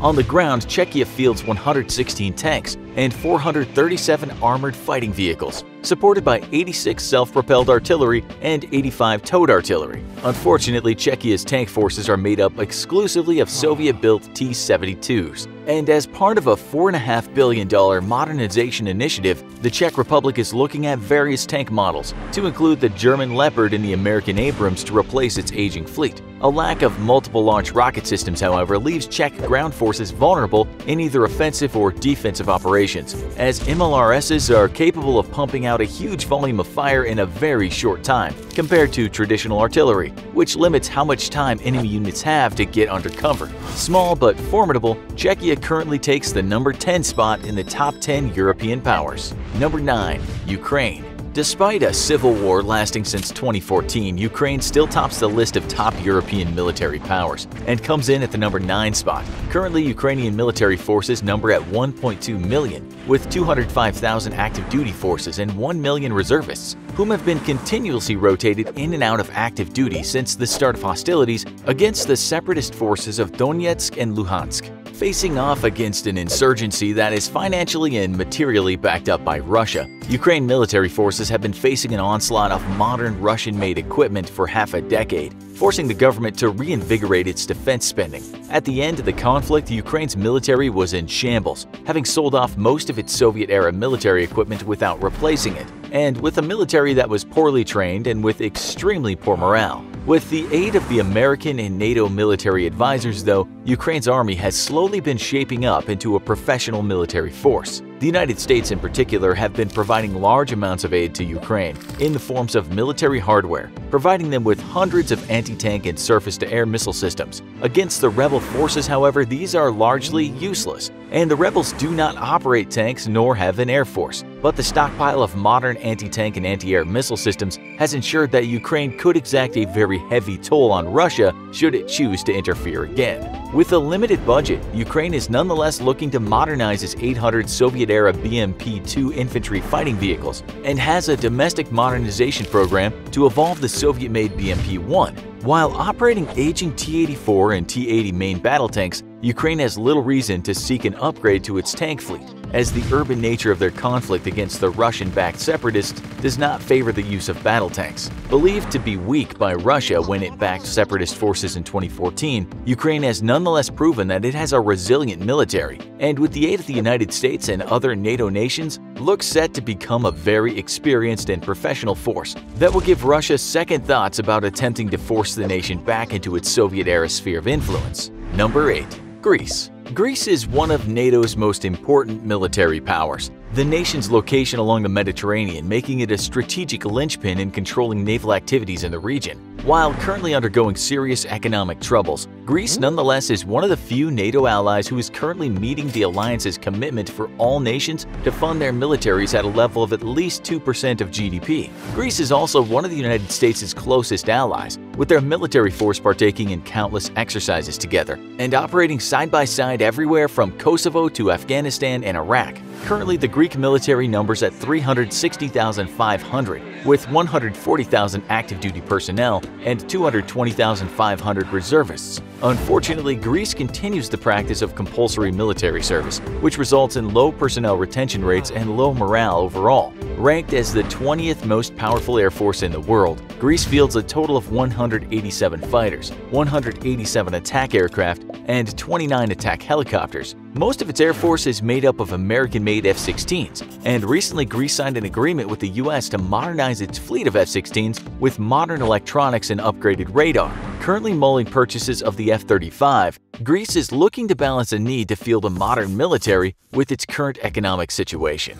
Number 7. Poland. Poland is no stranger to conflict and has historically been the battleground for any war between Western and Eastern European powers. Today, though, Poland is keenly aware of its vulnerability to Russian aggression thanks to the Suwalki Gap, a 65-mile-wide strip of territory that links Lithuania and the Baltic NATO allies with the rest of the alliance. Thought of as the modern Fulda Gap, a strip of territory in Germany where NATO expected mass Soviet forces to stream through and into Western Europe, Poland has taken its defensive commitments to the alliance quite seriously, and today is one of the few members to meet or exceed the 2% of GDP spending goal. Today, Poland fields a military of 105,000 active-duty personnel, with a military geared at slowing down and delaying a Russian advance into Western Europe. A lifeline between the rest of NATO and the Baltics, Poland understands all too well that it'll be the most strategically important battleground in any conflict against Russia. Thus, Poland has engaged in an aggressive modernization program, with aims to replace its aging and very troubled fleet of MiG-29s with fifth-generation fighters, likely the F-35. The Polish military has also prioritized the acquisition of anti-air missile systems and signed a multi-billion-dollar contract with U.S. defense manufacturer Raytheon to supply it with the Patriot missile system. With big acquisitions in new submarines, short-range anti-air missiles, and a new main battle tank, Poland is set to become one of NATO's most important military allies. Number 6. Spain. Once threatening to wipe out England's independence, Spain's days as a global superpower are far in the past. Yet today it remains one of the most formidable militaries in the world. Spain's military numbers at 139,500, with 124,000 active-duty personnel and 15,500 reservists. Despite its small numbers, though, Spain overwhelmingly fields modern military equipment and maintains one of Europe's most formidable navies. Its air force is equipped with modern Eurofighters and American-made F-18 Hornets, which also operate from its one active aircraft carrier. Despite intense pressure from the rest of Europe, Spain is also looking to possibly acquire the F-35 over European-made alternatives. With 327 Leopard 2 and Leopard 2E tanks, Spain's ground forces are certainly to be feared, though its relative lack of attack helicopters would leave the bulk of anti-armor operations to its infantry and armored forces. Despite its military strength, though, Spain has been increasingly criticized by other NATO allies for actually decreasing spending on its military relative to its GDP, falling from 1.23% of GDP in 2014 to 0.93% of GDP in 2018. Spain's economic booms have not been reflected in its military expenditures, a fact that the US in particular has been very quick to point out. Number 5. Italy. Italy finds itself struggling to hold on to its number 5 spot as it faces economic turmoil and a government that seems to have no clear vision on the future of its armed forces. Plagued for years by a lack of planning, legislature meant to ensure that the military funding is set in advance and binding for at minimum 3-year periods failed to be passed, and thus the Italian military finds itself in the same economic lurch that's been in for nearly a decade. Currently, Italy fails to meet its 2% of GDP spending requirement by a wide margin, and the figure continues to decrease. To make matters worse, the defense budget is set on a yearly basis, with predicted future figures for the following years, which are in no way binding. This makes the acquisition of big-ticket items such as new fighters, tanks, and other expensive weapon systems all but impossible. Despite budget woes, Italy is still considered the preeminent Mediterranean naval power, and its fleet of 5 aircraft carriers, 12 frigates, 4 destroyers, and 8 submarines ensure that NATO interests are very safely guarded in the Mediterranean. Its air force is also considerable, with 94 fighters, 182 attack aircraft, and 59 attack helicopters. As a partner in the F-35 program, Italy will soon be upgrading its combat aircraft with the F-35 Lightning II, though it will retain a sizable fleet of Eurofighter Typhoons. Number 4. Germany. After two disastrous world wars, Germany drastically scaled back its military ambitions. Though during the Cold War, the West German Bundeswehr was an extremely capable and well-equipped force. Immediately after reunification, its military forces were cut back to the bare minimum. Where once Germany was a military juggernaut that threatened world domination twice, today Germany is a much more reserved military power, which has purposefully made it a point to limit its ability to operate in an expeditionary manner. Focused more on defense of itself and Europe, Germany today fields a military of 208,641, with 178,641 active duty personnel and 30,000 reservists. The German Air Force is particularly troubled. Though it fields very capable aircraft, it is crippled with logistical issues and a shortage of pilots. A recent internal study found that German air forces could not be reliably called upon to join an ongoing NATO operation in the case of Russian aggression. Similar problems plague the German Navy, and though its defense industry creates some of the most capable conventional submarines in the world,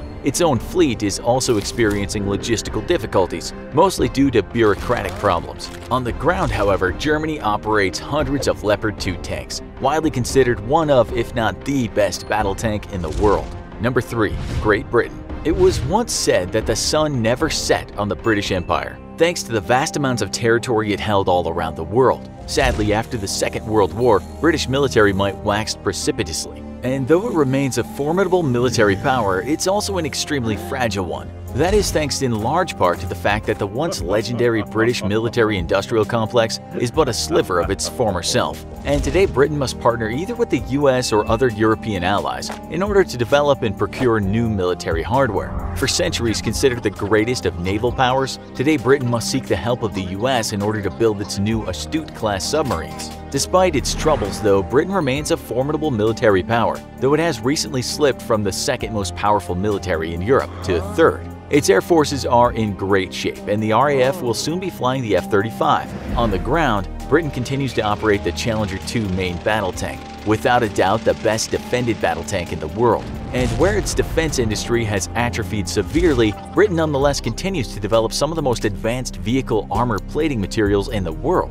Unfortunately, the once mighty British Navy is but a ghost of its former self, and its fleet of 19 surface combat ships is routinely forced to mothball individual vessels for months at a time due to a lack of personnel. To make matters worse, the launching of 2 new Queen Elizabeth-class aircraft carriers are threatening to cannibalize the rest of their surface fleet due to the expense of the vessels. Number 2. France. Power in Europe has traditionally swung back and forth between France and Great Britain, but today that pendulum is firmly in France's favor. While the British defense industry has atrophied and largely wasted away, France maintains a very strong and independent military-industrial base. Its defense companies produce some of the world's best fighter aircraft, submarines, and tanks. Most notably, while Britain depends on the US to develop and maintain its nuclear arsenal, France has a completely independent air and land-based nuclear deterrent using French missiles with French warheads. While Britain's Navy finds itself in increasingly perilous waters, the French Navy has in recent years become the dominant naval force in Europe, with a very strong expeditionary capability that allows it to operate far from friendly shores. Its forces include 1 nuclear carrier with 3 conventional smaller carriers, 11 frigates, 12 destroyers, and 10 submarines. In the air, the French Air Force operates 273 fighter and strike aircraft, along with 56 attack helicopters, and all modern and extremely capable models. On the ground, France operates 406 main battle tanks and a fleet of 6,300 armored fighting vehicles that give its infantry incredible mobility and protection in a modern battlefield.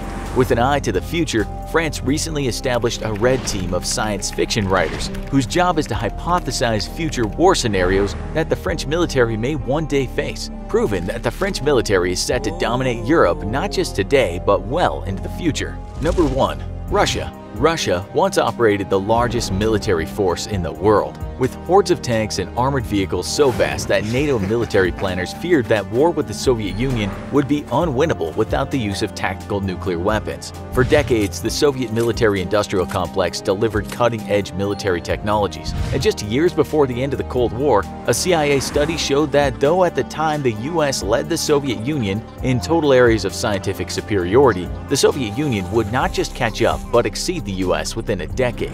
Sadly, the mighty military-industrial complex of the Soviet Union collapsed into ashes after the dissolution of the communist regime. Despite this, Russia continues to develop cutting-edge military technologies, proving that its scientists are still among the world's best. Though unfortunately many times those breakthrough military technologies are left on the drawing board due to budget woes. Russia's legendary 5th-generation Sukhoi Su-57 is one such example, with development on the fighter officially postponed indefinitely due to an inability to finance its procurement. The T-14 Armata tank is another casualty of Russia's budget shortfalls, and despite being widely considered the world's first true next-generation tank, planned purchases of 2,000 by 2020 fell to just 100, and then to the complete cancellation of the main production run. Despite its budget woes, Russia maintains the second most formidable military in the world. Plagued by the embarrassingly poor performance of its forces against Chechen rebels and Georgian military forces in 2006, Russia has proven that it has overcome strategic and operational shortcomings in the years since. Today, Russia may be a much maligned state due to its actions on the world stage, but none doubt that it still packs a considerable punch, which no nation, including the US, is eager to test. With Russia's invasion of Ukraine, most of the world's attention is on Eastern Europe and a potential confrontation between Russia and America. However, for those in the know, the real cause for concern is China's reaction to Russia's invasion. Rather than joining the world in condemning Russia, China has joined India in sidelining the seriousness of the invasion. Even worse, China now supports and helps spread Kremlin propaganda, suppressing the atrocities committed by Russia on Ukrainian civilians. Why is China so interested in helping Russia weather the global storm it unleashed? Because China has plans to launch its own invasion, and that puts it on a collision course with the United States of America. Not long ago, China's President Xi Jinping stated that China must reunite the breakaway island of Taiwan with the mainland. After World War II, Chinese nationalists continued their war against rebel communist forces, inevitably losing and being forced to flee the mainland for the island of Taiwan. In the years since, Taiwan has flourished into a vibrant democracy and a major global economy, but China refuses to acknowledge its independence and threatens military action and economic punishment against anyone who does. The problem with what would be an otherwise internal security matter for the Chinese is that the US has vowed to defend the fellow democracy against Chinese aggression. But why does China want Taiwan so bad? The reasons are numerous, but chief amongst them is because Taiwan represents a critical strategic vulnerability to China. Currently, China is hemmed in by what's known as the First Island Chain. This includes Taiwan, the northern Philippines, Borneo, Japan, and the Ryukyu Islands. Originally, the United States used the First Island Chain as a strategy to hem in the Soviet Union and its allies during the Cold War and deny them access to the Pacific in case of a war. To that end, it established strong relationships with all First Island Chain nations and partnerships that continue to this day. Now the Cold War is over, but a new Cold War has dawned, and China is America's new rival. With pro-US forces all along the First Island Chain, China will never be able to be a true global power, as its navy is too vulnerable to attack. Taking Taiwan will break the island chain in two and give China an island fortress from which to project power deep into the Pacific. But Taiwan is itself a critical threat to China's continued existence, or at least its continued existence under the dictatorship of the Chinese Communist Party. As a democratic state, Taiwan is an example to all of China of a different, better way of life, and many young Chinese people who are being increasingly exposed to foreign culture are growing tired of the oppressive rule of the CCP. For them, Taiwan is a beacon of hope for what China could look like rather than the nation of strict censorship, government intimidation, and very limited freedom that exists today. Despite erecting the Great Firewall in order to try and limit China's access to uncensored information, the influence from outside of China still reaches many of the country's citizens. This is a dire threat to the CCP, and thus neutralizing Taiwan and bringing it into the fold is but one step into ensuring its own survival. Next, it must topple the United States as the head of the global order so it can export its brand of authoritarianism around the globe. If it can control global culture, it doesn't need to fear rebellion within its own borders. Taking Taiwan is a strategic necessity if China is going to be able to challenge the influence of the US. If China is going to rise as the dominant superpower, or even just one that can compete with the United States, it must also be able to control the South Pacific. Currently, the United States Navy operates with impunity across the Pacific, and this puts critical Chinese trade routes in serious risk in case of war against the US. China imports the majority of its oil, and relies on exports for much of its trade. If the US were to cut this lifeline off, China's economy would shrink significantly. Taking Taiwan and throwing the US out of the South Pacific thus ensures the safety and security of its trade, and removes the dagger the US currently holds to China's throat in case of a war. But how exactly is China going to take on the world's most powerful military? Is it truly capable of challenging the US? And what do the numbers say? China's strategy to dethrone the US is to dominate what has come to be called the Fourth Industrial Revolution. The First Industrial Revolution was the use of steam power to mechanize production, allowing for never-before-seen productivity and efficiency. Not long after came the Second Industrial Revolution, heralded by cheap and abundant electricity, which allowed mass production on an epic scale. The Third Industrial Revolution introduced advanced electronics and information technology to automate production, and now we're building on this revolution for what will become known as the Fourth Industrial Revolution. This new revolution will be a digital revolution, with billions of people connected electronically and breakthroughs in artificial intelligence, robotics, 3D printing, quantum computing, and other fields. Much like the first factory to install a steam engine couldn't picture what the world would look like just 10 years from then, it's hard for us to predict what life will look like in the wake of the Fourth Industrial Revolution, though it is going to be the most revolutionary change in the affairs of human history. However, China is picturing the Fourth Industrial Revolution as the key to global hegemony, and it's investing billions into ensuring that it is the dominant power in the new world to come. China's strategy to dominate the world in the coming decades is a fusion of civilian and military application of technology. First, it's striving to be a leader in the technology department, ensuring that it is the first to create revolutionary technologies, thus enriching itself financially and creating dependency from the world on Chinese goods and services. Secondly, China is seeking to quickly turn new technological breakthroughs into usable military technologies that will allow it to surpass and dominate the US. China envisions future technologies as increasing the speed of future warfare, with future military success reliant on having forces that are mechanized, informatized, and intelligentized. According to the 2021 DoD's China Military Power Report, what this means is that China understands that victory is only possible with fully mechanized forces capable of being quickly moved into a conflict zone and supported with heavy firepower. However, those forces must also have access to a wealth of information via disseminated sensor systems, with this information shepherded through artificial intelligence that can give battlefield commanders exactly the information they need at the moment, while temporarily ignoring what they don't. Warfighters don't just need information, they need help sorting through it quickly, utilizing what's presently useful. If this sounds familiar to any of our viewers, it's because this is exactly the requirements the US military was investigating just a few years ago.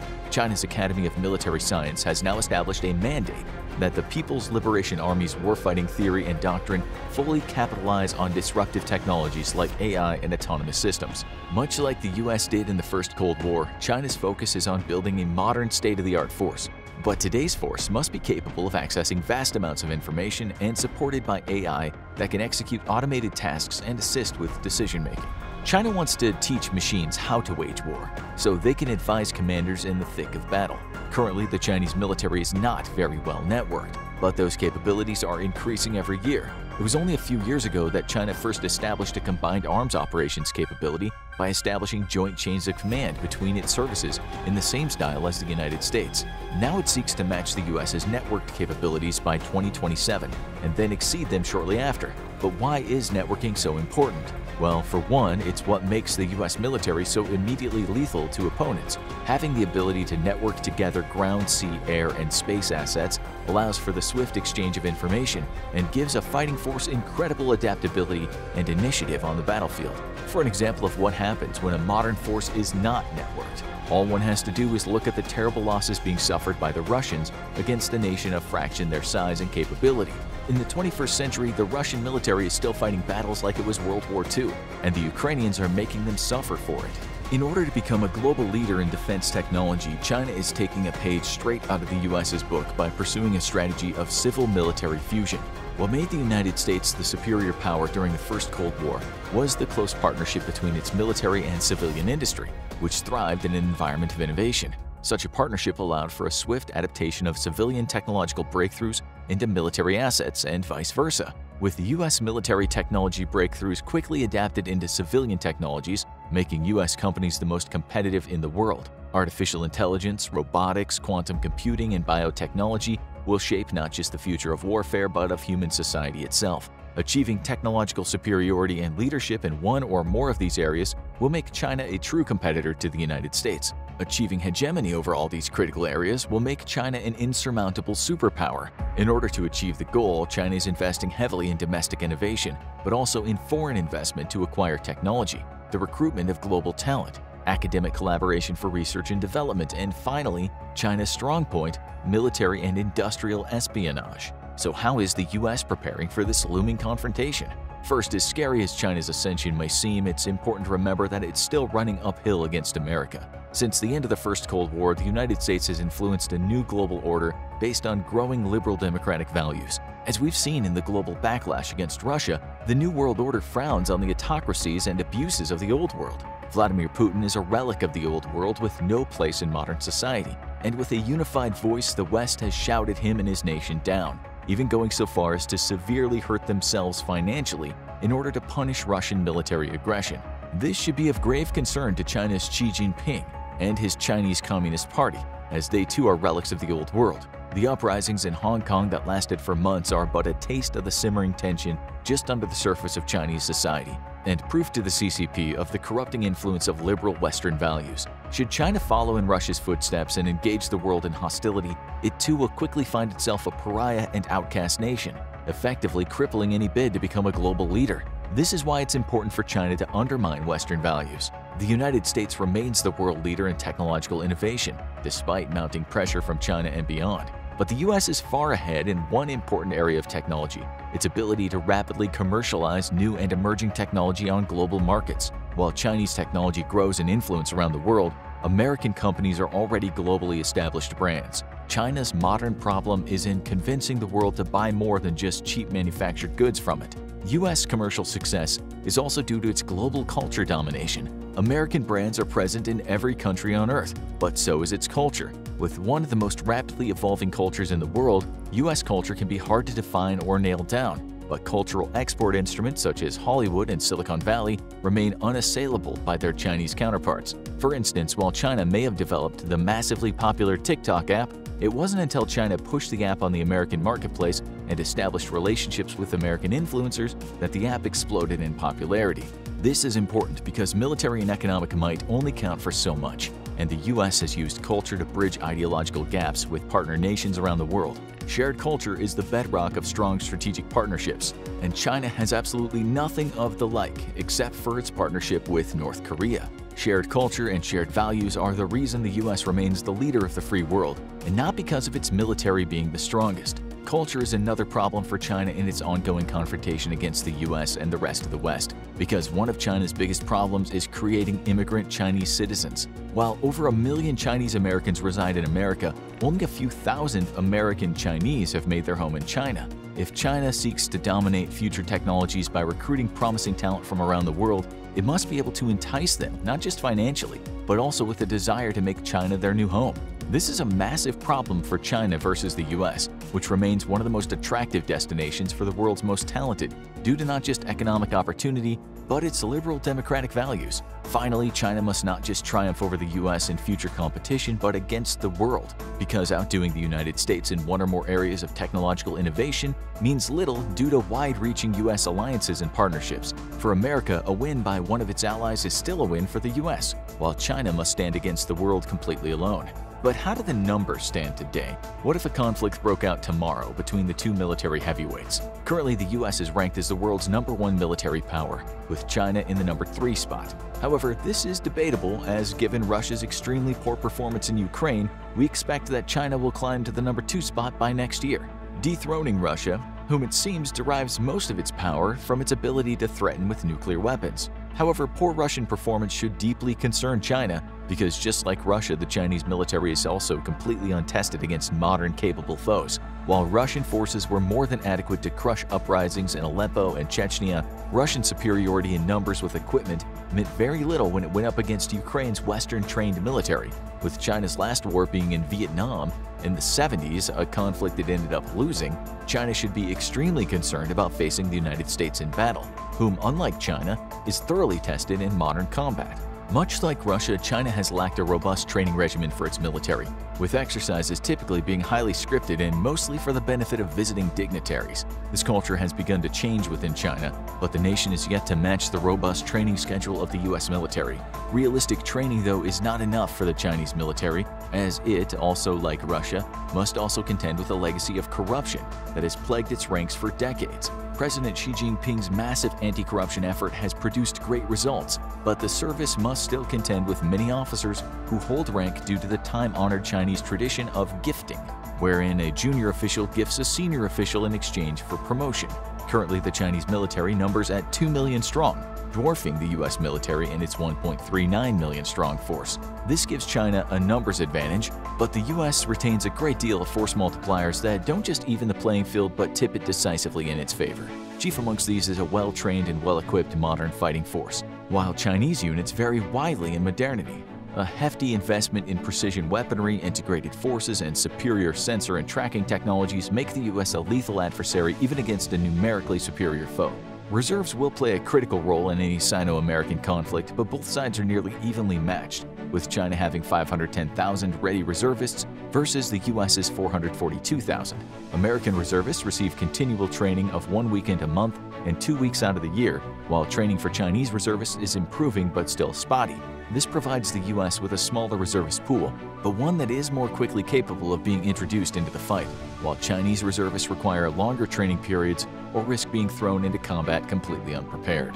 The American defense budget dwarfs China's at $770 billion versus China's $250 billion, but that's not telling the whole story.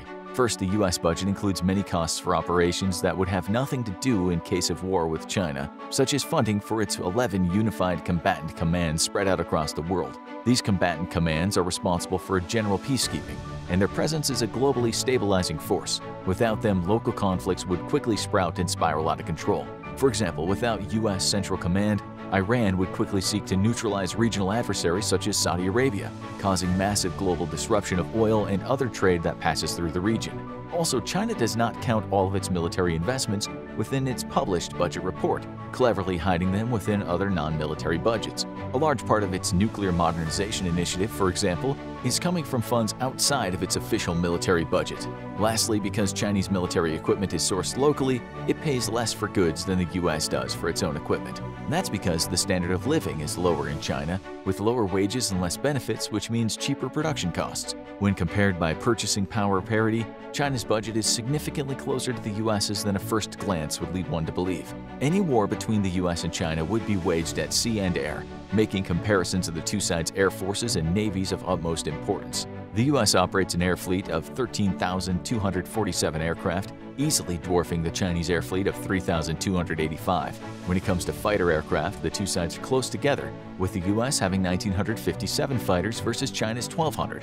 American air mobility absolutely dwarfs Chinese mobility, though, with a transport fleet of 982 versus China's 286. Understandable given that the US faces conflicts far from its own shores, and China has little need to move its own forces significant distances. However, the massive advantage in airlift capability makes the US military much more flexible and agile than the Chinese military. Perhaps the most important distinction between the two air forces, though, is the number of special mission aircraft, with the US operating 774 versus China's 114. The US has placed a premium on equipping aircraft for everything from early warning to electronic and signals intelligence and anti-submarine warfare. The US dwarfs China in special mission capabilities, and it's part of what makes the US Air Force and Navy so lethal. Unless a confrontation between the US and China takes place on Taiwan, attack helicopters won't figure into the equation. However, if they do, the US outnumbers China with 910 versus China's 281. Numbers only tell part of the story, though, because the weapon systems used by both sides only further skew the advantage to the US. For air superiority, the US fields the F-15 Eagle and F-18 Super Hornet. A fleet of 187 operational F-22s are unmatched by China, who is yet to field its own fifth-generation fighter in any significant numbers. Adding to China's problem is the US's Rapid Raptor program, which aims to bring a sizable contingent of F-22s to any battle space in the world within 24 hours. China's competitor versus the Raptor is the J-20, which is equipped with inferior engines versus American planes, requiring the use of canards on the body of the plane. These canards and other obvious engineering flaws have led to defense analysts to conclude The J-20 has at best only a slightly smaller radar cross-section than a traditional 4th-generation fighter. In fact, India claims it has frequently observed and tracked Chinese J-20s with long-range radar.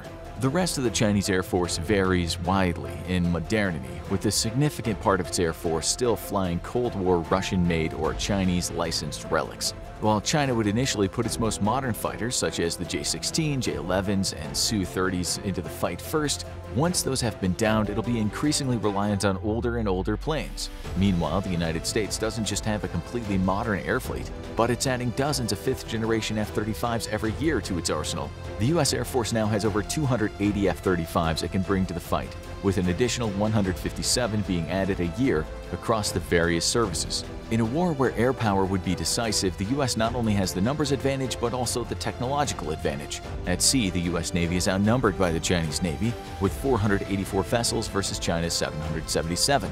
However, there are numbers once again only telling part of the story.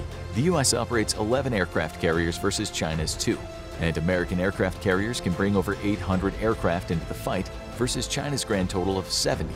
China's inflated naval numbers take into account things like missile boats, of which it has 84, while the U.S. only operates 10. In terms of tonnage, the U.S. Navy has over twice the hardware of the Chinese Navy, 4.6 million tons versus 2 million tons. A better way to compare the capabilities of the two fleets is to use a modern metric: battle force missiles. This is a count of the total number of missiles that a fleet has for use in combat before requiring resupply. This includes anti-ship missiles, land attack missiles, surface-to-air missiles, and torpedoes. Excluded from the count are short-range self-defense missiles like the USS SeaRam. In 2019, the U.S. Navy had 11,834 battle force missiles versus China's 5,250. The gap is narrowing, but not significantly, with China adding 15 more Type 55 cruisers with 112 missile cells and 6 torpedo tubes each throughout the 2020s. That will increase total battle force missiles by 1,770, just over half of what the U.S. fields. Under the surface, China has the advantage with 71 submarines versus the U.S.'s 68. However, Chinese subs are mostly conventionally powered, while the U.S. subs are all nuclear. That makes U.S. submarines much more robust and able to operate for longer, but also decreases their vulnerability while operating.